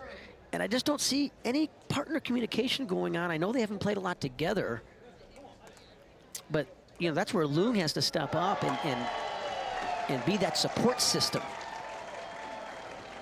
Because momentum is such a powerful thing in pickleball. All right, there's a big come on from Loong. So let's see if that can get them going here. They got the ball back on a side out, serving at 3-10. Let's see if they can make a run here and make this first game competitive, and that is not going to help their cause. And Koller very, very disappointed in himself, looking down, shaking his head. I rarely see AJ Koller like this mentally.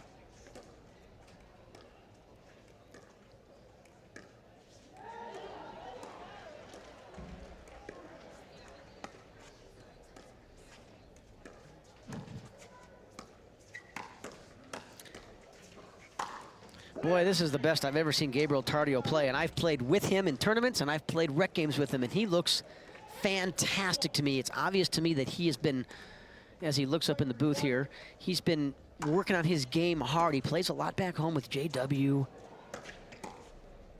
They're really good friends, and you can tell that playing in those kind of games has really helped his game. I mean, folks, that's how you get better in pickleball, is you play against better people than yourself. And he's got a lot of great players in that southeast part of Florida that he can play with and drill with. And I can tell you, he's a highly motivated kid, terrific kid. Just a very high ceiling in professional pickleball for both he and Connor.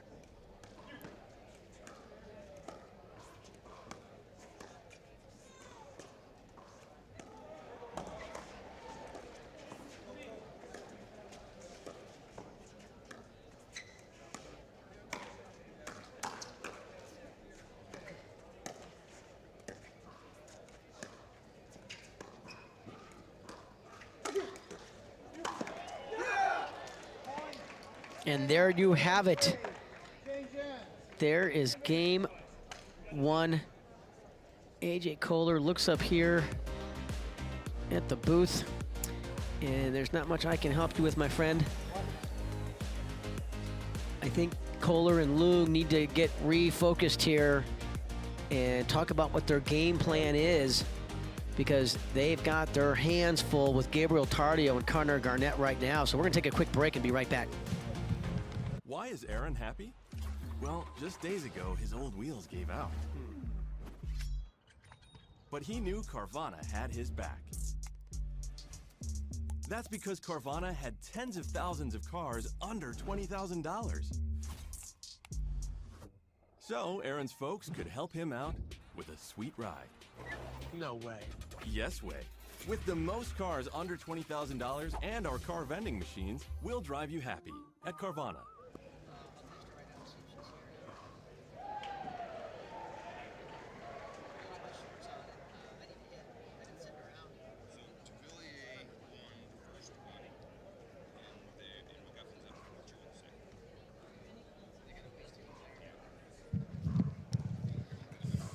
Dave Weinbach back live with our YouTube audience here from the Atlanta Open. A pretty easy game there for the 14th seed, taking down the 3rd seed in game one, 11-3. So let's see if Loong and Koller can somehow get this going here and get focused. And that's a good start for them. You know, Tyler Loong and AJ Koller, just too good of players to come out so flat like that. I'm really surprised to see that performance in game one.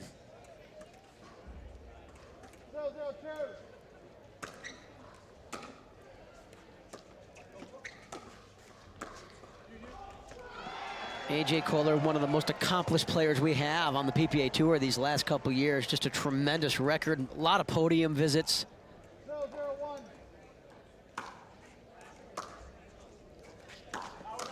You don't see him disengaged very often, but I felt in that first game that he was, and now he's got his game face on after a little stare down right there. I think AJ Koller has now come to play.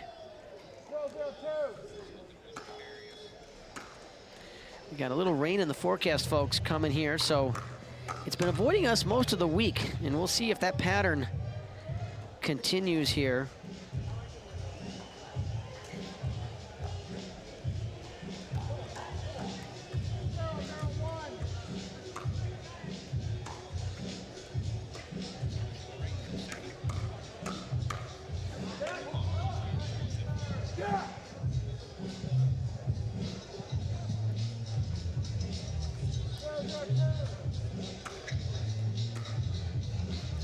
It's a good deep return there by Garnett.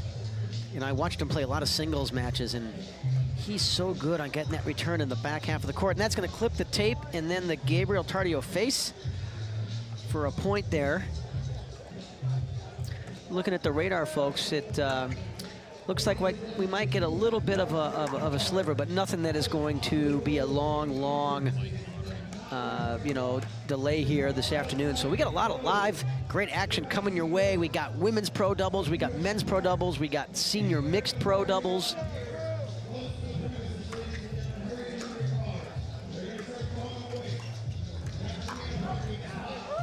Yeah, AJ just didn't do enough with that ball. He got the backhand flick that he wanted, which is his strength. And he just didn't do enough with that, and Gabriel took advantage of it.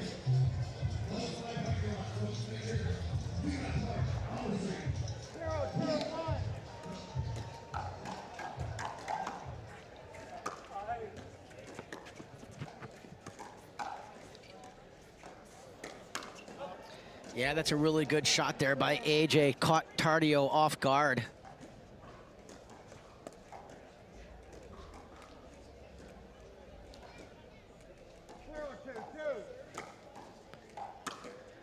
Zero, 2-2. Look at the Tardio hands, man. This kid has come to play today. He is highly motivated, highly driven. Best I've seen him ever play on the PPA Tour.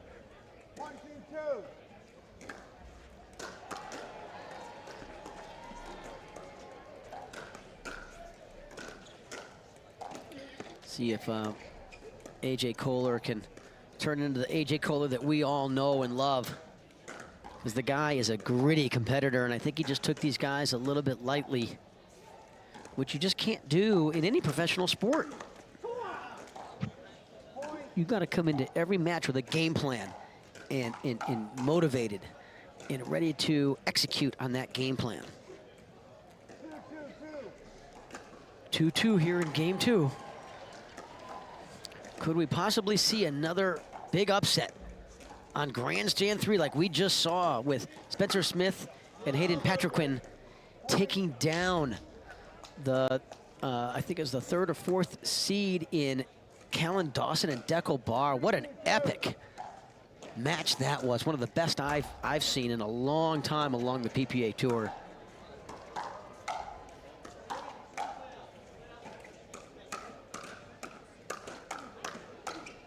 Boy, Connor Garnett has some of the best hands you're going to see. You know, I got to commentate 2 or 3 of his singles matches the other day, and I'm not surprised to see him go on a really deep run in the singles side. And his doubles game has really, really improved. I would say that he has been a singles specialist, you know, over the last 9 months of his pickleball career, but he's really coming into his own in doubles, and I think he's got a very high ceiling because we all know he has all the tennis shots and those skills with the serve and the return and the punch volleys and the ground strokes and the passing shots. But what has really impressed me is his ability to execute unattackable dinks and how good his drop shot is.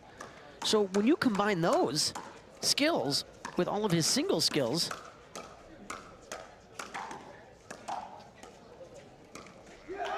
you get a player like this that has come into his own. What a point.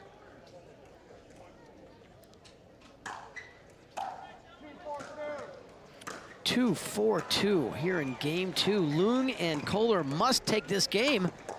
And look at the Burt. Wow, look at the confidence these guys are playing with. That's a great finish there by Loong.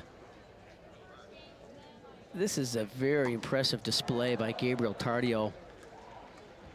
By far the best I've ever seen him play, and I've gotten to play many rec games and a few tournaments with him, and this is really impressive.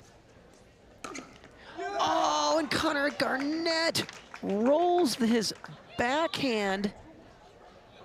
The left hand takes over, curves it in for the ATP winner.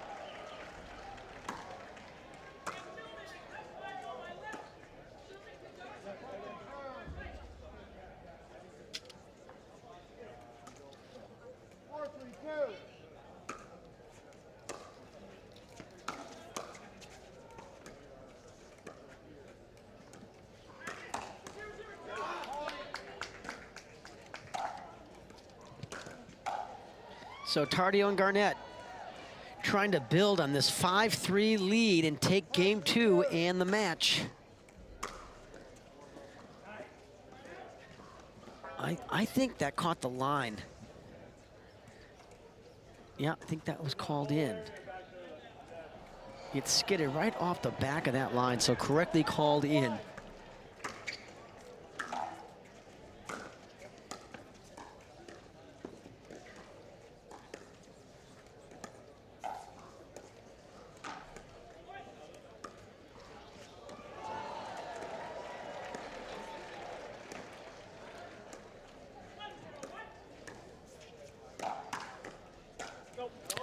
Boy, AJ Koller keeps trying to hit the ball through Gabriel Tardio, and it hasn't worked once. So I think he's got to make this adjustment. and make Tardio dink it until he gets a more attackable ball. Be a little more patient. Oh, and he steps right in front of Loong's forehand. Backswing hits Loong's knee, and the ball goes in the bottom of the net. So Loong and Koller are not quite on the same page here today. If they got to turn it around in a hurry, or they are going to be done, and they're going to be playing for bronze at best here.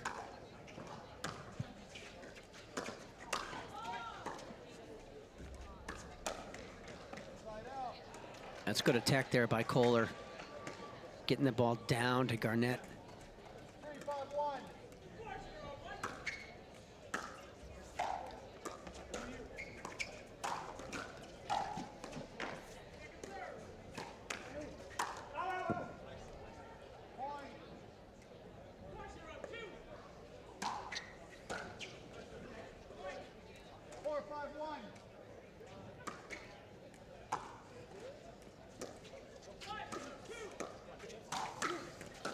Yeah, really good finish there by Connor. He's got a dirty forehand finish.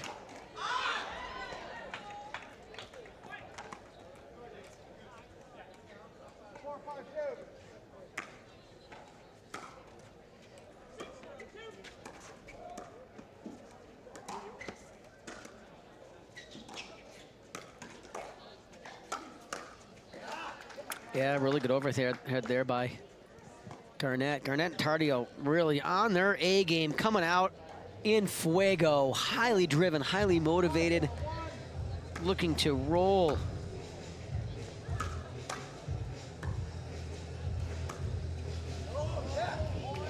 And that's gonna sail out.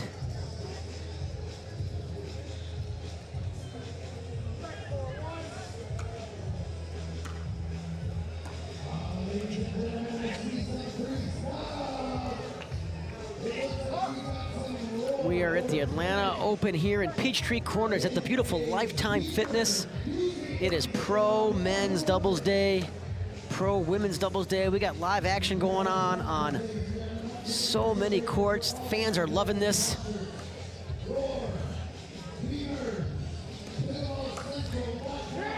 Oh, and that's a clean Ernie move by Loong, one that we've seen 300 times in the last year.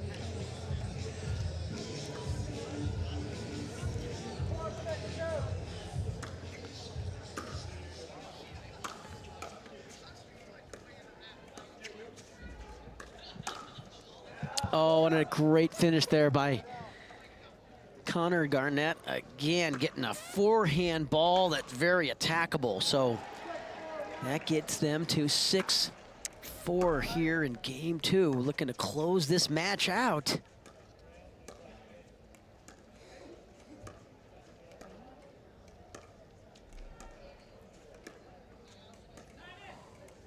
See how he's keeping that ball away from the sideline? What? No way.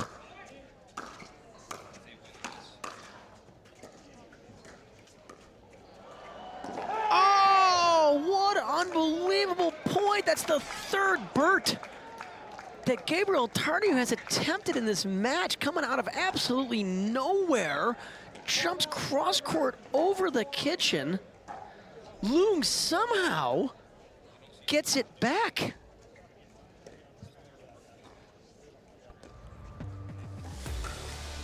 Amazing that that ball came back. Quick timeout here. We'll take our own break. Be right back. We made our own tequila, so we'd always have a reason to get together, so you'd always have a reason to get together. Grab a glass, amigo. Our casa is your casa.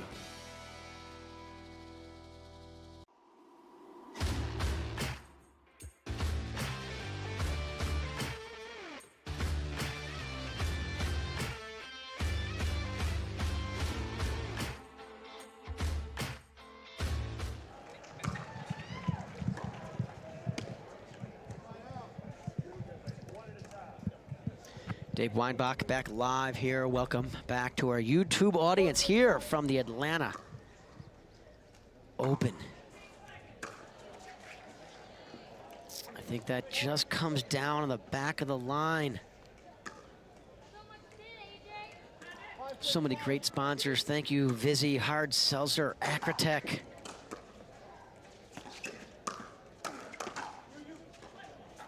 Well, good pickup off that line.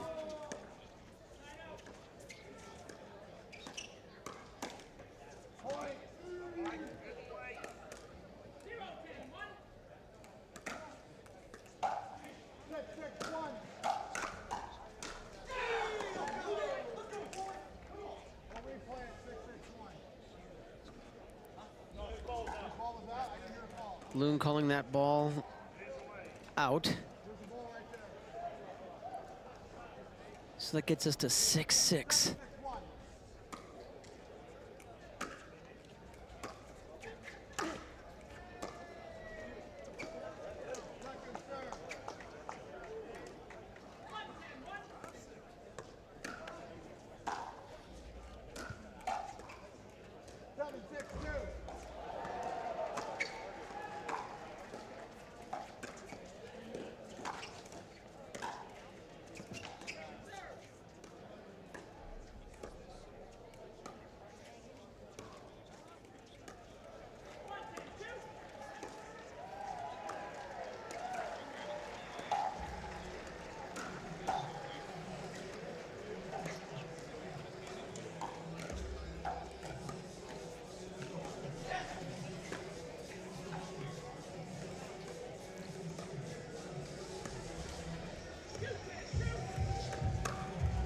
Yeah, that's a really good attack ball there by Connor. Loong not able to handle that.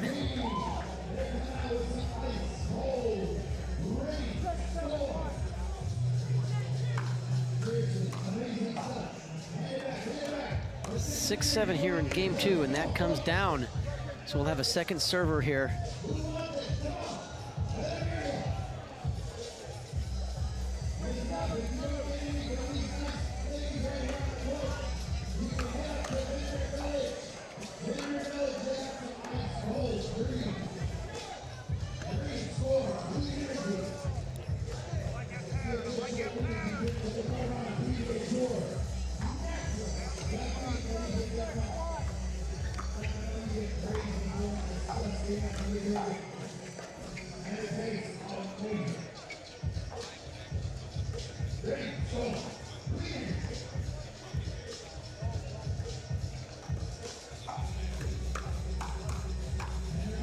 Yeah, it's really good hands by Gabe. He really likes that backhand punch counter volley. Tough to handle, very quick and powerful hands.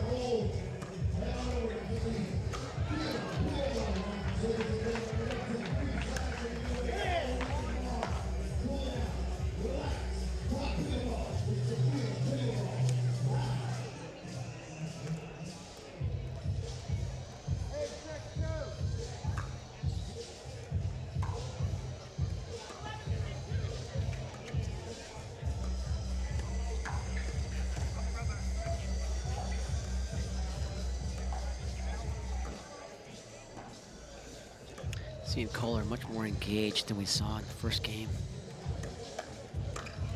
Yeah, that's a good setup by Loong and a great finish by Koller stepping in there.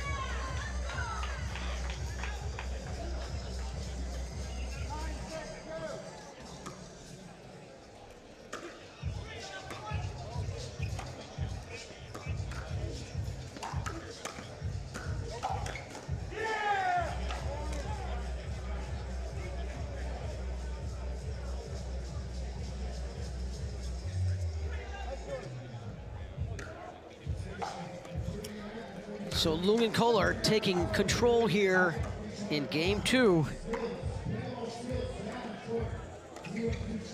Looking to force this into a third game.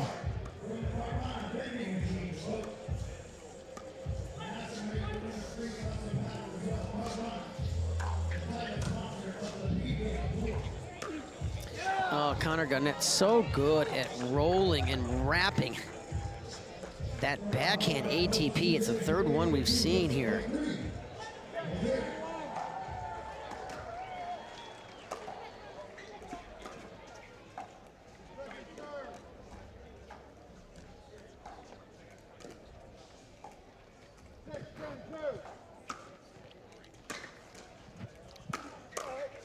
And Garnett and Tardio looking to make their own move here and claw back in this second game.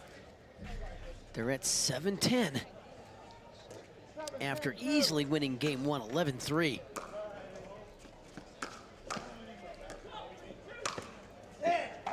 Yes, clean on the feet. Great move there by Loong.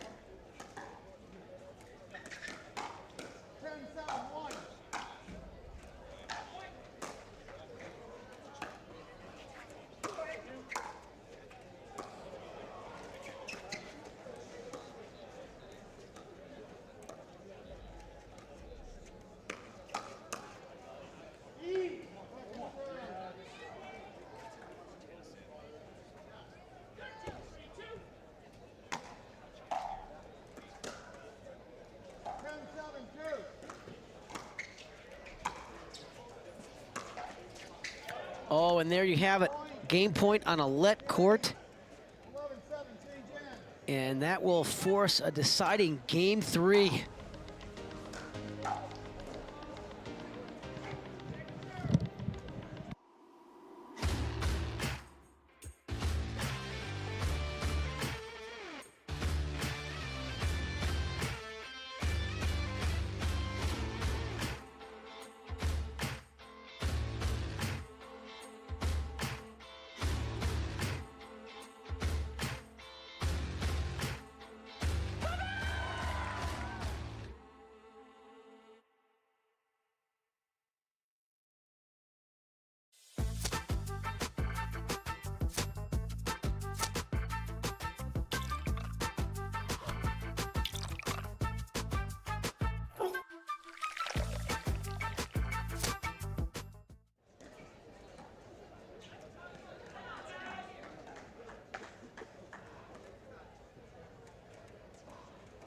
Game 3, time in, 0-0-2.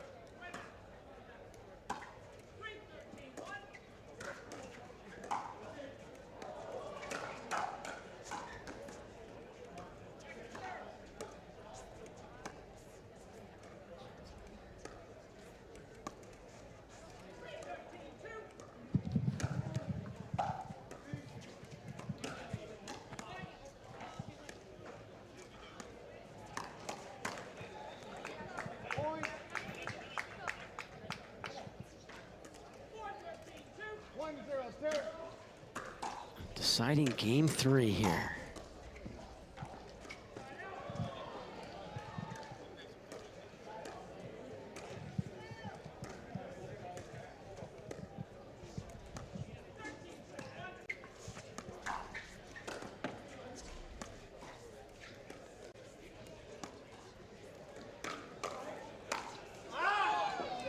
Great around the post by Connor and an excellent defense by Loong.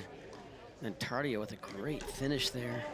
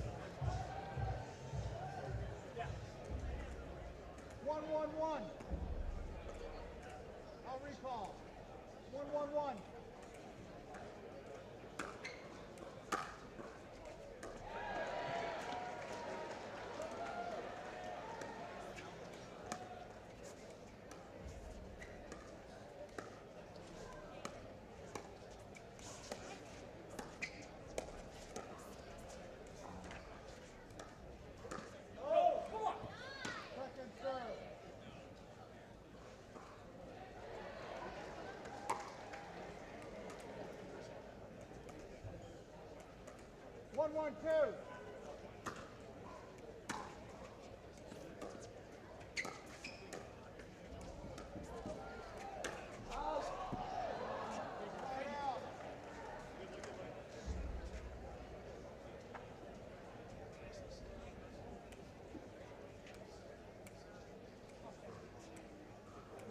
Come in. 1-1-1.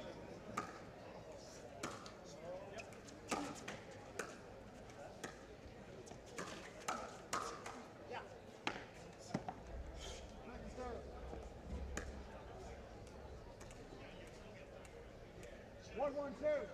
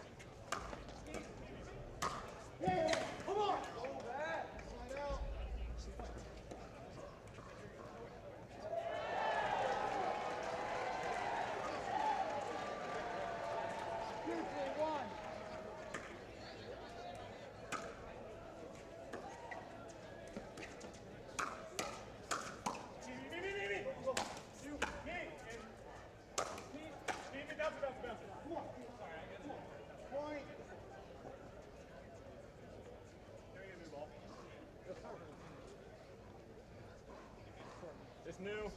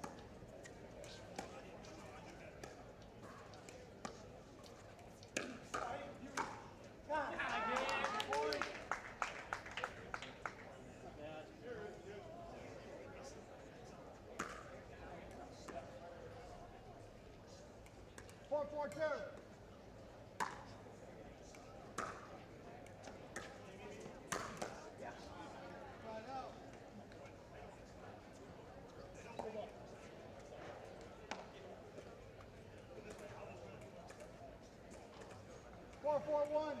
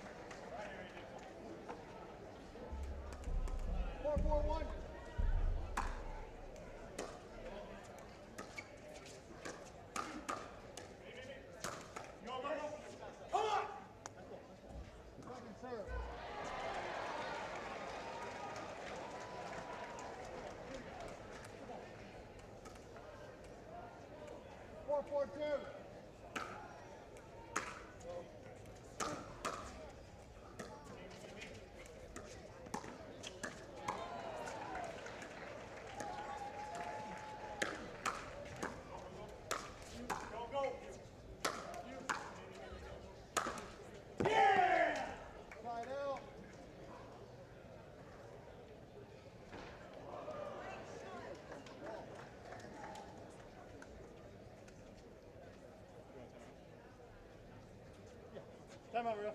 Timeout, servers. 4-4-1.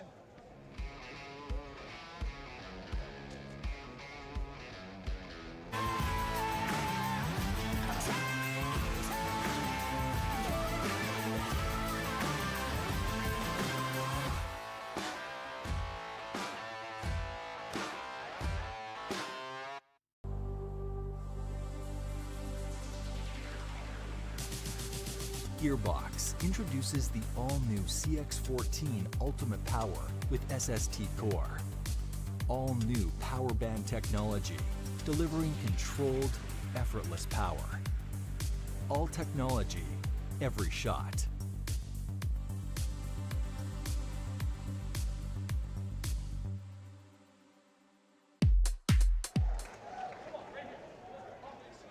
Time in.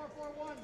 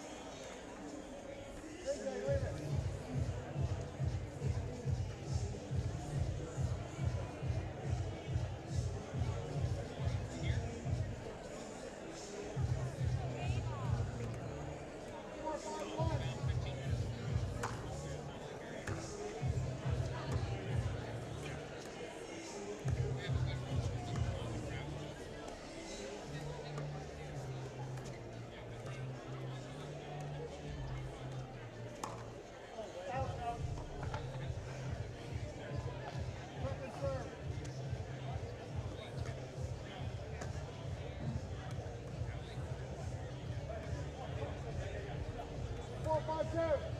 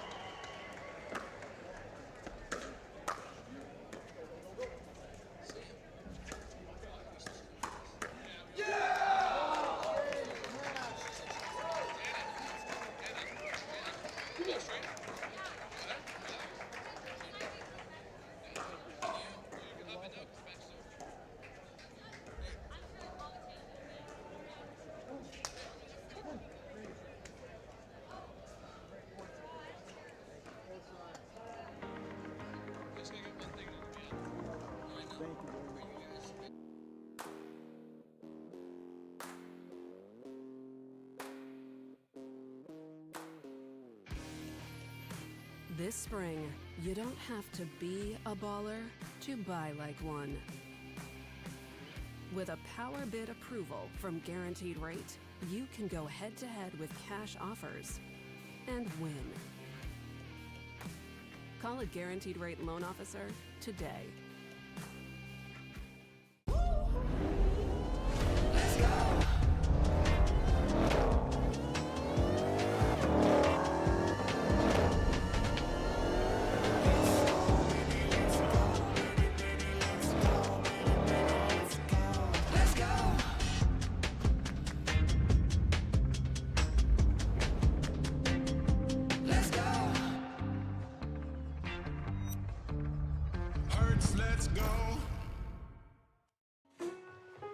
From pool to port to perfection.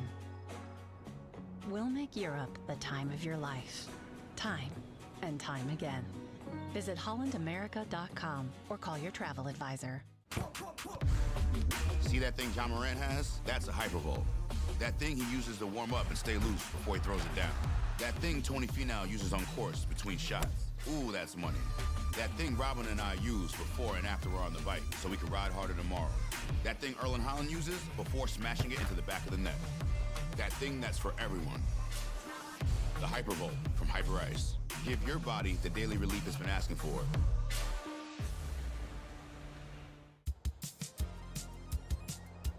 The Hyundai Tucson comes with America's best warranty. It's like a mental vacation from worry that no other brand offers. Free from worry on ski trips, at the beach, don't get too sandy now, or way out in wherever. Take a mental vacation or a vacation in the Hyundai Tucson and leave those worries behind. The Hyundai Tucson with America's best warranty.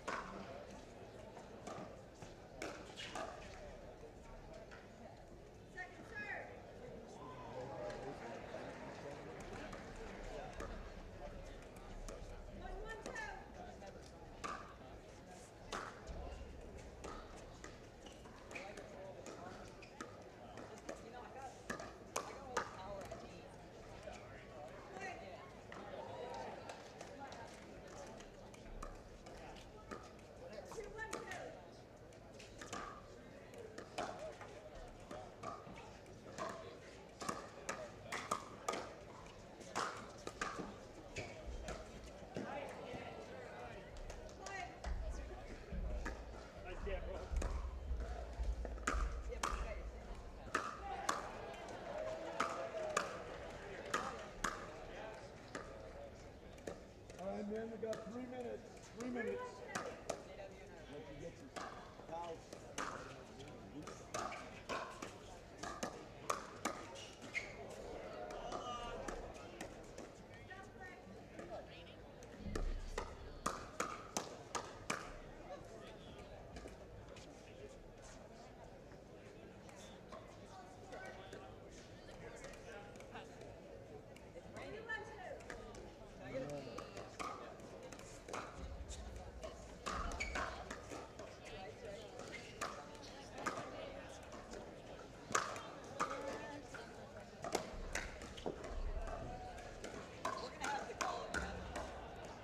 Hold it going out.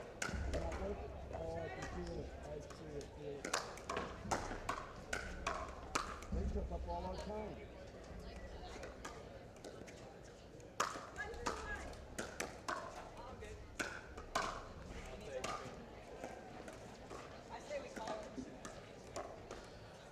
Truthfully, you guys check the lines.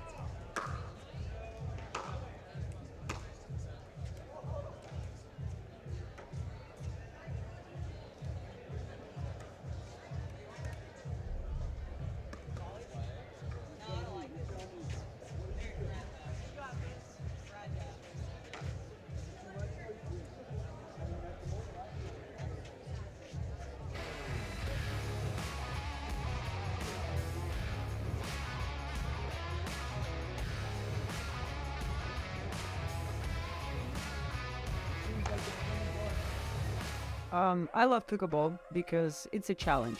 It's a physical challenge, it's a mental challenge, and you know, if I can kind of overcome and enjoy the process and enjoy the challenge, then I get to have fun, meet a ton of new people, and even earn some money on the PPA. Well, one of my best kept secrets that I'm gonna reveal sensationally today is I like going to one of those places where you get to break things. Have you heard about those? Yeah, basically you can, I think they offer a number of different packages depending on the severity of the issues that you're dealing with. And then you can play your own music, and then you get to break stuff. You know, they give you protective gear and goggles, they give you some equipment, and you get to break stuff.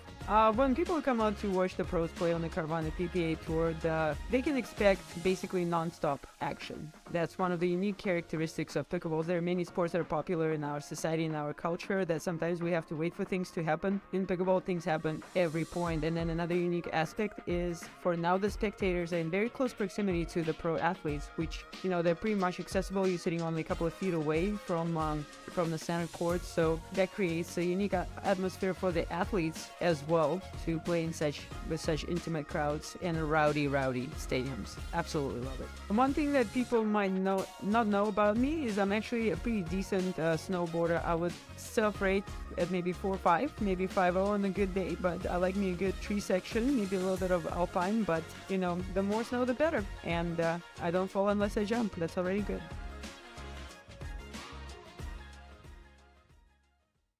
What I love most about the sport of pickleball is the competition and how quick the game is. Yeah, my favorite thing is just the hands battles, those as soon as the speed up starts, and also with that, just the agility movement that you have to do. For training, I suggest getting on the court as much as you can. A lot of people do a lot of off-court stuff, and off-court stuff is good, but the more you touch a ball, the better you're going to get at that skill. And then as for nutrition, just a lot of water. I drink a big glass of water as soon as I wake up every morning. And I also do a lot of fruits and vegetables and have a protein in every meal. And something that's with me that I do, I try to limit gluten and dairy. It has been a challenge being a parent and a pro athlete because my kids are in school, so they need to be at school instead of coming with me all the time. but I have a very good, supportive husband that helps out with that. And so he does a lot of that role when I'm gone, but when I'm home, I am 100% home and with them, and all my attention is on them as much as I can. And when they do come, like, I make sure that we do have fun, but then still, like, I'm focused on my game as well. But my daughter will be coming more with me now since I just started homeschooling her, so that actually has been a change, but it's been better for our family. I would say what was hard to learn about pickleball would be the third shot drop, because everyone wants just to bang. And what came naturally for me would be the drives. So drives came naturally, drops I had to learn. So for me in my entire life, I've had a vision board of what everything I've wanted in my life. I think everyone needs one. And for me, I always wanted to be a PPA pro. That was on my vision board. I wanted a paddle sponsor. That was on my vision board. I wanted to podium in women's. I wanted to podium in mixed. And that's still on there because that hasn't happened yet in the tour, but it has in women's. So I'm a big believer in goals and having a mindset. When you see it every day, you'll actually work harder to achieve it. So I'm a big believer in get up early, get to work, and achieve your goals. How did I first get into pickleball? I was teaching tennis in Yakima, Washington back in 2015. One of my tennis members kept bugging me about this sport called pickleball. I thought I was way above it at the time. I thought I was this like big bad tennis guy, and pickleball was way down here. Anyhow, one thing led to another. I ended up showing up at a local YMCA. Played some pickleball. Everybody there was about 70 plus. I really wasn't too interested at that time. About 3 months down the road, got playing with some players in Seattle, kind of fell in love with the camaraderie, fell in love with the family-oriented feel, and fell in love with how it was a fresh breath of air from tennis. And here I am 8 years later, and the sport's pretty badass. Some of the coolest things that pickleball has brought for me, first and foremost, I met my wife through playing pickle. I've met a lot of cool people through playing pickle, and you know, I'm 33 years old, I'm able to compete, I'm able to do what I love, and this sport has really swept me off my feet. I don't know, 5 key things could be speed, hand speed, the ability to fight, you know, toughness. I think definitely having some racket sport background is necessary, and being a good human. A few of my training and health and wellness tips would be, yeah, I definitely probably do half and half in the gym, half on the court. When I'm in the gym, I'm doing functional training, I'm working on hand speed, working on foot speed, trying to build some muscle with my upper body, doing some lower extremity type stuff to get my feet more explosive. Also do a lot of recovery stuff like beamer therapy, blood flow stuff, get a lot of body work, do IVs, take supplements. I think all that stuff is very necessary to be performing at the top. The story on my ink, I have all my kids on my body. My right arm is more my dad's side of the family. I have 7 siblings. I have a piece from my dad. I have our Scottish crest here. On my left arm, it's more oriented around my wife. I have her name on my hand. I have a rose for her the time she was born. I call her mommy. I have praying hands. I also have her date of birth on my chest and her logo. Anyhow, so it's all kind of family oriented. It all tells a story. Yeah, I have 5 older brothers as well. They're all tatted up, so it's kind of a brother tradition. But actually, on my back, I have a TM. So out of the 6 brothers, there's Troy, Travis, and myself, and then Jay, Jeremy, and Jared. So all the J's got a JM on their back, and all the T's got a TM on their back. But I spent a lot of time sitting in a tattoo chair, and this is an investment that I'll have for the rest of my life.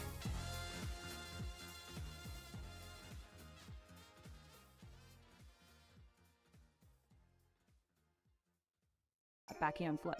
I think I have more dexterity turning my wrist to the left than I do the right, so I've just always been able to take more out of the air and get a lot of flexibility going under it, and it just came kind of natural to me as I started playing. The best advice I've received was from Jim Costello, and it was, when things are going bad, no, they don't last. When things are going good, don't get too far ahead. Playing on the PPA tour feels like a traveling Twilight Zone almost sometimes. It also feels Like, I'm extremely lucky to go around and play and do what I love, and PPA Tour really is upgrading the experience each city we go to, it seems. The best attributes for a person playing pickleball, I would say hand-eye coordination, a lot of mental toughness, because it's kind of reminds me of golf, where you have to think about shots long and hard. Showing my frustration on the court, I feel like there's like different ways to be mentally tough. A lot of people see Ben Johns out there basically showing no emotion, and that's like kind of the textbook way, but to me, Ben Johns and I are very different people. He almost doesn't have a pulse out there. So I'm a very hyperactive person, and I think showing my emotion, as long as I don't beat myself up, is my way of dealing with things. If I were to keep it in at like then, I would completely fall apart. I think viewers respond to my on-court persona. I would say they either love it or they hate it. They love it because they've been there and they think it's real, or they hate it because they're bored. Balancing a health condition and playing pro is extremely difficult. I go through a lot of roller coasters. Sometimes it's going well, sometimes it's going terribly. But another thing is I feel like it's misunderstood. People don't really know a lot of what I'm going through. They see some outbursts on the court and they don't really know that my blood sugar, along with the stress of dealing with the tournament, it affects your homeostasis. So like your central nervous system is essentially screaming at you while you're trying to play this sport. It also is pretty rewarding. I've had a lot of people reach out to me and tell me it's inspired them to start playing. They've started taking care of their health more now that they've seen me kind of talk about it. So I feel like everything happens for a reason, but it definitely, like, I would not wish it upon my worst enemy. Let's see. My hair has always been the same kind of style. It shows up how it wants to. I just let it have its natural state because my hair rules me. I don't rule it. Clothing wise, well, I had a stint where I tried to match, and then I had a stint where I was done with that, and I just tried to throw crazy patterns and colors in there, see what the people liked. Some people liked one, some people liked the other, so it is what it is. Now I'm kind of mixing colors but not patterns, and that's been fun. Big fan of hot pink. So yeah, that's been my general style. I liked it from the get-go. It was kind of a blend of a lot of sports that I enjoyed. I think I found it at a good time in my life where I was mature enough to want to pursue something, because before that I was more young, where I kind of wanted to try a bunch of different things. So I found it at a good time in that respect. I turned out to be good at it quickly, and I think I met a lot of cool people and had a lot of kind of fortunate events that basically got me to good positions in the sport and in doing things that I enjoyed. So it was really just kind of a lot of fortunate things, finding the sport, finding the right people, and going from there. Advice to someone who wants to go pro, well, I'd say you should not be thinking of it beforehand as like financially. Like, there's a lot of careers out there, and this one is not that it can be good financially. That's not what you should be banking on. What you should be first thinking about is, do you love doing this? Do you love playing? I think that's where most pros got to the point where they are. Either they happen to cross it, or they're just like, I love playing this sport, so they play it enough to where they happen to also be good at it and they become more of a pro. So if you want to pursue pro, make sure you actually love doing it and that you're not going to get tired of it. And then from there, I think just playing a lot, practicing, playing tournaments, it'll happen pretty naturally. Playing health and wellness tips. The health and wellness wise, I'd say make sure you stretch after you play every time, because hard court is not pleasant on your hips or most of your muscles. So health and wellness wise, yeah, definitely stretch after you play. That's been really big for me. Stretch to make things not sore, stretch for flexibility, for injury prevention, so much stuff. Playing wise, I'd say that, I mean, if you're looking to get better, if you're trying to have more than just fun, if you find enjoyment out of improving, making sure that when you go to play, whether it's drilling or playing a game or what have you, that you're actually focusing on one thing that you are practicing, like you're thinking about in your mind. There's a very real aspect of human beings needing to focus on one thing to actually get better at it. It's really a sport of unending surprises, just in terms of its growth and the people that got into it. So all of those, like, you get surprised all the time. But I'd have to say the thing that surprised me most is the vast variety of people that want to do good things in the sport for altruistic reasons. Like, I've never really seen something that inspires people to do stuff for it more than pickleball. My signature shot is typically thought to be the backhand roll, I guess. It's existed for a while. Some people call it a flick, some people call it a roll. But I think it was one of the first shots I got really good at, and what I've used to a great advantage for many years now. So I'd have to go with that one. If you come and watch the pros play, you can expect to see a variety of personalities and game styles. You certainly won't see two matches that look the same, and you'll be sure to see some hotly contested matches, some tight ones, and really just entertainment, basically. One thing that people might not know about me, I've said a lot of fun facts, whatever, over the years of talking about random things, so I'll try to give you guys one that I haven't said before. So one of my lesser known hobbies is when I go home to my parents' house in Maryland. We live on pretty big property with a lot of trees and wood, basically. So we will actually split firewood there sometimes, and I really enjoy splitting firewood. I find it relaxing. The culture on tour with other bros, there's a general kind of camaraderie, I guess you could say. You know, we're all playing pickleball, which is kind of funny in some ways and fun for, I think, pretty much all of us. So you have varying personalities, you have different levels of intensity and stuff. It's pretty cool all around, camaraderie, having fun, enjoying competition. But yeah, that's the spirit. It was hard to learn about pickleball. Feels like a long time ago now, so it's kind of hard to think.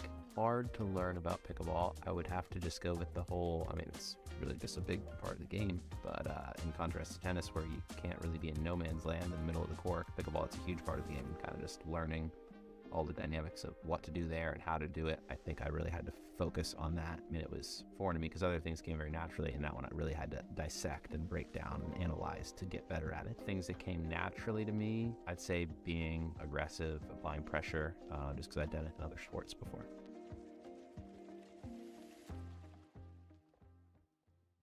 I got into pickleball, you know, being from Fort Myers, played tennis with my good friend Kyle Yates.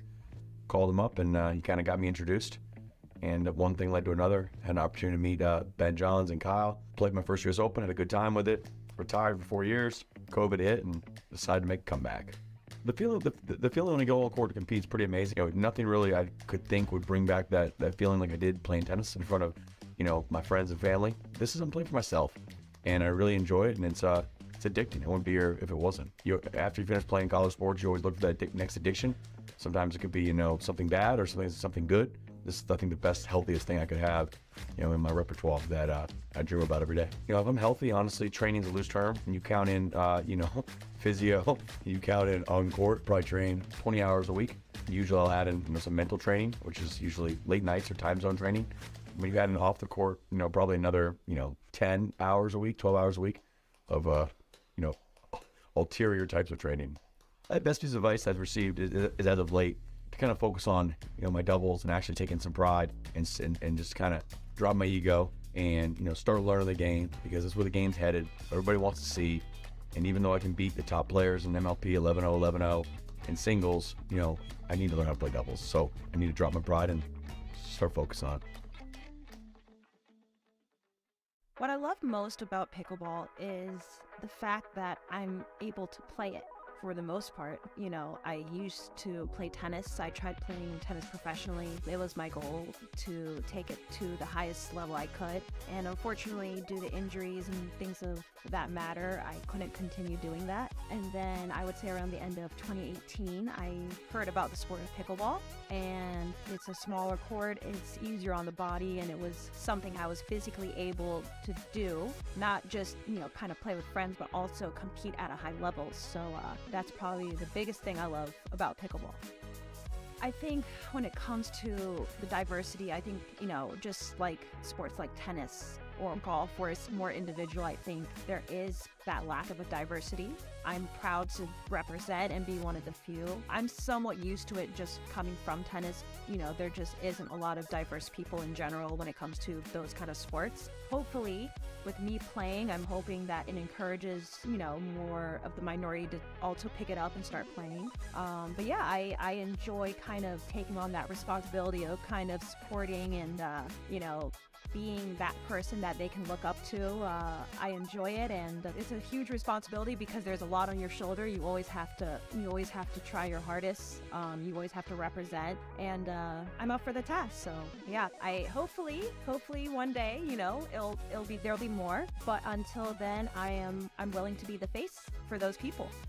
My goals for 2023 are, one, the biggest one for me was to become a better partner and team player. I think, I can always improve on my game. For me, almost that ends up being slightly easier because I'm an analyst and look at things. So physically working on my game is actually easier than kind of mentally becoming just a better partner and a better teammate. So I think that's probably my biggest goal. Of course, I want to be able to get better and perform better and, win medals. And I think everybody wants that. But I think for me, kind of going out on the court, as serious as I am, having a little bit more fun. So finding that balance between being serious and intense, but also having fun, being a good partner and a good teammate. And then not getting injured. It's a big thing for me also. Like I'm not as young as a lot of these upcoming players, so for me being able to play the full year and kind of remain healthy and not be injured so I'm allowed to continue to play is a big thing that I focus on.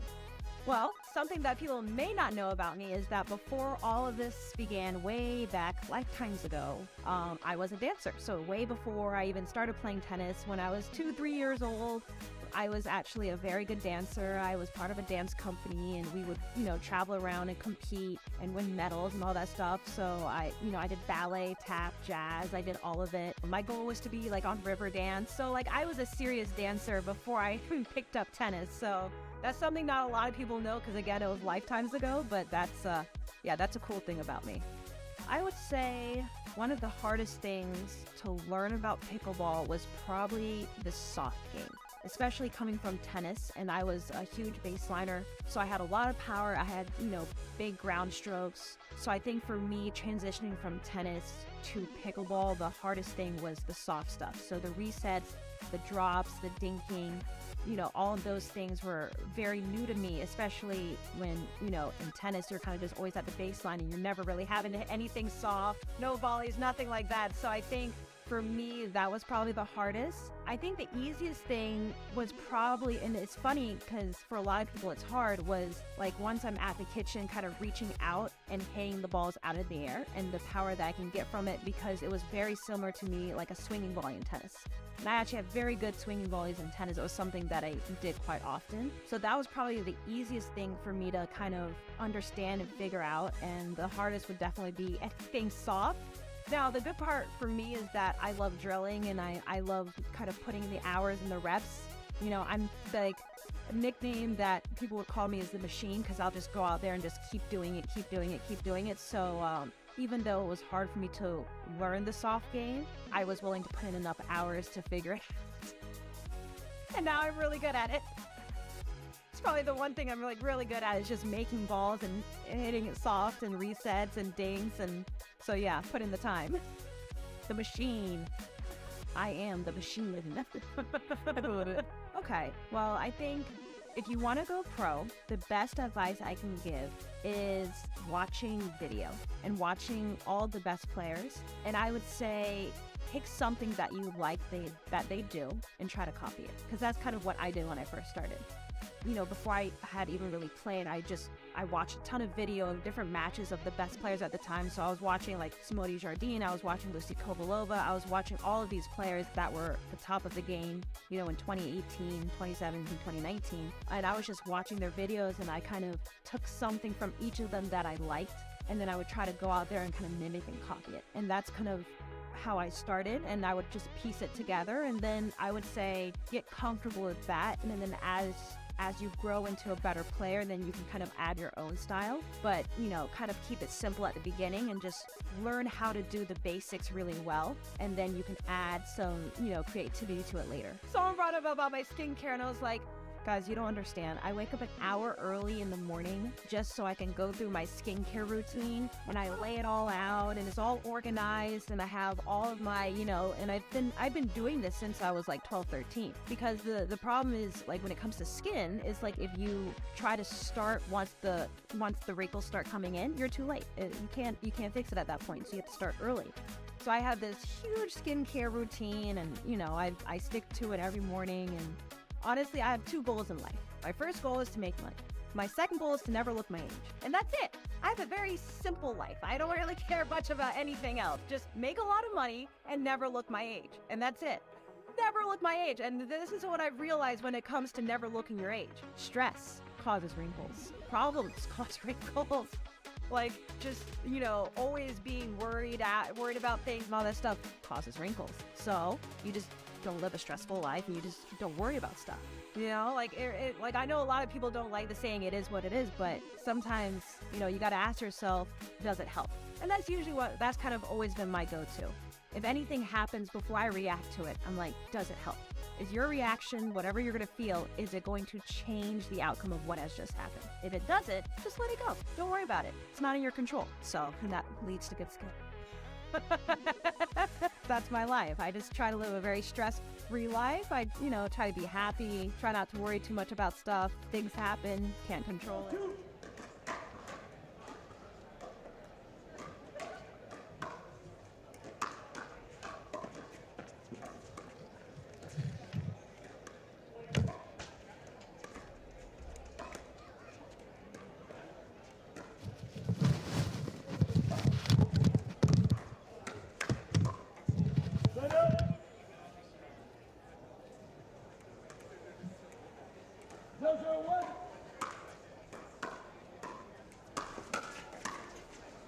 Second serve.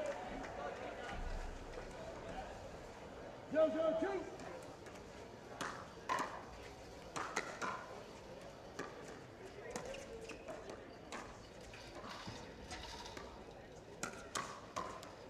Point.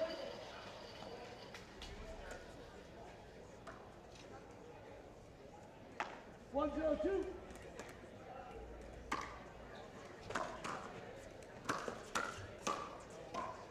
Set up.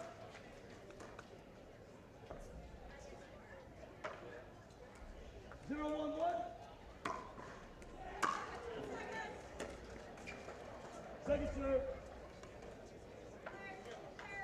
0-1-2.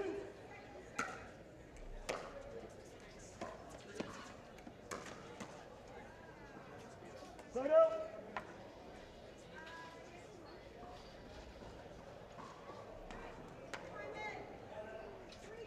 1-0-1.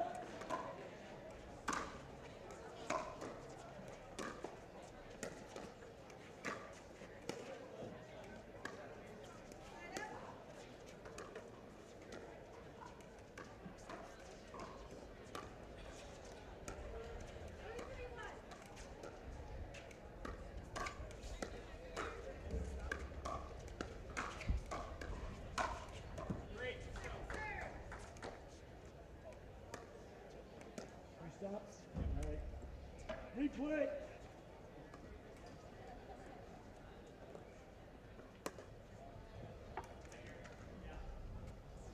One, 0-1.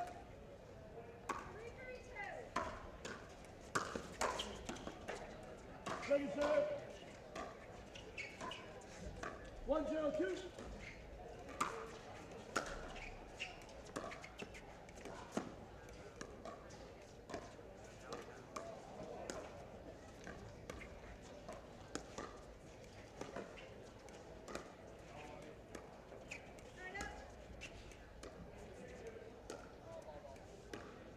Replay.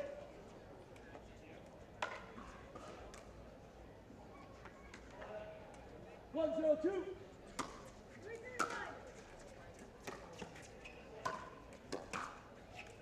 Set up.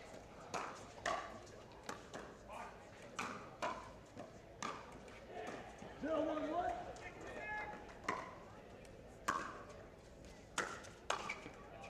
Point. 1-1-1. Point.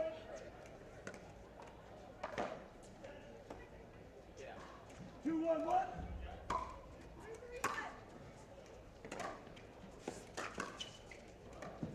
Point.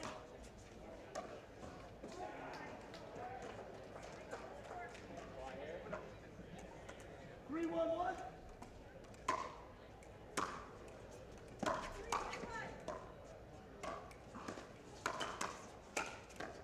Point.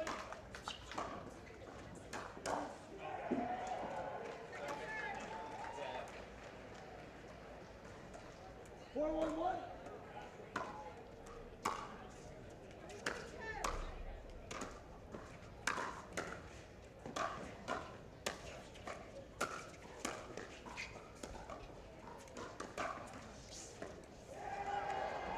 serve.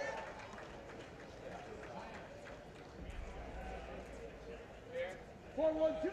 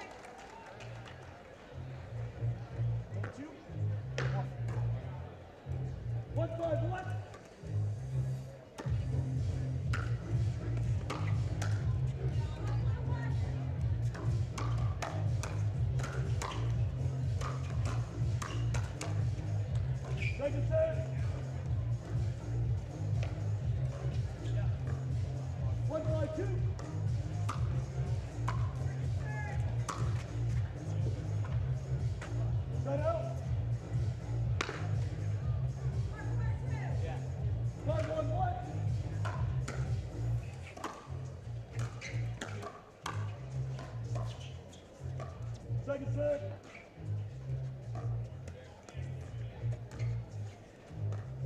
Five, one, two. Replay.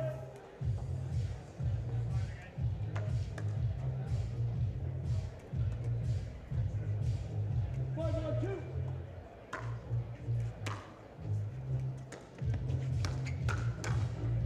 Point.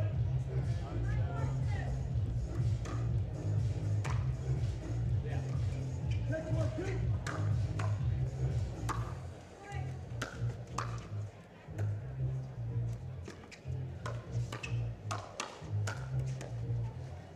One.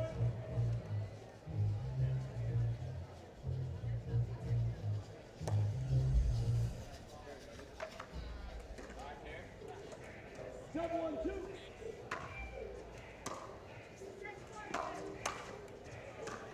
Set up.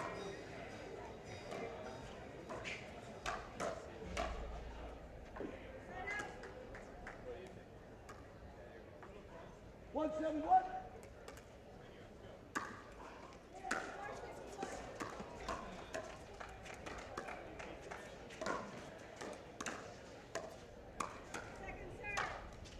Point.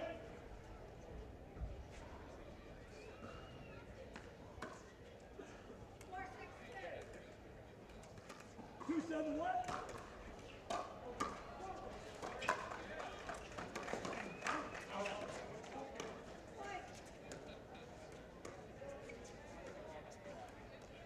Raise play.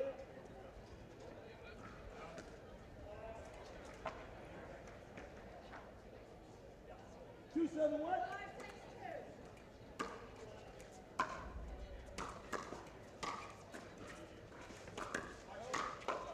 Point.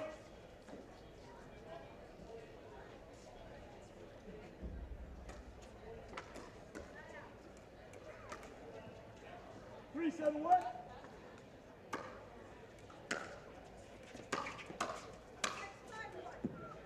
Second serve.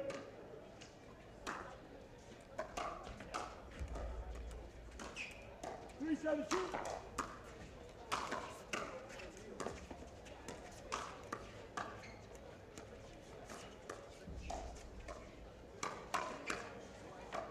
Side up.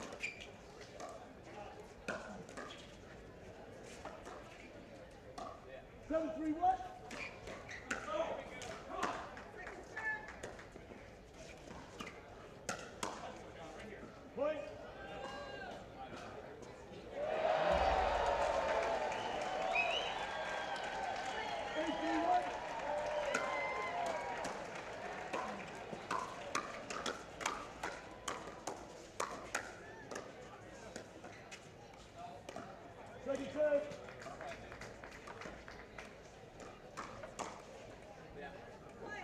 10-3-2.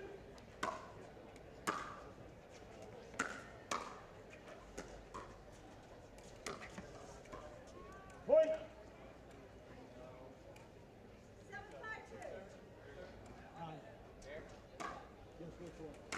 9-3-2.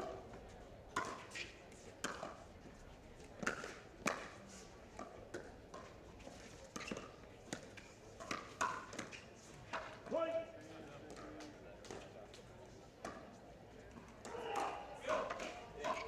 10-3-2.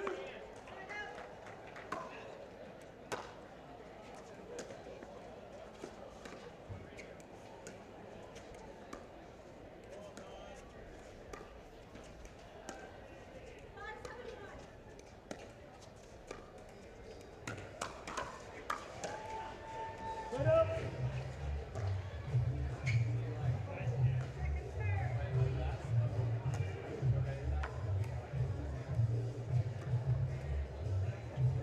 Three, 10-1.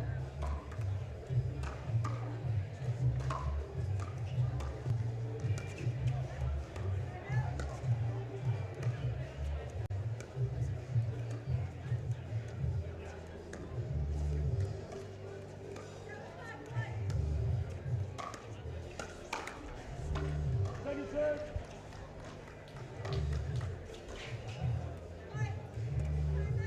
Three, 10-2.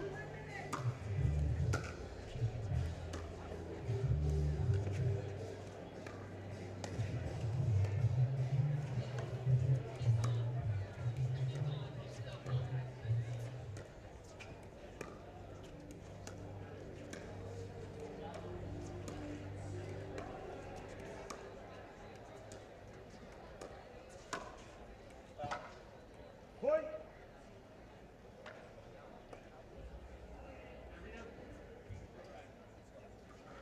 4-10-2.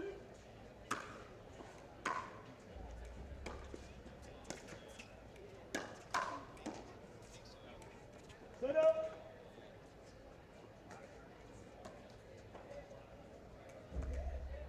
Ten, 4-1.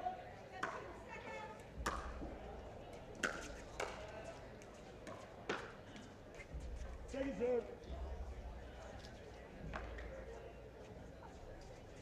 10-4-2.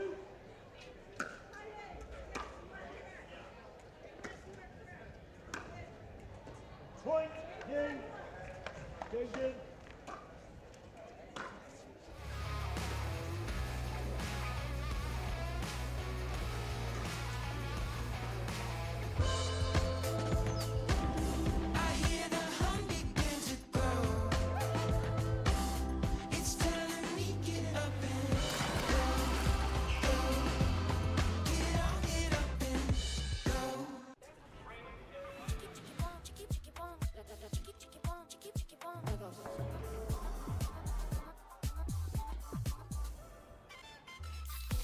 Follow your vibe.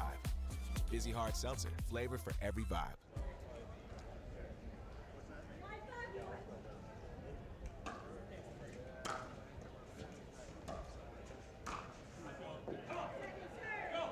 Ready? Ready? Game 2, time in. 0-0-2.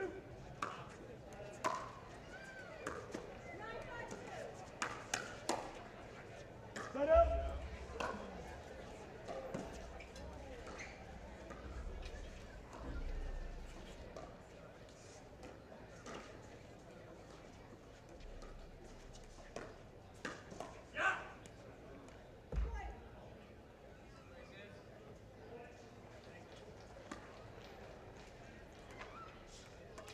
What?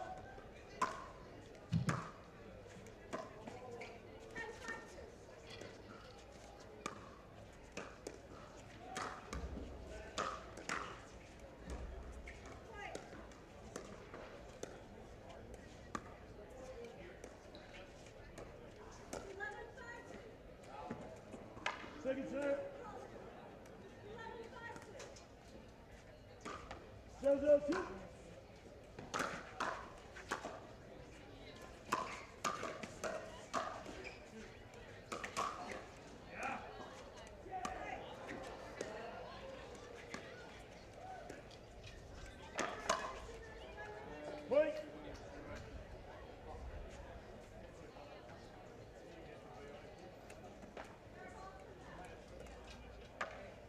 102.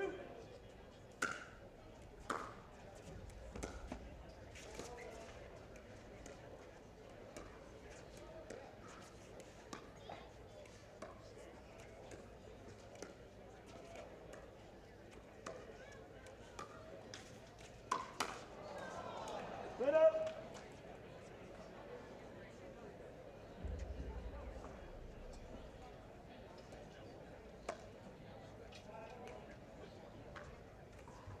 Zero, 1, 1.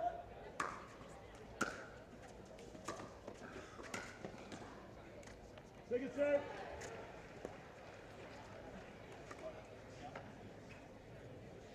Zero, 1, 2.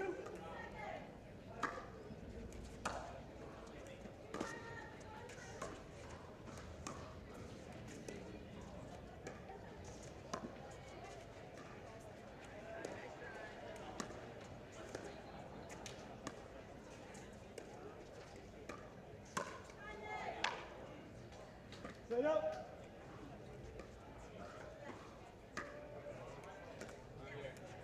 One, zero, one.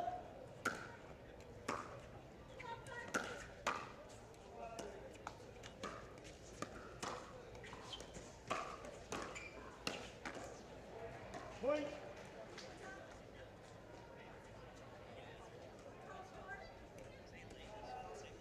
Two, zero, one.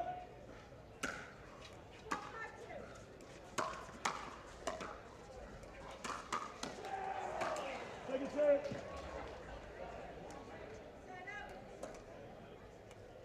Two, zero, two.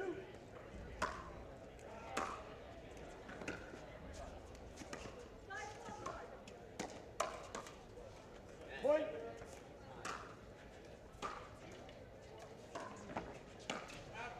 Three, zero, two. I'll recall the score. 3-0-2.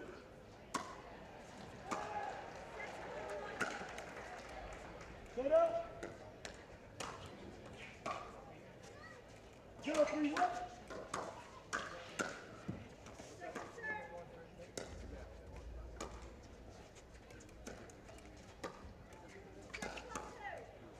Second serve. 0-3-2.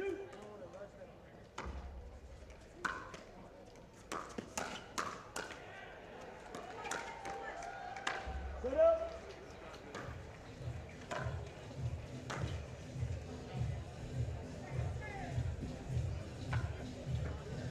Three, zero, one.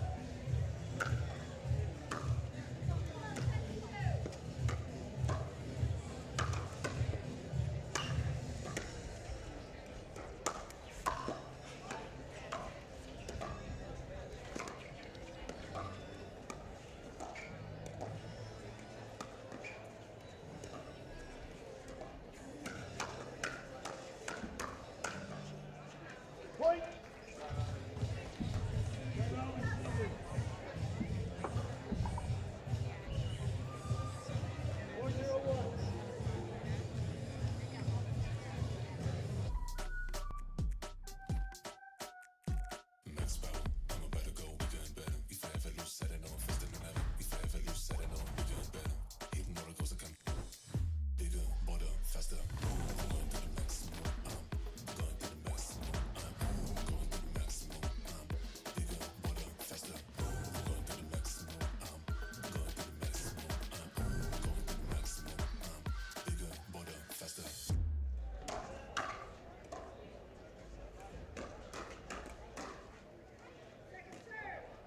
One timeout, two timeouts.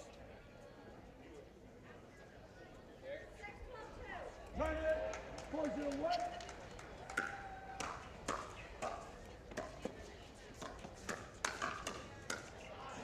Second serve. Four.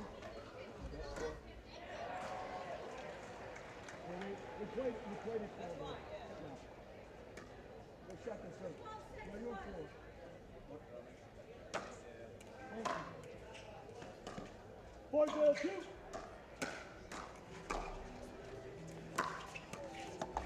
Point.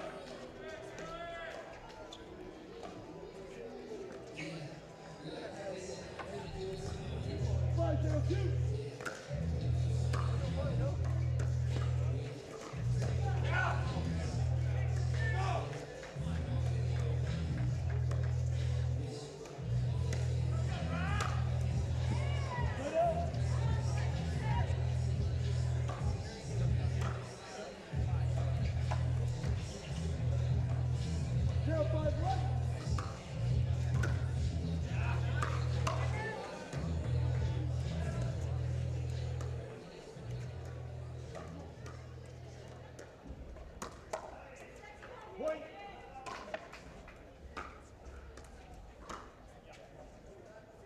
1-5-1.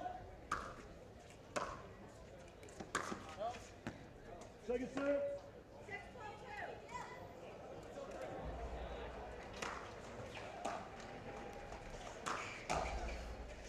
1-5-2.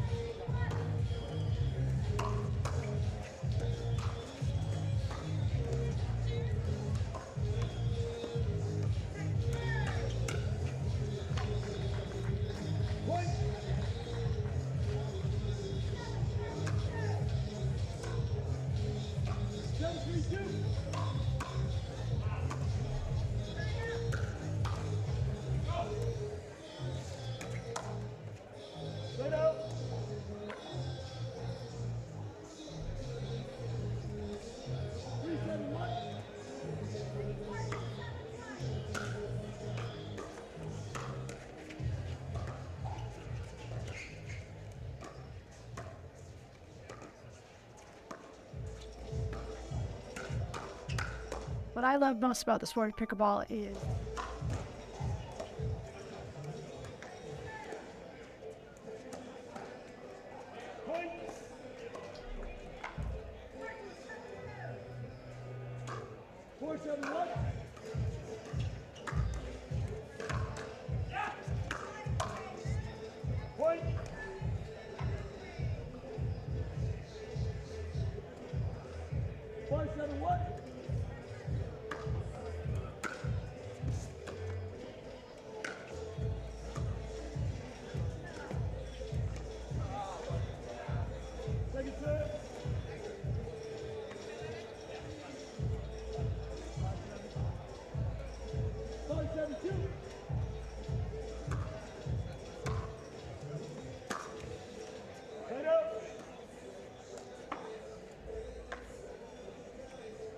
10-5-1.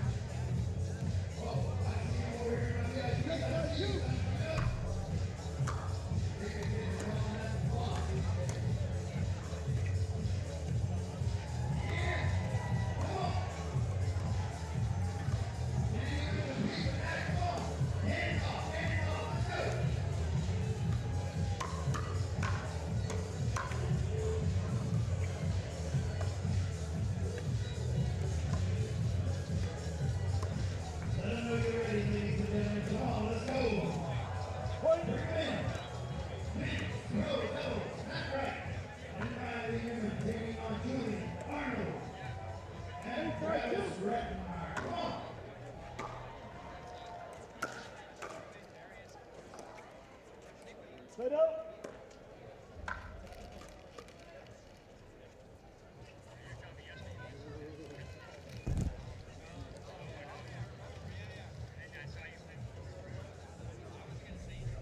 Five, eight, one.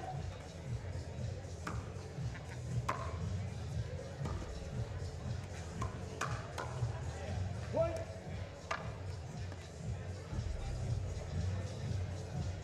Six, eight, one.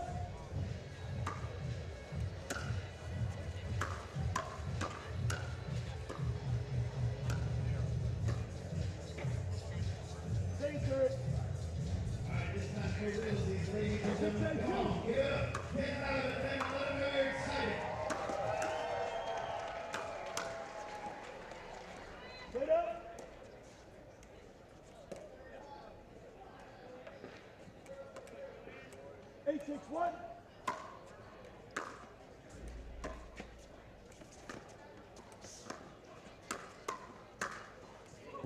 Second serve. 8-6-2.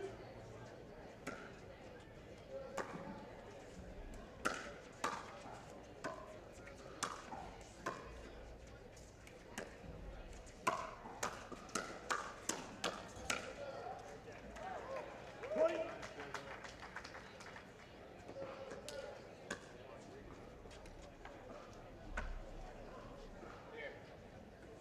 9-6-2. Line up. 6-9-1.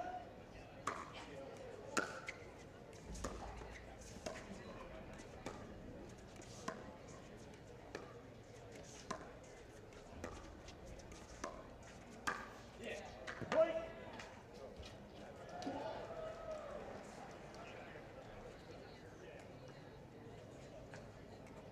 7-9-1.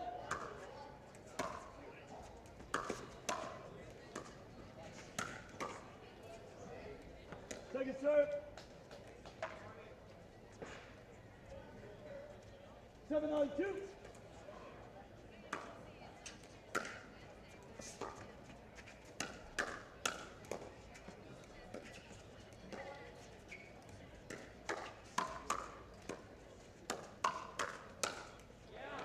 Point. Side out. Go side out.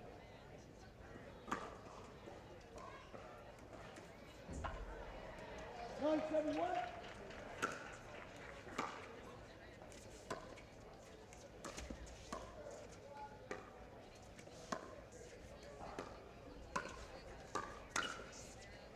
Point.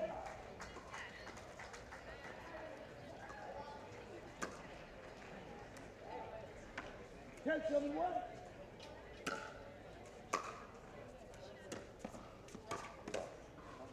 Second serve.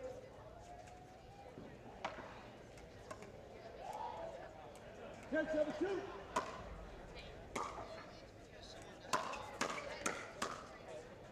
Point game match.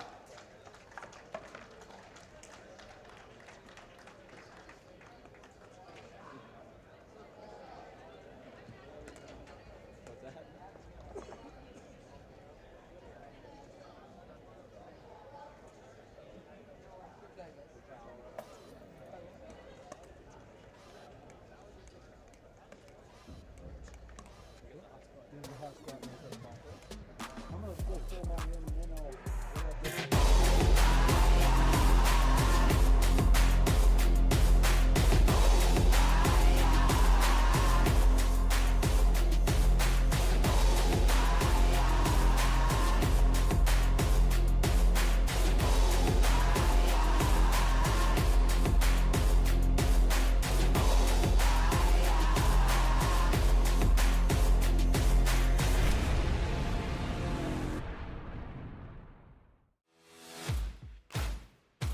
First, the official sock sponsor of pickleball. Stay in the game with OS First Socks with Purpose and compression bracing designed for comfort, injury prevention, and improved recovery. OS First is the official sock brand of pickleball and the PPA Tour. Visit www.thepickleballsock.com to learn more.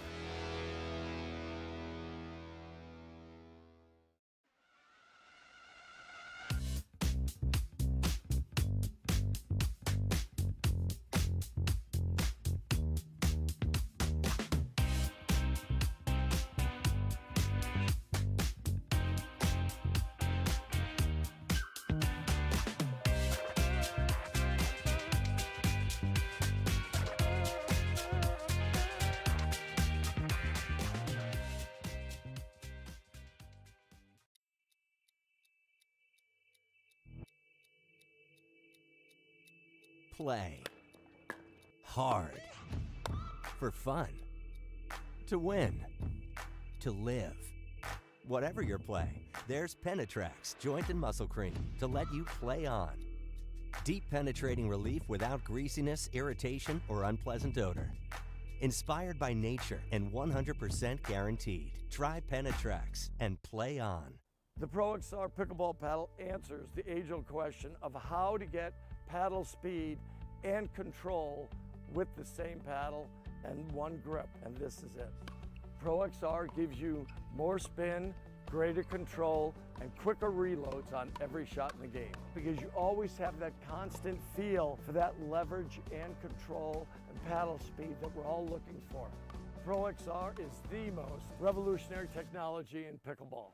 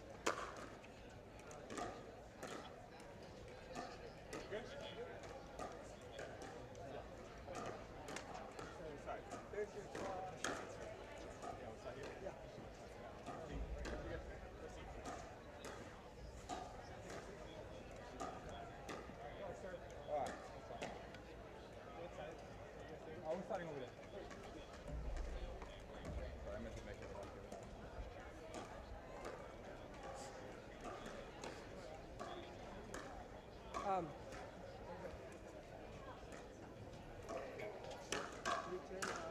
at the corner. Okay.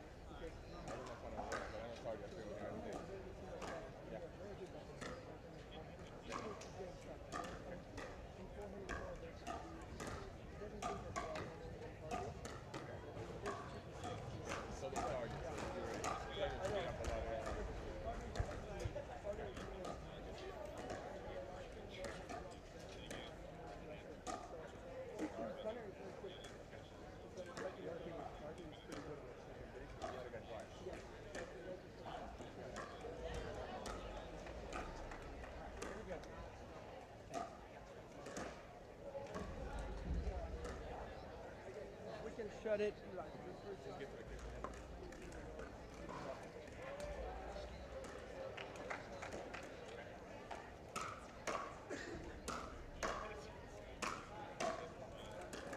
Alright, here we go. Game one, time in. 0-0-2.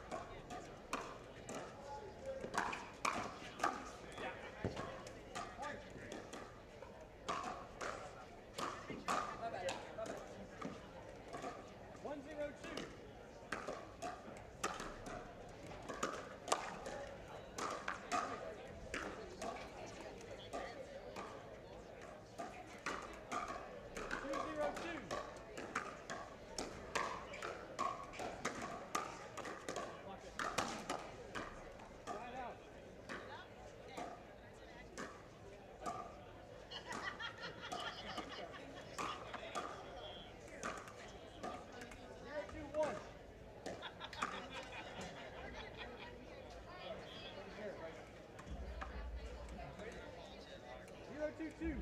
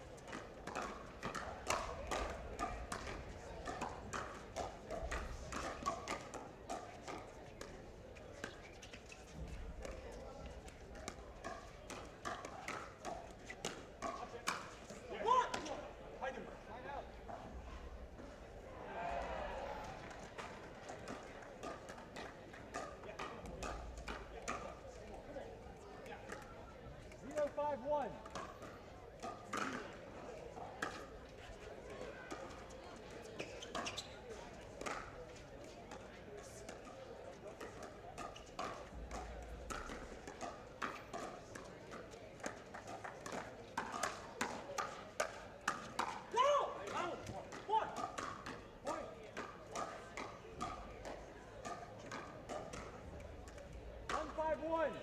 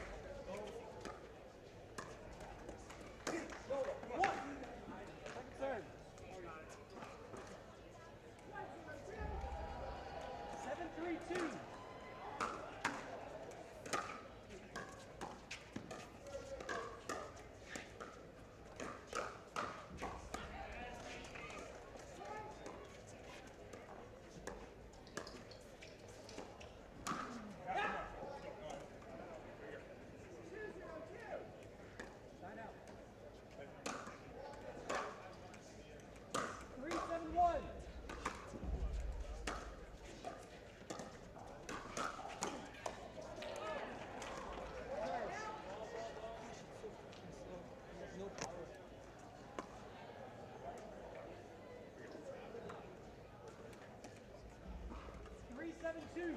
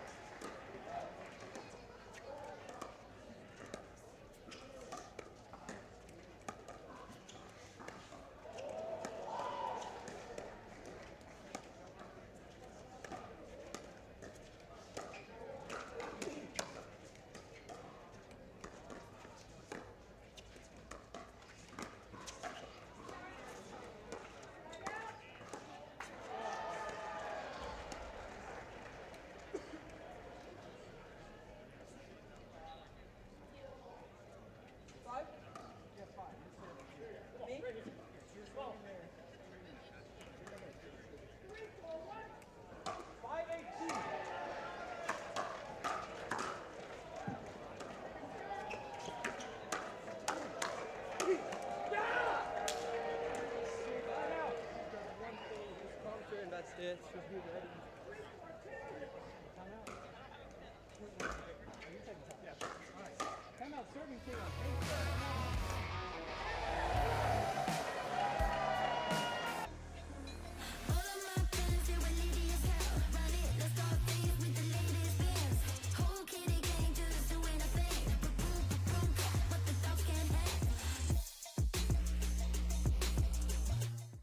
To make it to the game, it takes dedication and training. To stay in the game, it takes grit and stamina. To win the game, it takes strategy and skill. You keep focus on your approach, drop, and champion shots, and we'll help you stay focused on your strength, flexibility, speed, and downtime. Having a sports medicine partner in your court is key to helping you make it to the game, stay in the game, and win the game. Select Medical is proud to be the exclusive provider of physical therapy of the PPA Tour. 15 seconds.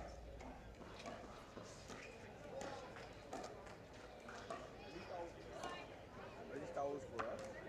Oh, they're for yours, yeah.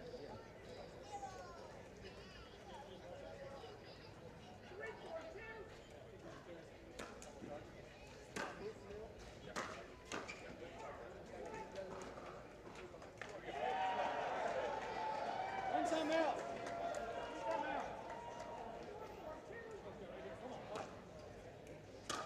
Time in. 8-5-1.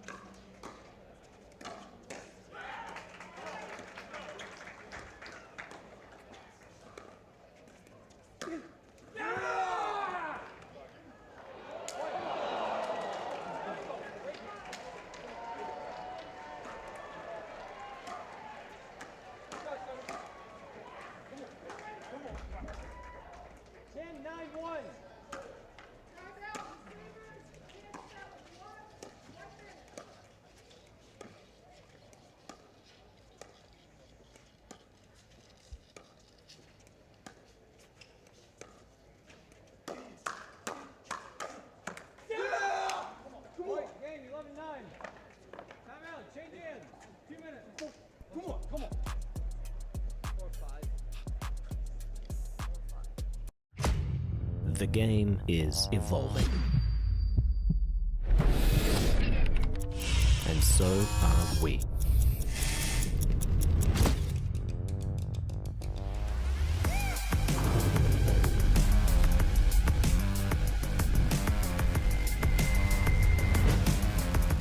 Are you evolving?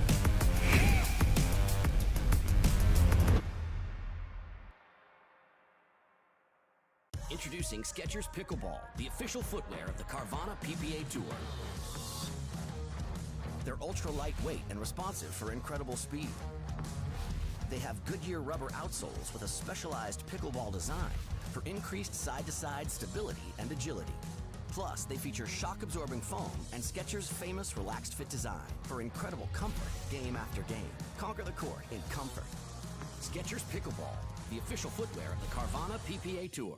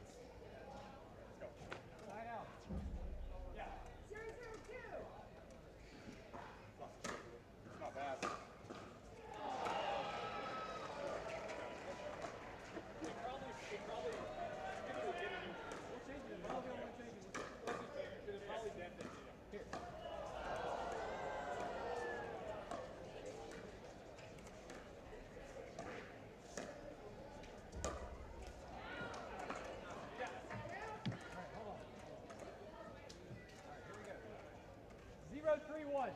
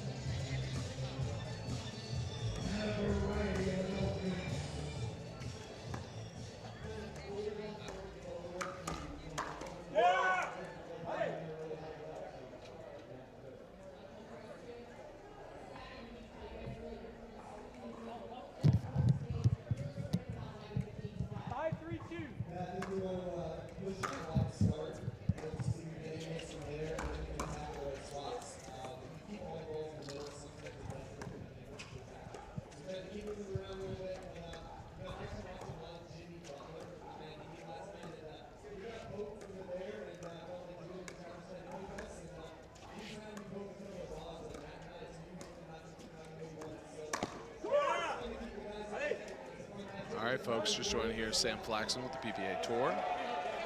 Sorry for not having this mic'd up a little bit. It's been a crazy day. Hopefully we avoided some rain. It looks like we're going to finish out beautifully here on a nice Saturday in Peachtree Corners.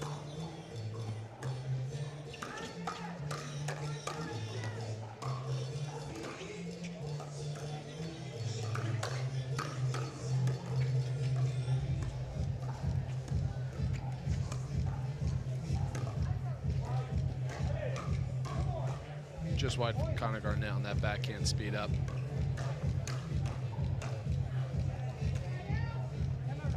Quick timeout right here. Score is 7-3 in game 2.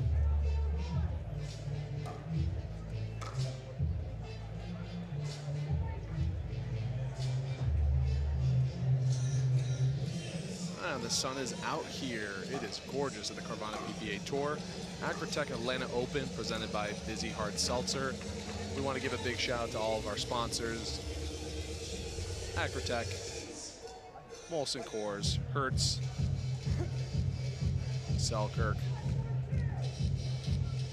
and every other sponsor I can't name off the top of my head right now. Fila. This has been an incredible tournament. We love the community here. I have to say, probably one of the best pickleball venues of all time.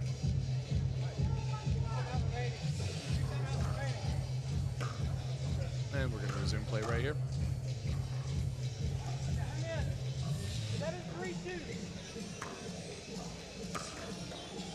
Nice deep return right there from Connor Garnett. He's having himself quite a weekend, and make sure to follow him. He's going to be performing in singles final tomorrow against J.W. Johnson. Side out. 3-7-1.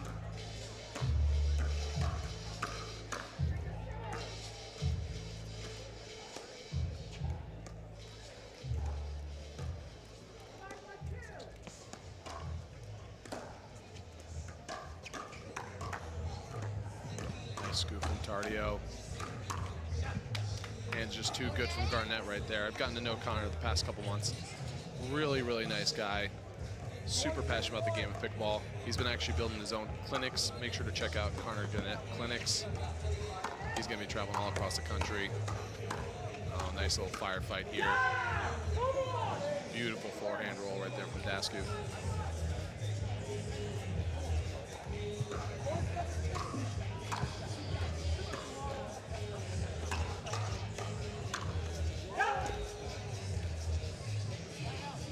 Nice body attack right there from Jay. Folks, make sure to tune in on Amazon Prime. Go into sports and you'll be able to catch all the PPA action this weekend. Tomorrow's going to be a huge day in the championship. Sunday. Oh, nice overhead there from Jay DeVilliers.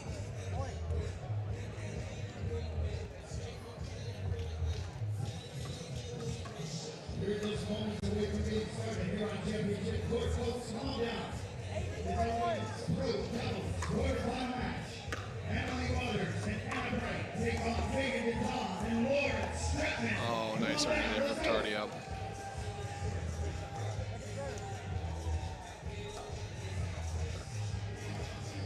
Kid's got a high floor, high ceiling, a lot of potential in Gabriel. One of the more quiet guys, but once you get to know him, he really breaks down his wall, and he's a really nice kid.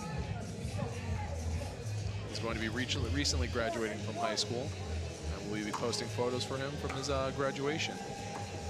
Always a nice feeling and moment to share with family. Why not share with the whole entire pickleball family?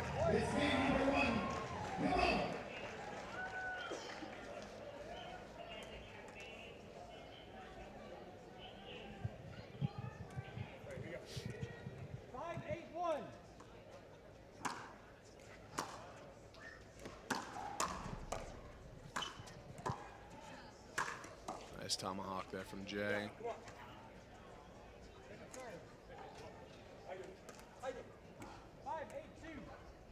Five, 8-2.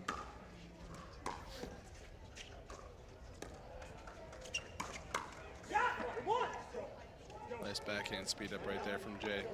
Side out. 8-5-1. 8-5-1.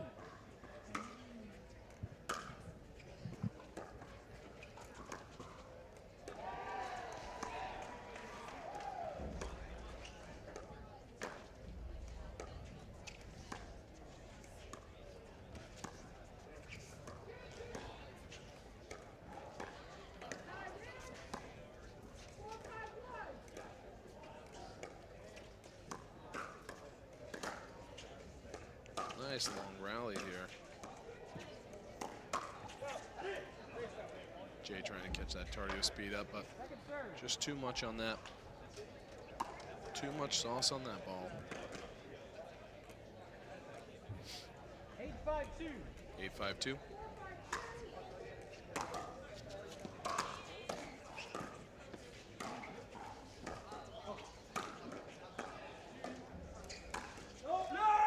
Just D from Gabriel right there. Let's see if Jay and Andre can take this into game 3.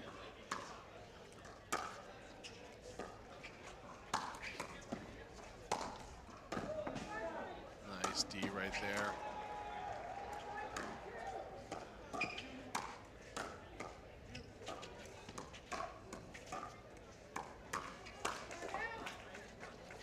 Great hands pick up. What a rally we got going here. Just a little impatient right there, Connor, looking back. Maybe it wasn't the smartest move. That ball had a little too much juice on that dink.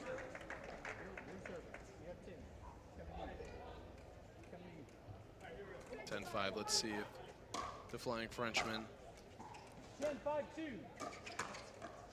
and the Romanian tower can close this one out.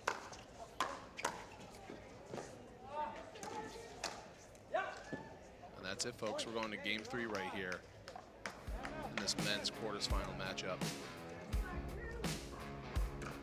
Jay and Andre take game 2, 11-5. We'll be right back here at the Carvana PPA Tour, Acrytech Atlanta Open, presented by Vizzy.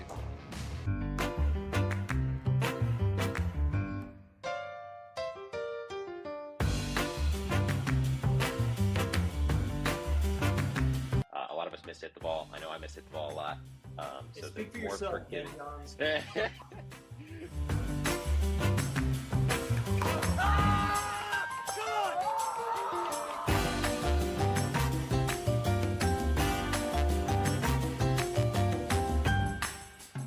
Want to maximize your game performance to always stay in bounds? Look no further. Thorlo pickleball socks are specifically engineered with our innovative padding to help you perform your best. Pickleball socks that keep you on the ball. Find your sock at thorlo.com.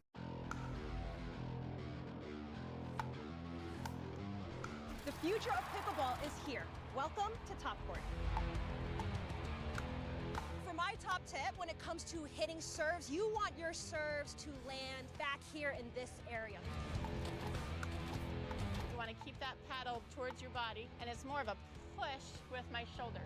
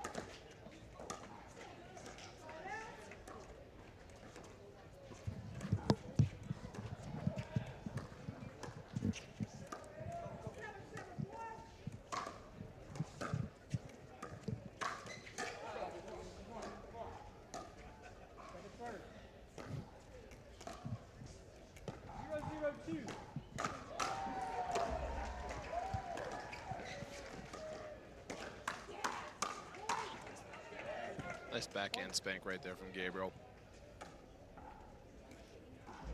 What's up? 1-0-2.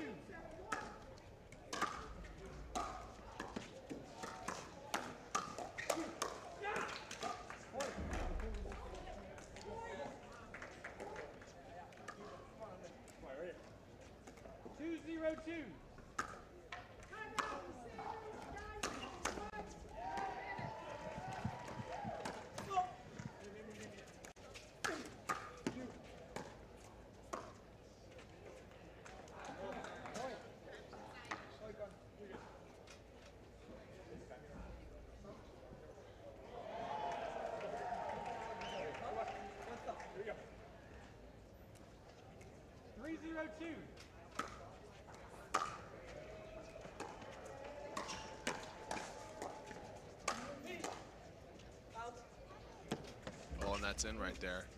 Nice lob. Let's see if Gabe and Connor can keep control of the net here.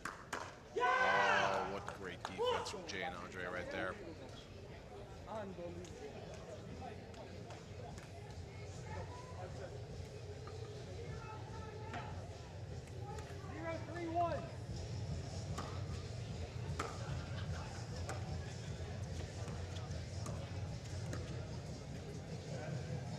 Just short from the backhand dink on Connor. One thing Connor's game is pretty impressive is backhand dink roll, very similar to Jill Braverman's. 1-3-1. 3. Nice third shot drop there from Jay. Good speed up. There's a lot of craziness on the court right there from Gabe and Connor. 2-3 on the serve. 2-3-1.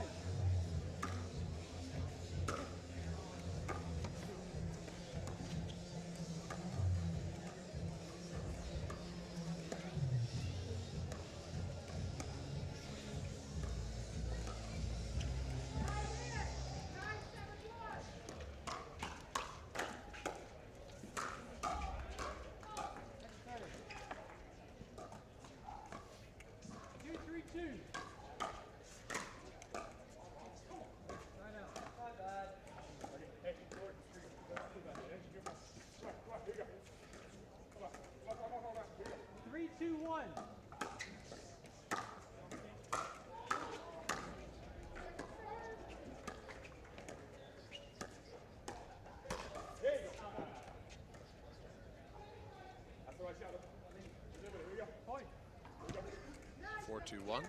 4-2-1.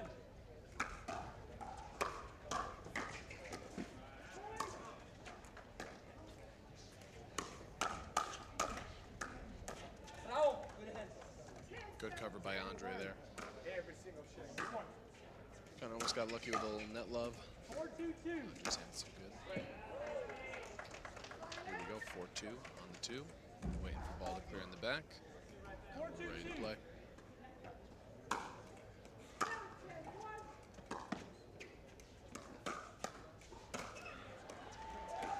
Just short down the backhand dink from Jay.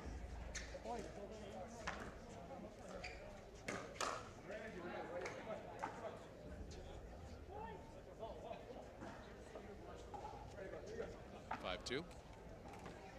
5-2-2.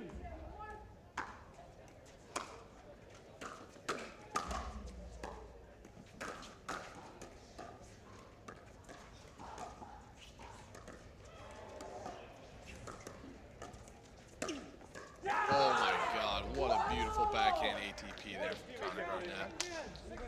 Freaking teammate can't believe that shit. Are you? I don't think anyone in the park here really expected that one to land, but my Lord, what a shot.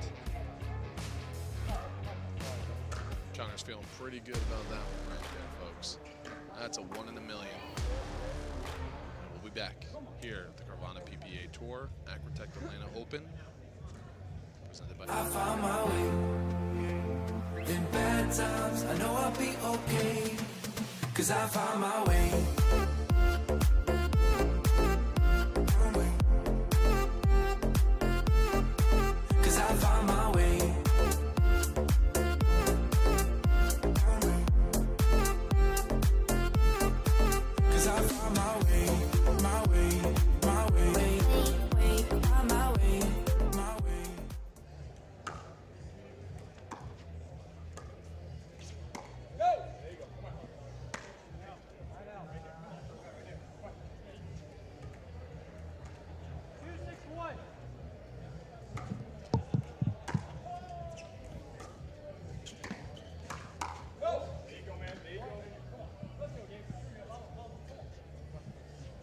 All right, 3-6-1. 3-6-1.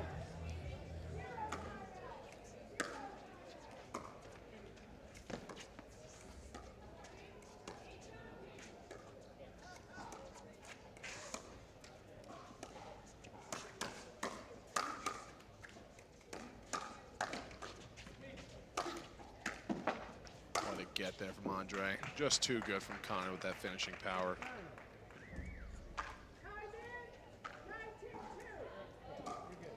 3-6-2. Jay with the serve.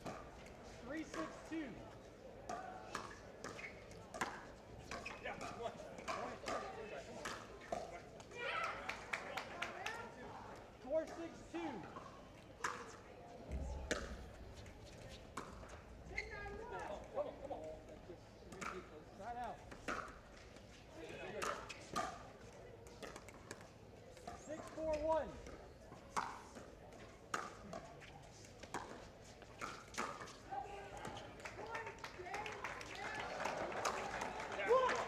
Nice backhand close there by the flying Frenchman. Here we go. 6-4-2.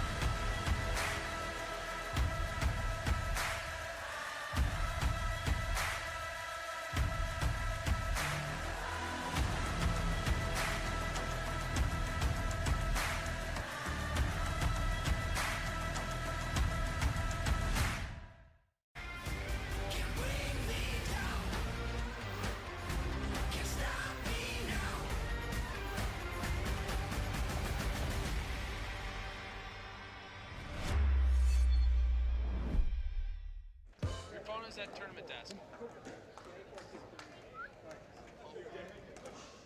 So up there, have you not gotten your scorecard ever before? So go up and around here. Time in. 8-4-2. Yeah, well I texted Tyra. She might have, I don't know. Well, I would probably just go find Tyra and see if she has it. But yes, otherwise it is at tournament desk, which is up through there. No worries.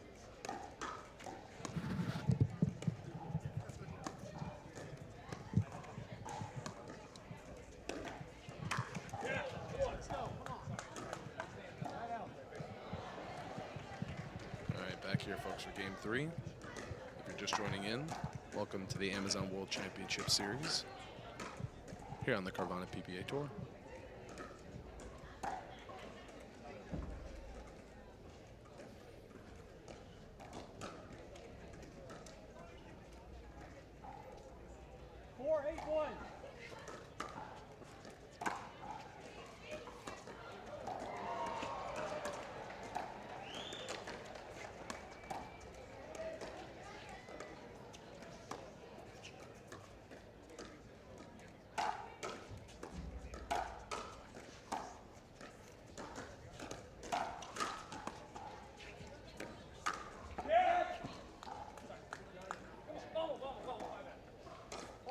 Connor's thing about that decision there, really it's pretty, not that much of a deceptive backhand roll. It's easy for Andre to kind of know that that was coming and put that away.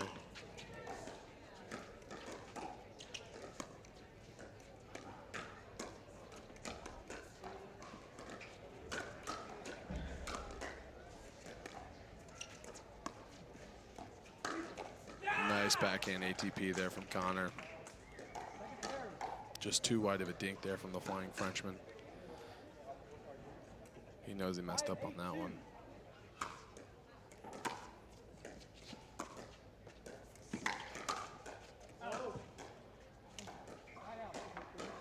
All right, sign out. Let's see if Gabe and Connor can put the nail in the coffin here. 8-5-1.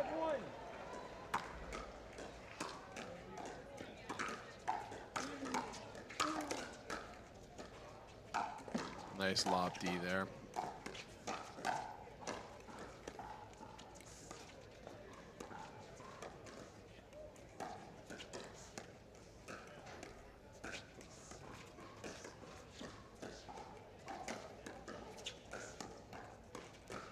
Good eye formation there from Gabe. He's playing a nice scoop D on these dinks. Not the smartest decision there from Gabe.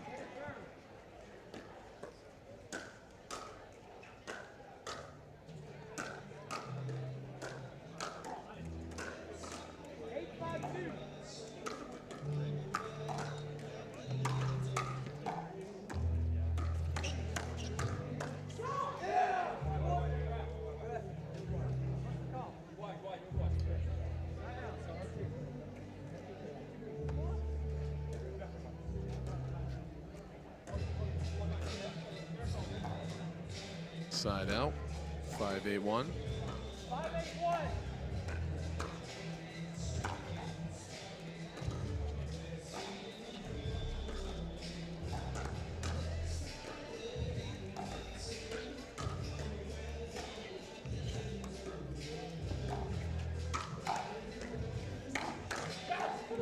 Just deep there from Andre.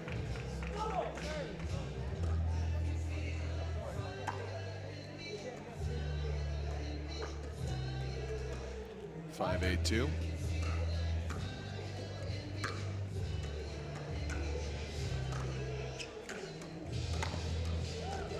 Nice D from Andre.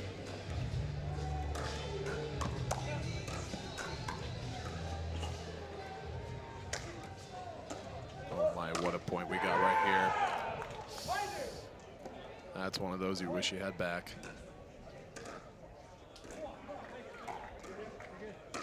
Always got to be careful when you take your eyes off the ball in the overhead. 6-8-2.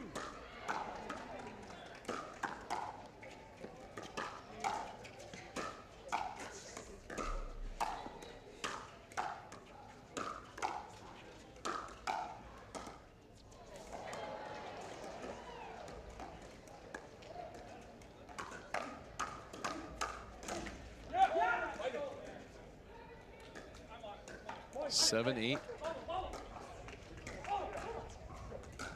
7-8-2. We got ourselves a battle here. Nice high deep serve from Romanian Ravage. Just too good from Connor Garnett right there.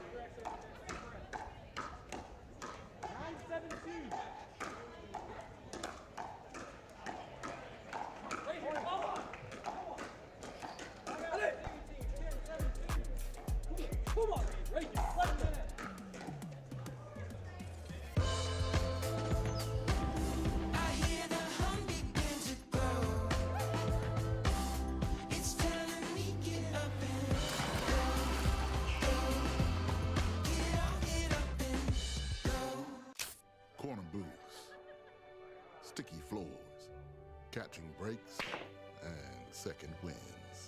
You never forget the way some things taste. Great taste, 96 calories. Tastes like Miller time.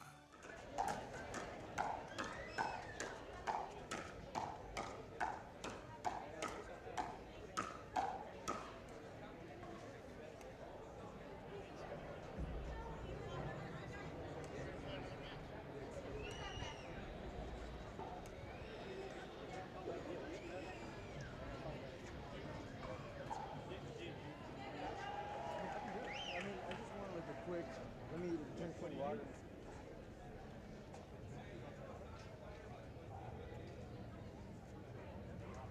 Take a regular time out, you can take that.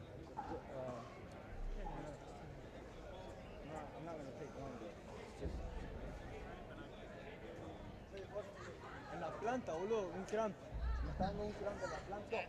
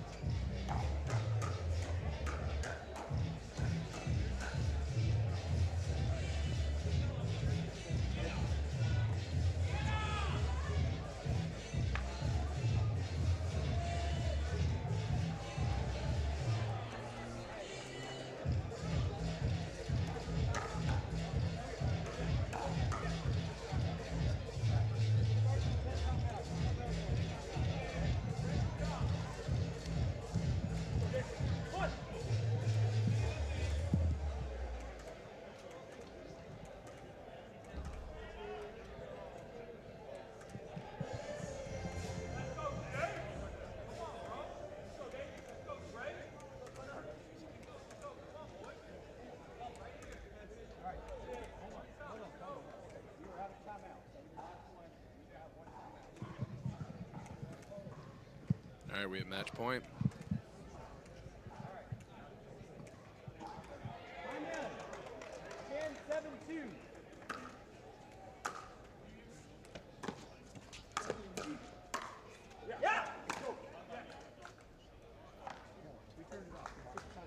Side out. Side out. 7-10-1.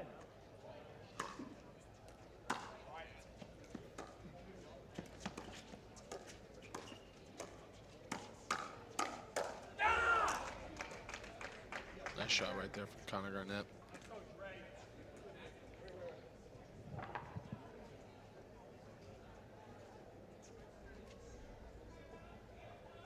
Just a little shoe tying there from Dre. Here we go.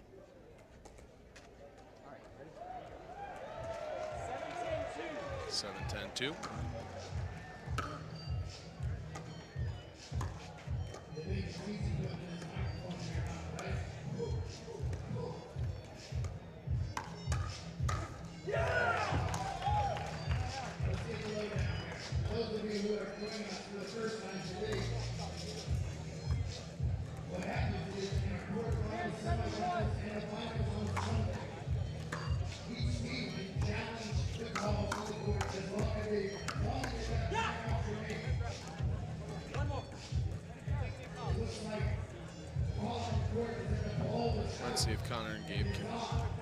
finish this match off right here. Or Jane Drake. So he can make a comeback. Inside out forehand. Right. Down the middle, solves the riddle. Ladies and gentlemen, that was a fantastic game here. Men's quarterfinals. And Gabriel Tardio and Connor Arnett are going to be heading on to semifinals here at the Carvana PPA Tour. Acrytech Atlanta Open, presented by Vizzy. And we'll be right back.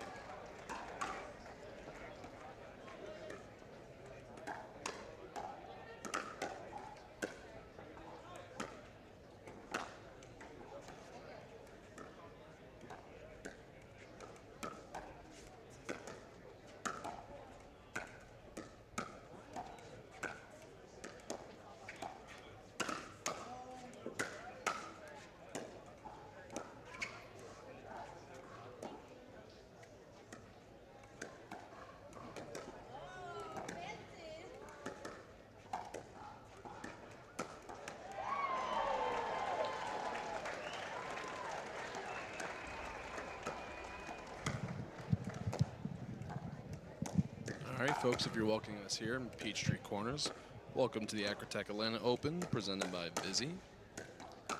We're here at our World Championship Series, presented by Prime on Amazon. Make sure you log into the Amazon app or on your laptop. Go to Amazon Prime, then Sports, and you can explore the PPA page. This tournament's going to be here for Atlanta, Kansas City, Las Vegas, and Florida. We'll be having a World Championship Series final closer towards November. And we're just getting ready here for our final women's quarterfinals. Vivian David and Georgia Johnson versus Lucy Kovalova and Callie Smith. Should be an awesome battle out here.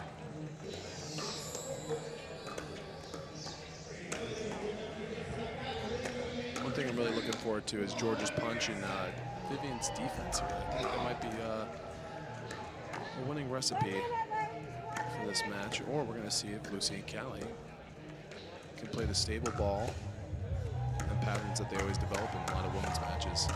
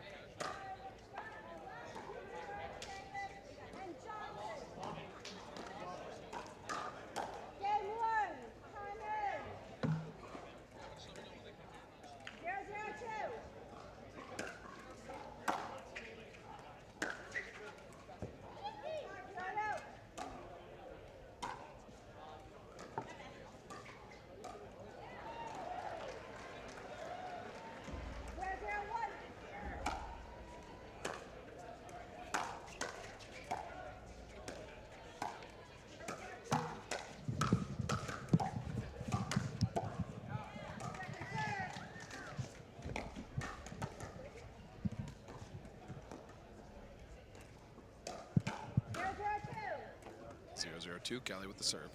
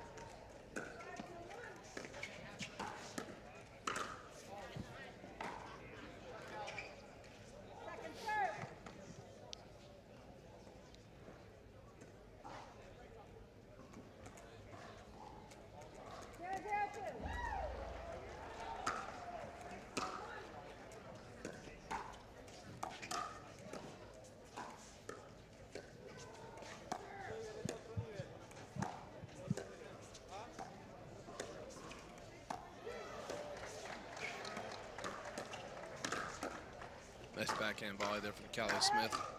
Right at the feet of Georgia Johnson.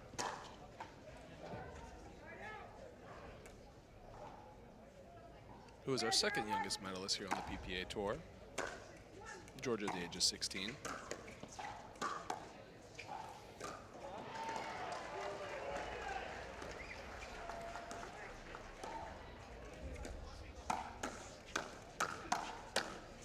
Nice hands there from Georgia. Always a good sign to see a good smile in the beginning of the game.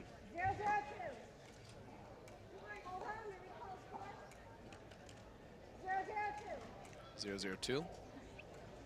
Smith with the serve. Ooh, almost right there.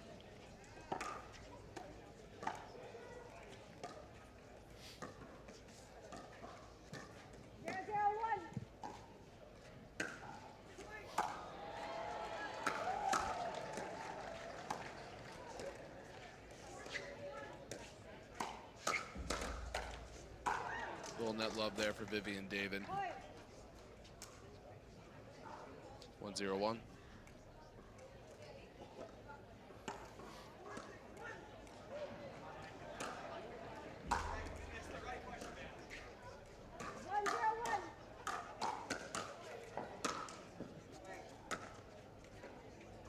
Just short on the net there from the backhand drop from Georgia Johnson. 1-0-2.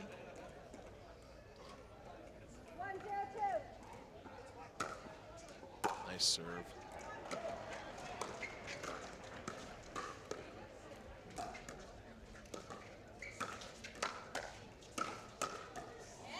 Good cover by Callie, but just too good of a backhand roll right there from Georgia Johnson. Beautiful angle, and as our favorite commentator Dave Fleming would say, get that protractor out with that angle.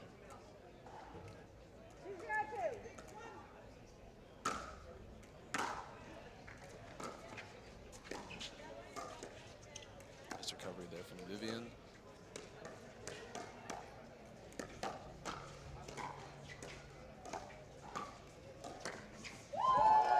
Beautiful ATP right there from Vivian David. I don't think there's anyone that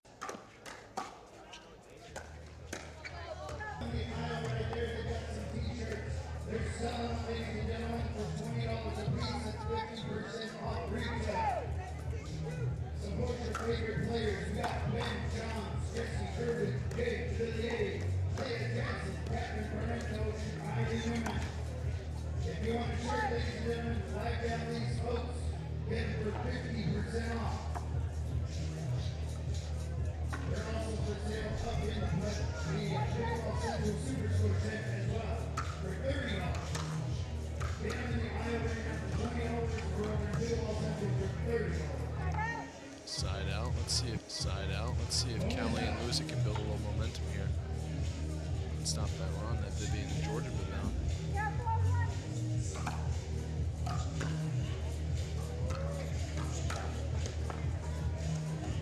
A little too much there on that third shot drop from Callie.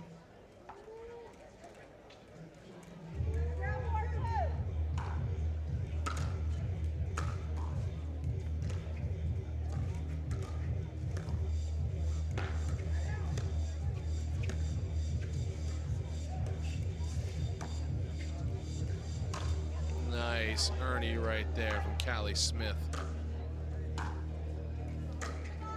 And on the board, 1-4-2.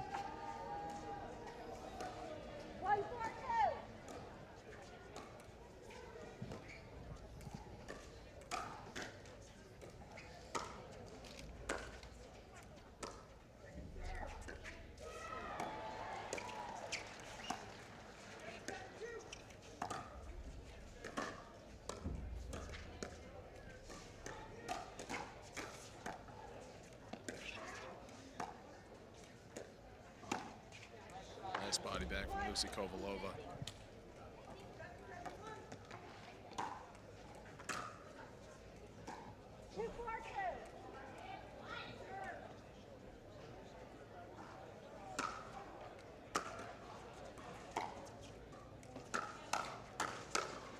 We got ourselves a quick firefight here.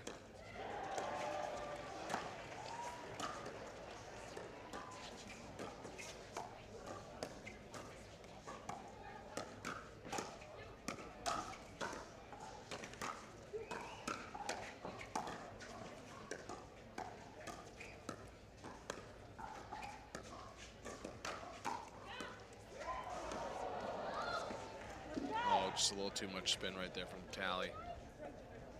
Just got away from Vivian.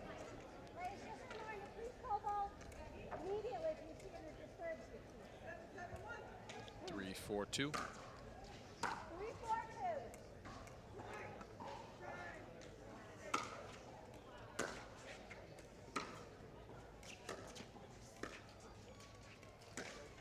Oh, beautiful middle shot right there from Vivian David. And remember, folks, down the middle solves the riddle. It's that simple. Why try anything else? Looks like the sun's coming out here in beautiful Peachtree Corners, Atlanta. It's a phenomenal metro area. Always been a tennis hotbed, but pickleball has definitely been picking up steam here, especially with Pickle and Social. The Atlanta Pickleball Center, which we want to give a huge shout out for hosting us. We played our women's first 2 rounds of singles there. I want to give a shout out to those folks. 5-3-2.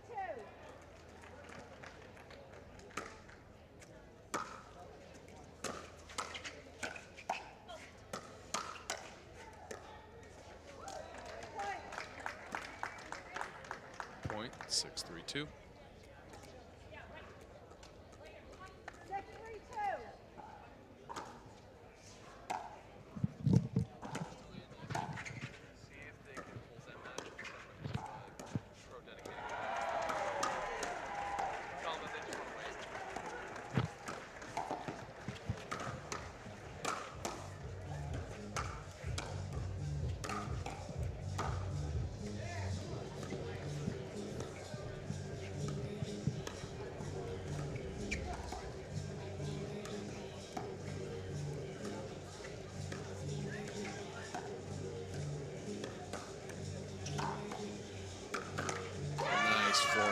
Roll right there from Georgia Johnson.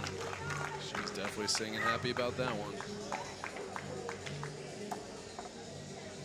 Quick timeout for Smith and Kovalova. And we'll be right back here in game 1. Hi, I'm Rick Barry. I used to play professional basketball. Now I'm into pickleball. Performance is really important, but also recovery is actually just as important. LOMD is a product that I use constantly before my matches and after my matches for my recovery. Great for inflammation, great for recovery. I keep coming back to this. LOMD all day long, baby. I use it. I use it. I use it. I use it. I use it. Aloe MD, Acute Relief Cream. I won 6. Yeah, the back drum. I won 5 in the back. We're playing the top 6 now. Thanks for the wild card, baby. Taking advantage of it. Take your time. Wait. Which court does it put you on? 15 seconds. 2 timeouts. 1 timeout.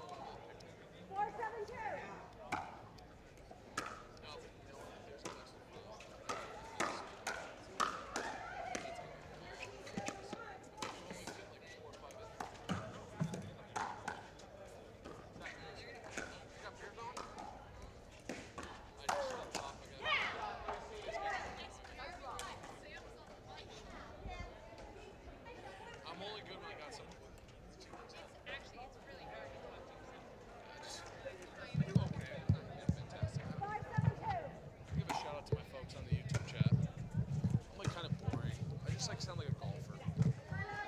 I know it though. Okay. What about Eric? I just have a lot of text going. I can't focus. Just gonna think about Georgia's forehand. And folks, we're right back here. Might have a player step on in. Fed's waiting on his match. Fed, you want to join on in here? Here we go. Federico Stascrudes join us here in this chat.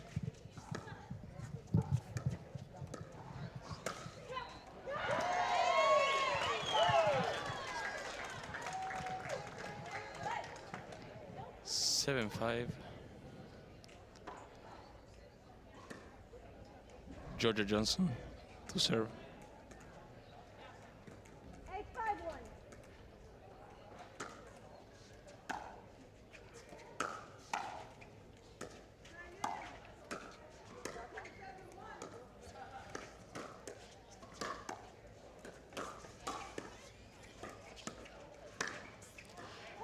That was the right decision. Callie had the look, just couldn't execute that one.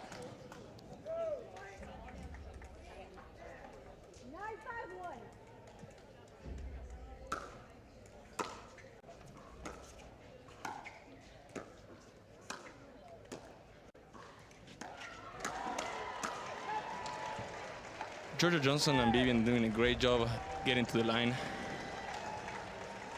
I love being aggressive there. Ladies and gentlemen, for Leigh Waters and Wright, we're moving on to the semifinals. Come on.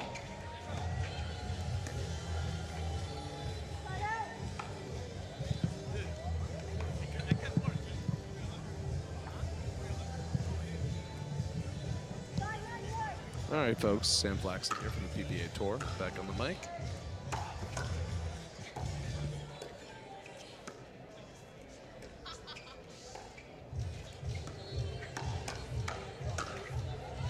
Oh, a little nut love there for Georgia Johnson. One of those you put your hands up, you say, thank God that happened. 5-9-2.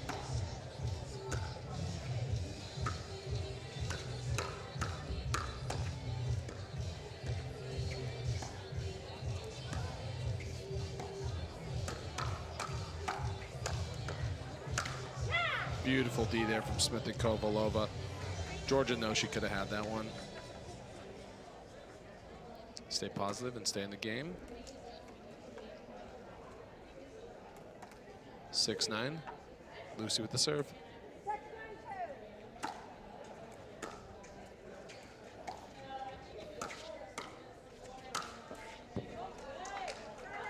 Nice forehand overhead there for Georgia Johnson.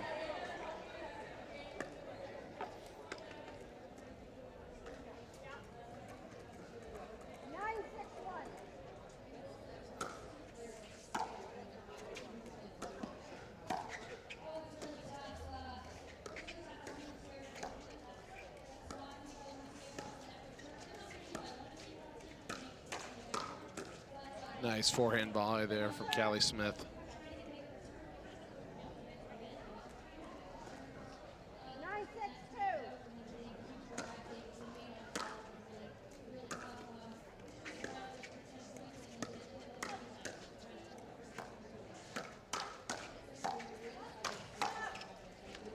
Oh, almost there for Lucy.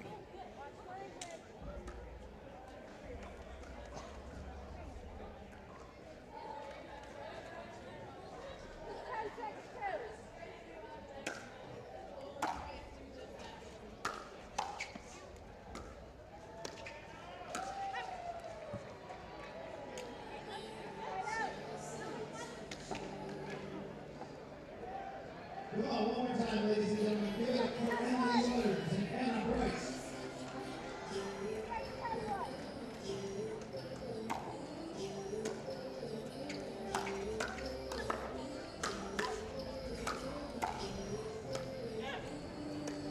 Good. Oh, just wide there from Callie.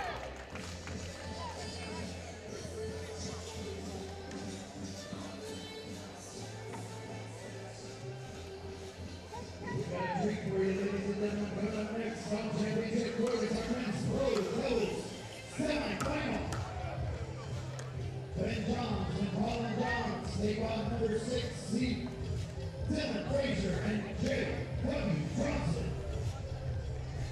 I don't know about you, but I'm excited. Who's excited? Excited now. Let's see if Vivian and Georgia can close out game 1. Let's see who they got. Let's go. 10-6-2.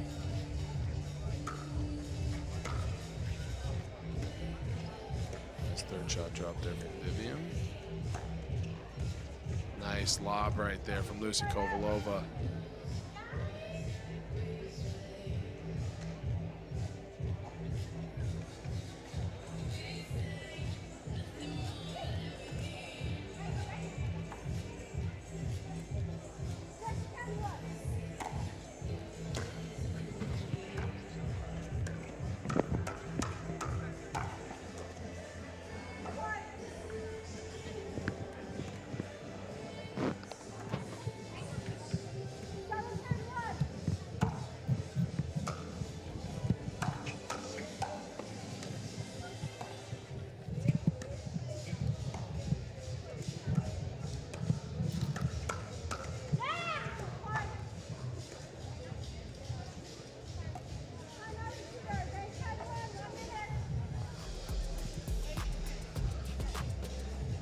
At Baird, we offer a different, more holistic approach to wealth management. With your career, family, friends, and community, finding time for you and making sure your family's financial plans are on track can be a real challenge. At Baird, our financial advisors get it. We'll partner with you to create a unique financial plan and coordinate with your legal and tax advisors to bring it all together so you have more time for what matters most.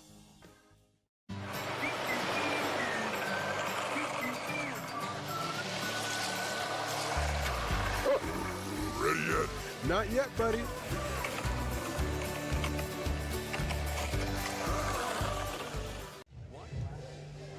seconds. One time out. One time out.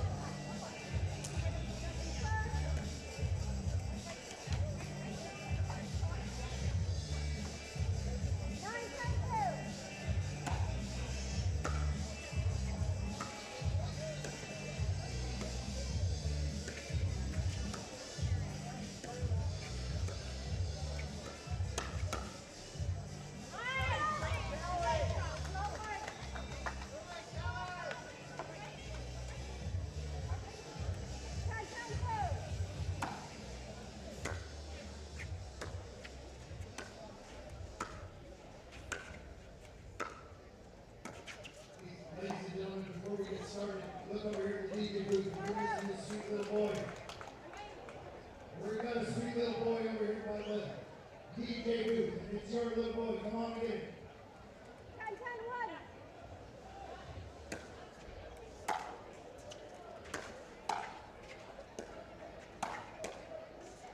Second serve.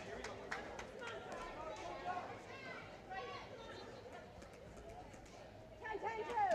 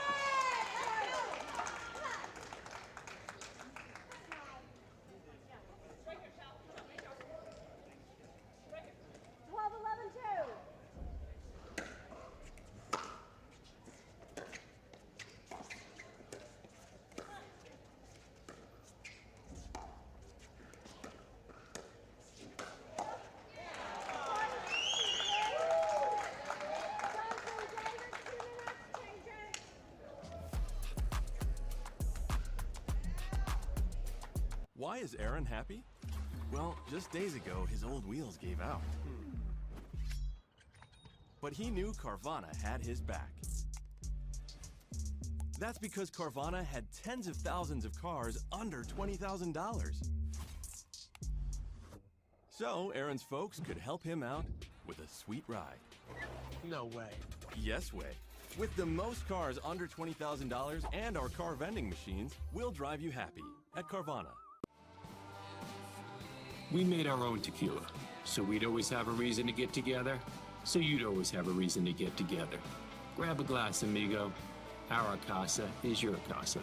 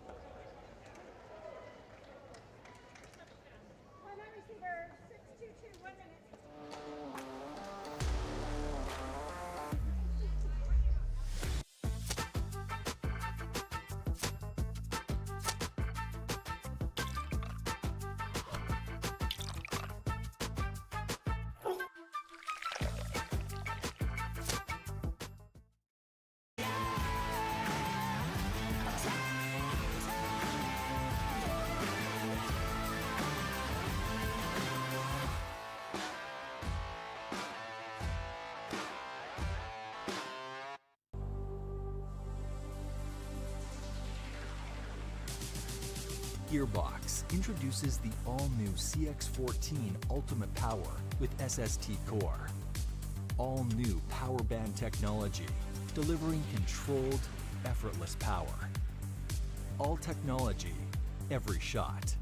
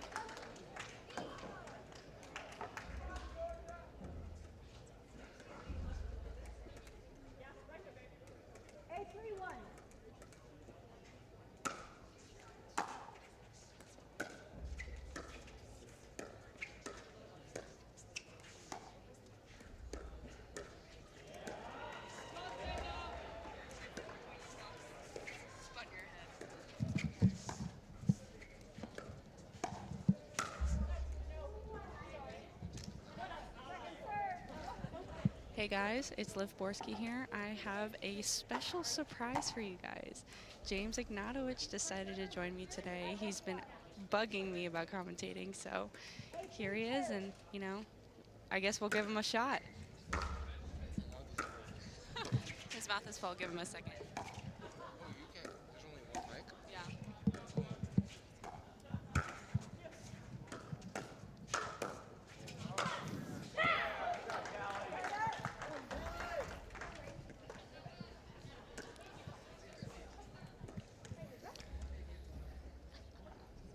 Wow. 3-1.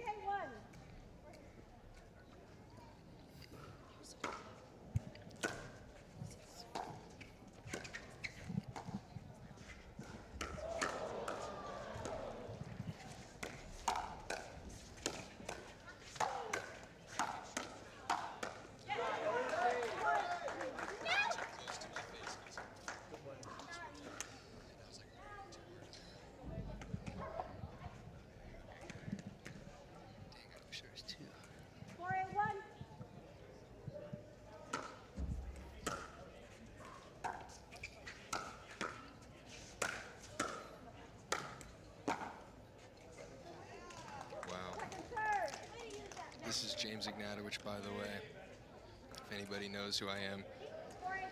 I was promised from Liv that I could do this commentating business with her. Then I found out I'd been lied to. There's only one mic, so now I'm just sitting next to Liv. But any input she has, I will relay it. Oh, talk louder? Okay. I hope this is loud enough. Whoa, okay. All right. Time to get serious.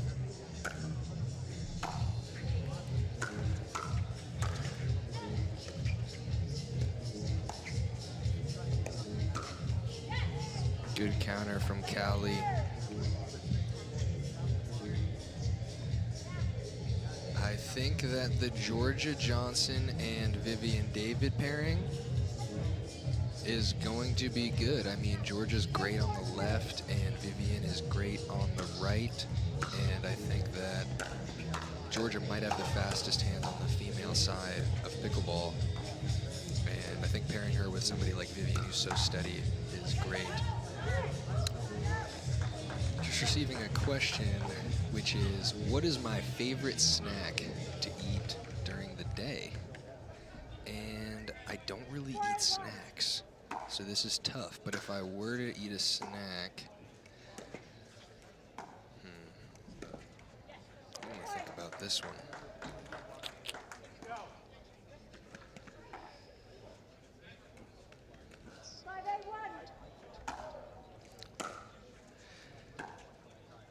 So my favorite snack is probably fish dip and chips, but nobody cares about that. But there's a video out there, guys, and it was me playing singles against Georgia Johnson when I was only 3 months or even 2.5 months into my pickleball career. And Georgia Johnson was, at that point, a seasoned pro. She was very good. And I was playing with my friends, and I thought I was really good. I was like, oh, I'm like a 5-0 singles player, right? Like at this point. And Georgia Johnson's this random 15-year-old girl. I don't even know about pro pickleball. I just thought she was a random girl. She challenges me to singles and proceeds to destroy me. And I considered quitting. I really did. But I stuck with it. And I'll probably lose to her again.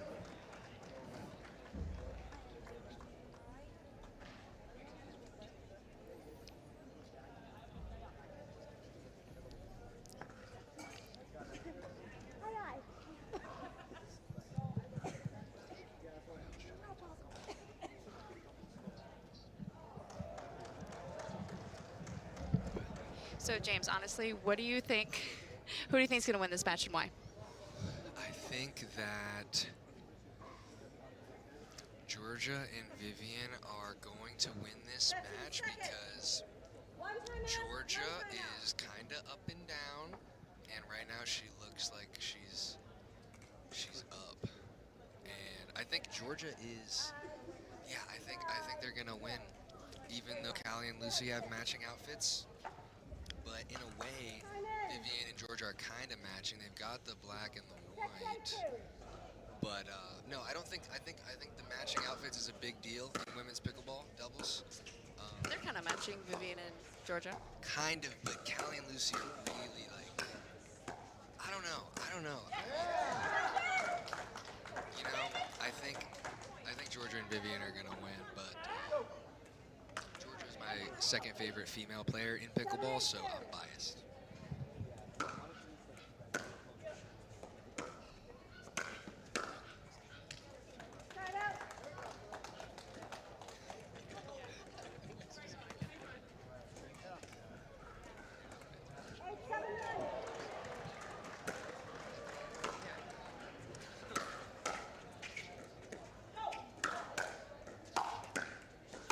Wow, Vivian is like a brick wall. That was crazy.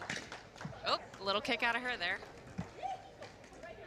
Vivian's interesting because she looks like she's all smiles and all positivity, but something tells me she's got a wild side. She's got a little bit of a dark side. I don't know. She can get mad. She can get I don't know.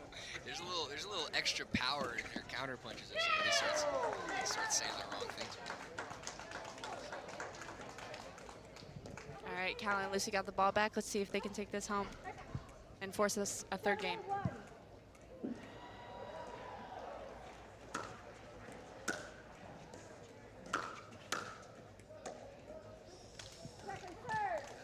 That was a James Ignatowicz drop. I've hit many of those in my day.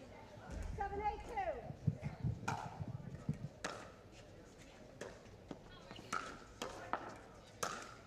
Oh, and Georgia with the put away.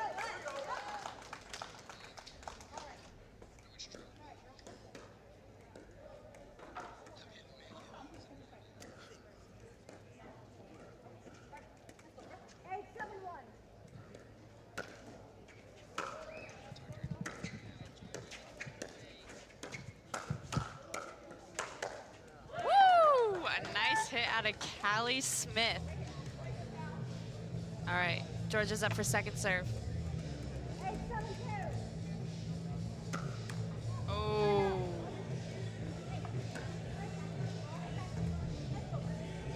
All right, let's see if Callie and Lucy can go on a run here. I would like to see a third game. How about you? I would like to see a third game. I think it's we'll see. I mean, oh, okay, Callie got up to the kitchen. Doesn't always get up to the kitchen.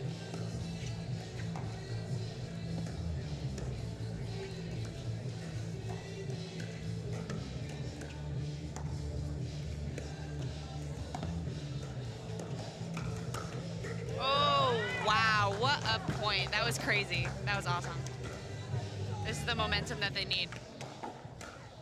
Callie and Lucy seem to have a lighter vibe about them. Sometimes they go really hard. And this is nice. Seems some smiles, so for sure. Callie can hit it hard, which is not surprising considering she has bigger shoulders than me. 9-8-1.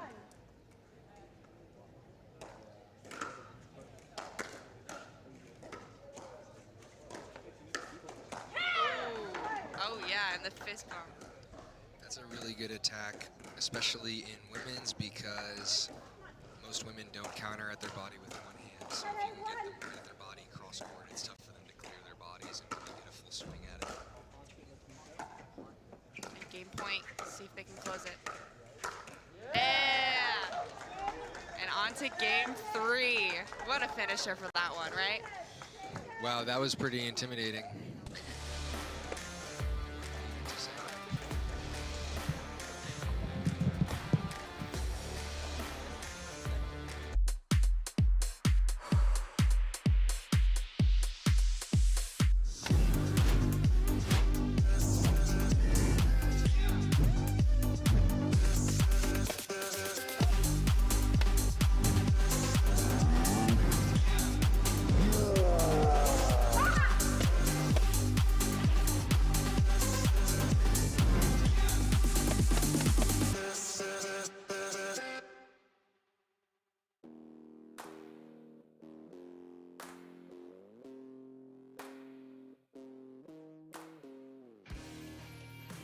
This spring, you don't have to be a baller to buy like one.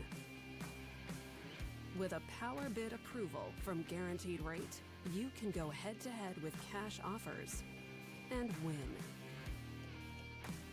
Call a Guaranteed Rate loan officer today.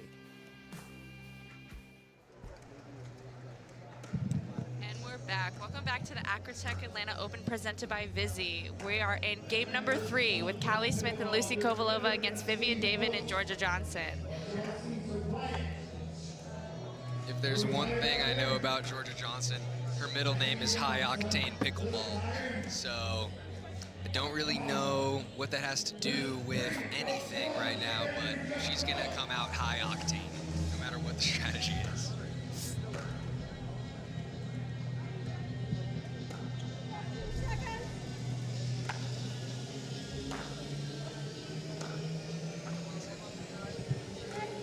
I do want the listeners to watch my podcast with Georgia because it was the best podcast I've ever done.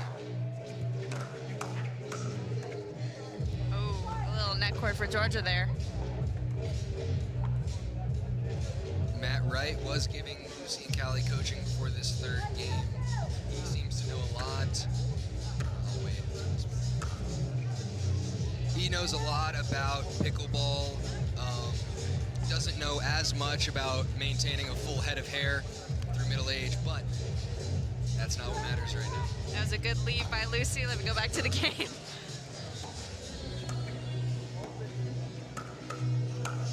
Ooh, good put away by Georgia.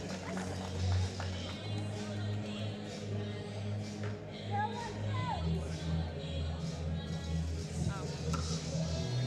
He does it to me.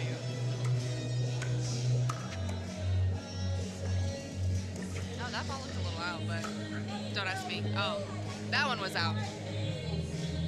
It's good to see just like the team chemistry between Vivian and Georgia is so good. I mean, it's easy with somebody like Georgia. She is like just such a great kid. It's yeah. It was actually kind of interesting because in North Carolina, both Georgia and Vivian's partner got sick. And so we were trying to figure out a way that they could play, but since the draws were out, we couldn't really get them on the court together, but I'm glad to see them together now.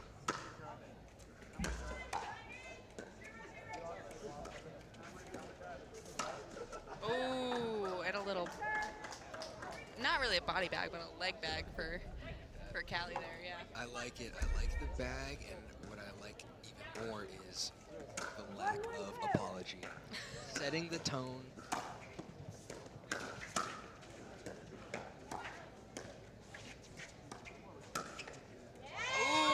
Down the middle, saws a riddle. Couldn't quite get a paddle on it for them. That's a good shot. Score 2-1. They just side out.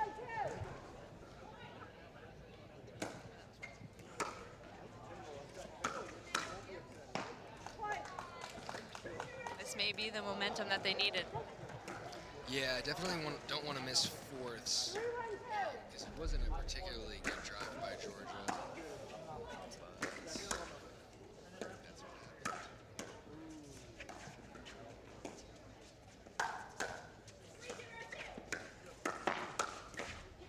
Great hands by Vivian. Vivian is, in my opinion, the second best right side mixed female in the game, and I'm not the only one that thinks that.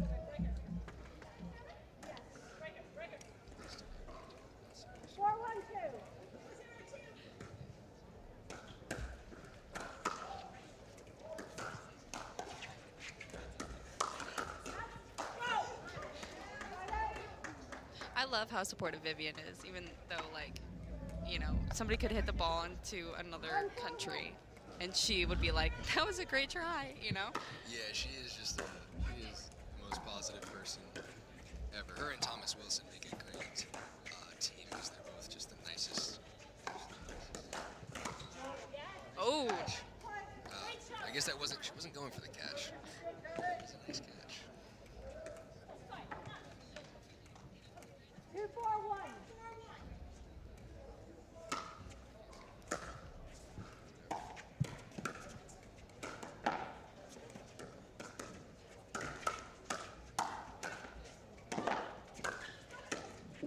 Great save by Lucy there.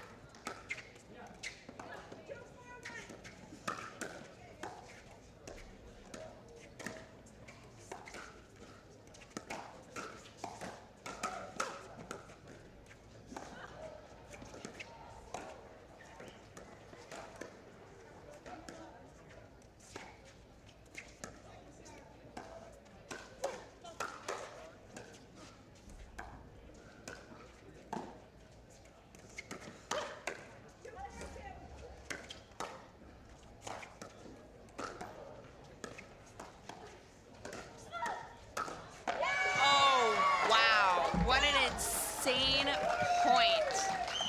That deserves all the credit it could get. Yeah, that point was so good that I feel like anything I could say wouldn't do it justice, so I'm just gonna be quiet.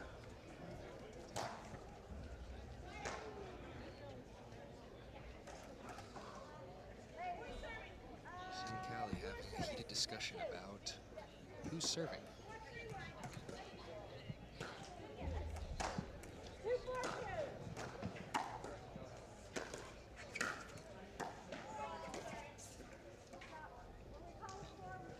Oh, ball on court.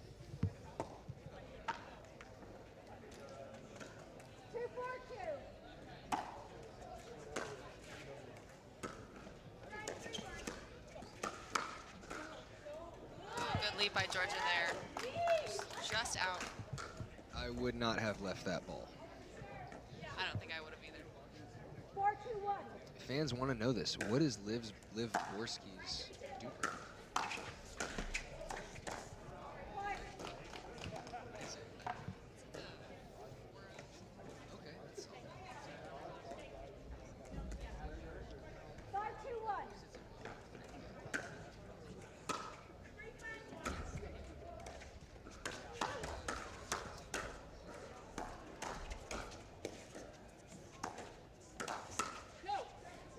Another good lead by Georgia. I mean, that takes so much like dedication and vigilance to, know when a ball is going to go out. Yeah, I wonder what that feels like. I do not know how to leave the ball. I just see the ball and I hit it as hard as I can. Yeah. That's like my worst thing. I just can't leave the ball.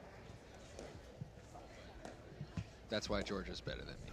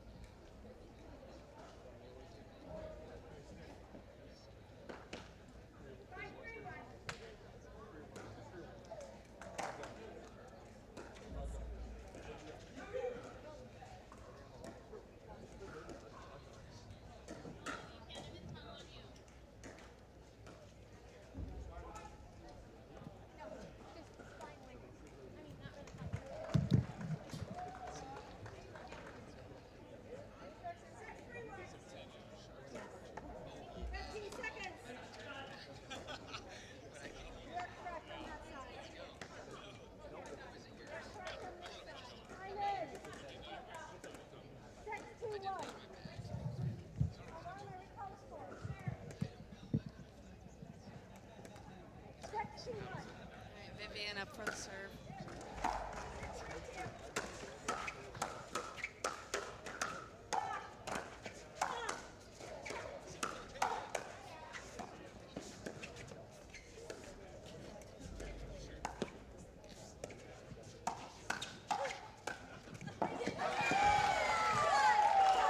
That's funny.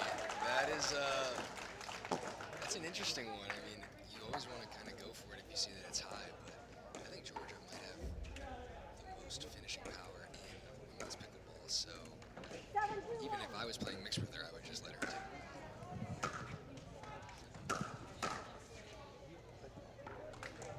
Once again, another good lead by Georgia.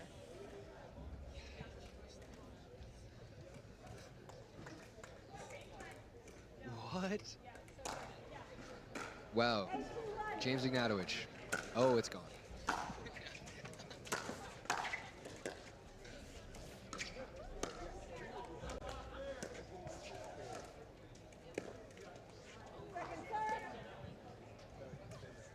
Oh, wow. I'm back. Age 22. Actually, I just turned 23. Pro since like a year ago. I look pretty serious in this. And Lucy and Callie get the ball back. Hopefully they can go on a run here.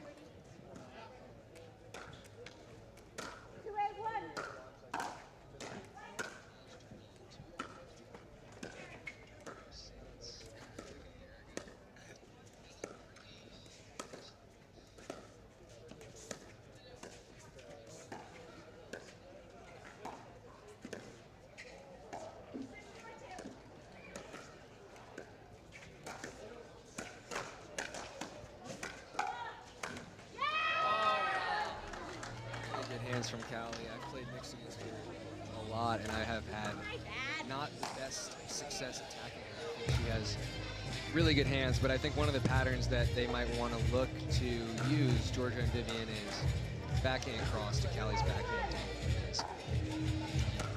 She might not miss it, but she's not doing anything.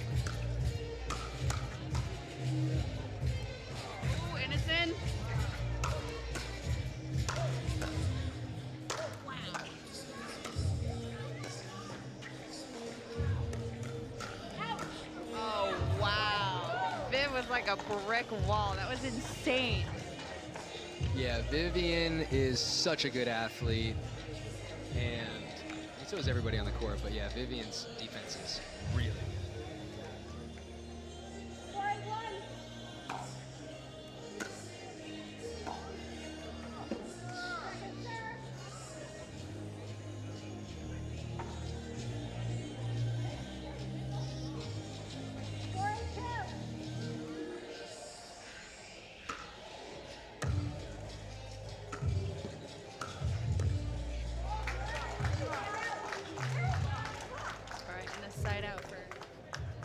Georgia. Do you think that they can take this home in this point? No.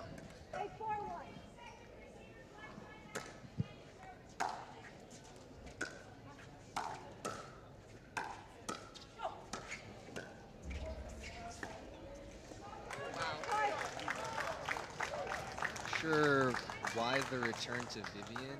I might be missing something, but I would return to Georgia all day. I mean, Vivian's drops are so good, and Georgia can miss some drops, and I'm not saying that to, I mean, I miss more drops than she does. Oh,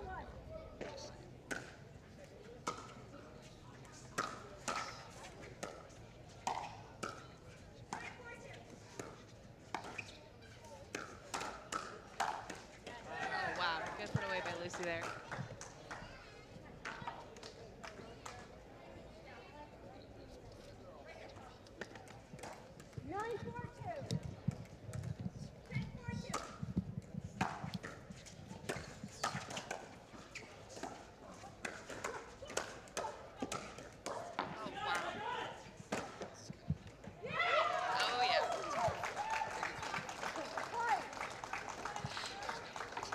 Words of James Ignatowicz, women's doubles is kind of lit. That was a great point all around.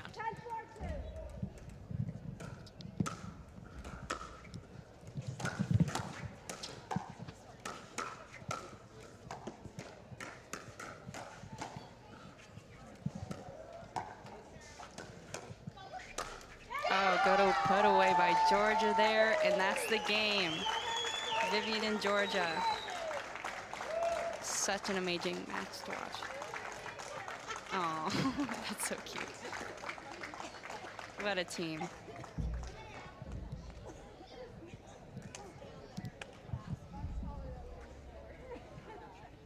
Thanks for watching us. Thanks for joining us.